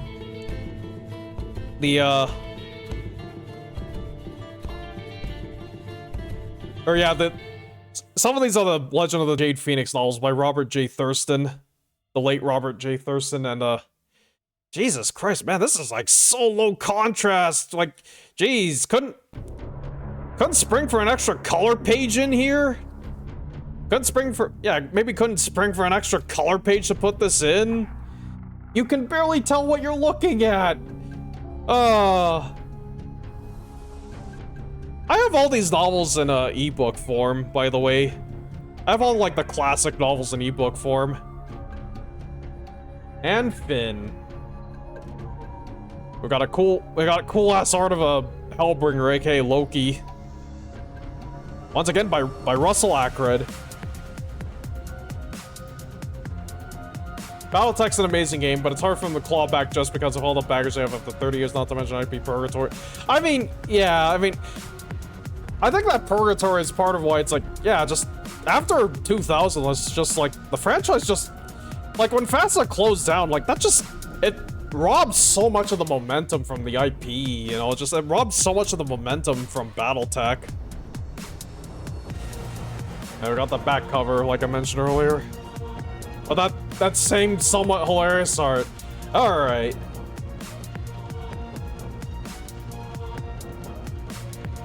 Okay. And that was the BattleTech Jade Falcon Sourcebook. I was told... well, not told, but, like, I read on Sarna that there was supposed to be a little promotional image for Ralpartha's mechs, or Ralpartha's minis, in this book. Maybe that was the original 1992 printing. I think mine's from 1996.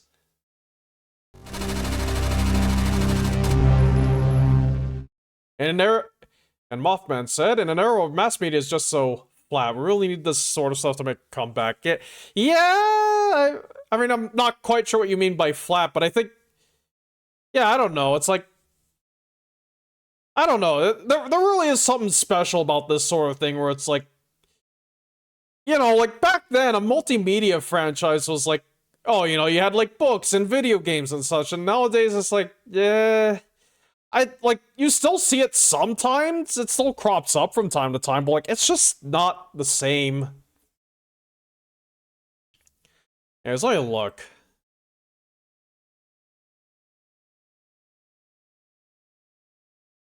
Grotesque.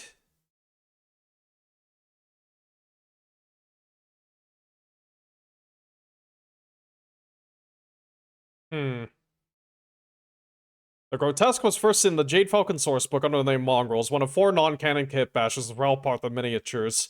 The two other examples, the Magnum and Gojira, are mentioned in the same Shrapnel article that canonized the Mongrel. These other examples would dismiss as probable misidentifications of existing units. The Grotesque was also included in the mech roster for the prototype of MechWarrior 2, the clans.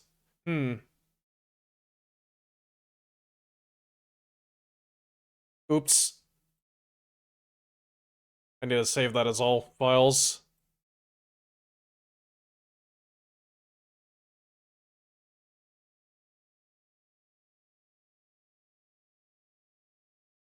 Ugh, I don't like how Sarna has every image as a freaking AVIF nowadays. I don't even know what kind of format that is. Alright. Just real quick, I want to show you this.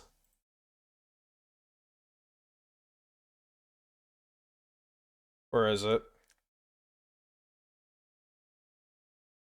Hey, Ed. Yeah, unfortunately, late shift. Unfortunately, I got here right at the end. But yeah, I was supposed to like see this and other kit bashes in like the Jade Falcon Sourcebook. It's not in there. I think that must have been in like the original 1992 printing or something. And again, the copy I have has a copyright date of 1996 in the copyright info section. So I'm guessing mine has a later printing. Looks like a gargoyle. Yeah, this is a kit bash of a gargoyle on like the legs of a warhawk. Did you miss the old clan era? No. The Jade Falcon Sourcebook only goes to like a bit after Tukayid. Like a couple years after Tukayid. Anyway, so yeah, this is the Grotesque, aka the Mongrel. Not to be confused with the actual canon mech known as the Mongrel, which is known to the Intersphere as the Grendel. But yeah, this was supposed to be advertised. I guess the original printing of the Jade Falcon Sourcebook from like 1992 or whatever, they had it like they had an ad for Ralpartha miniatures in the back. And the printing I have though, there's just a very poorly contrasted full page ad for the BattleTech novels instead. Here's another image. This one's apparently canon. It's like, yeah, I guess the Grotesque is still canon in BattleTech somehow. And again, it's still pretty much just a gargoyle on top of warhawk legs.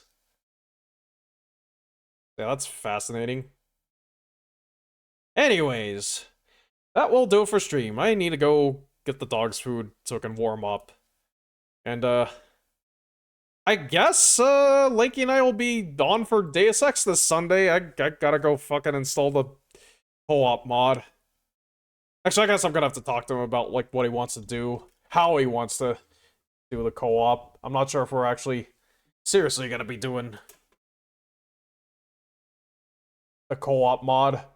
Because he mentioned Parsec, and that's, like, that's a whole different shebang. But at the same time, it's like, well, the alternative is making is like spinning up a server, even if it's like a LAN. I don't know. I'm kind of hopeful. Whoops, I should have left that on.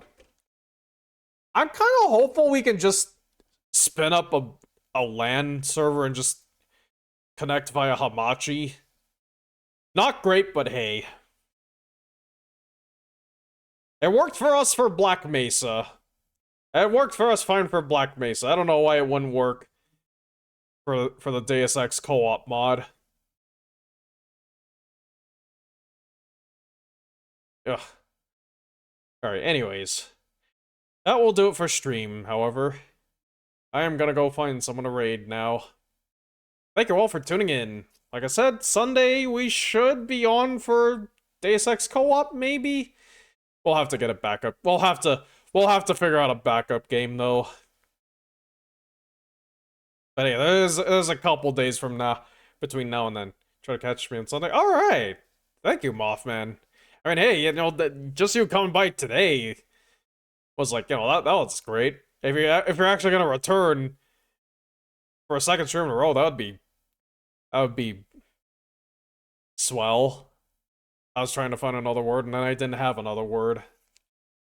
Anyways. Whomst shall I raid? Let's see. Yoyuki is playing X-Wing. Mortimer is playing Abiotic Factor.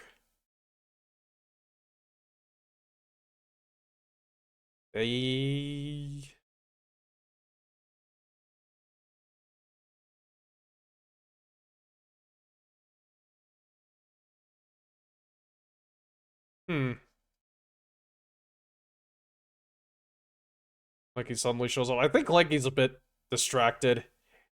He said he was hacking away at the Black Mesa stuff we were doing. You know, let's raid Kiyoyuki. I have not raided him in a hot minute. Alright.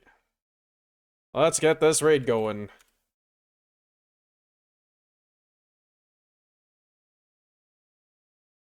Alright. Once again, thank you all for tuning in and chatting. You know, I'm glad. I had 0 frame drops today. I guess all I had to do was just power cycle the freaking modem. Literally the eternal advice. Just turn it off and turn it back on again. Oh shit, I need to put the lens cap back on the... Oh no.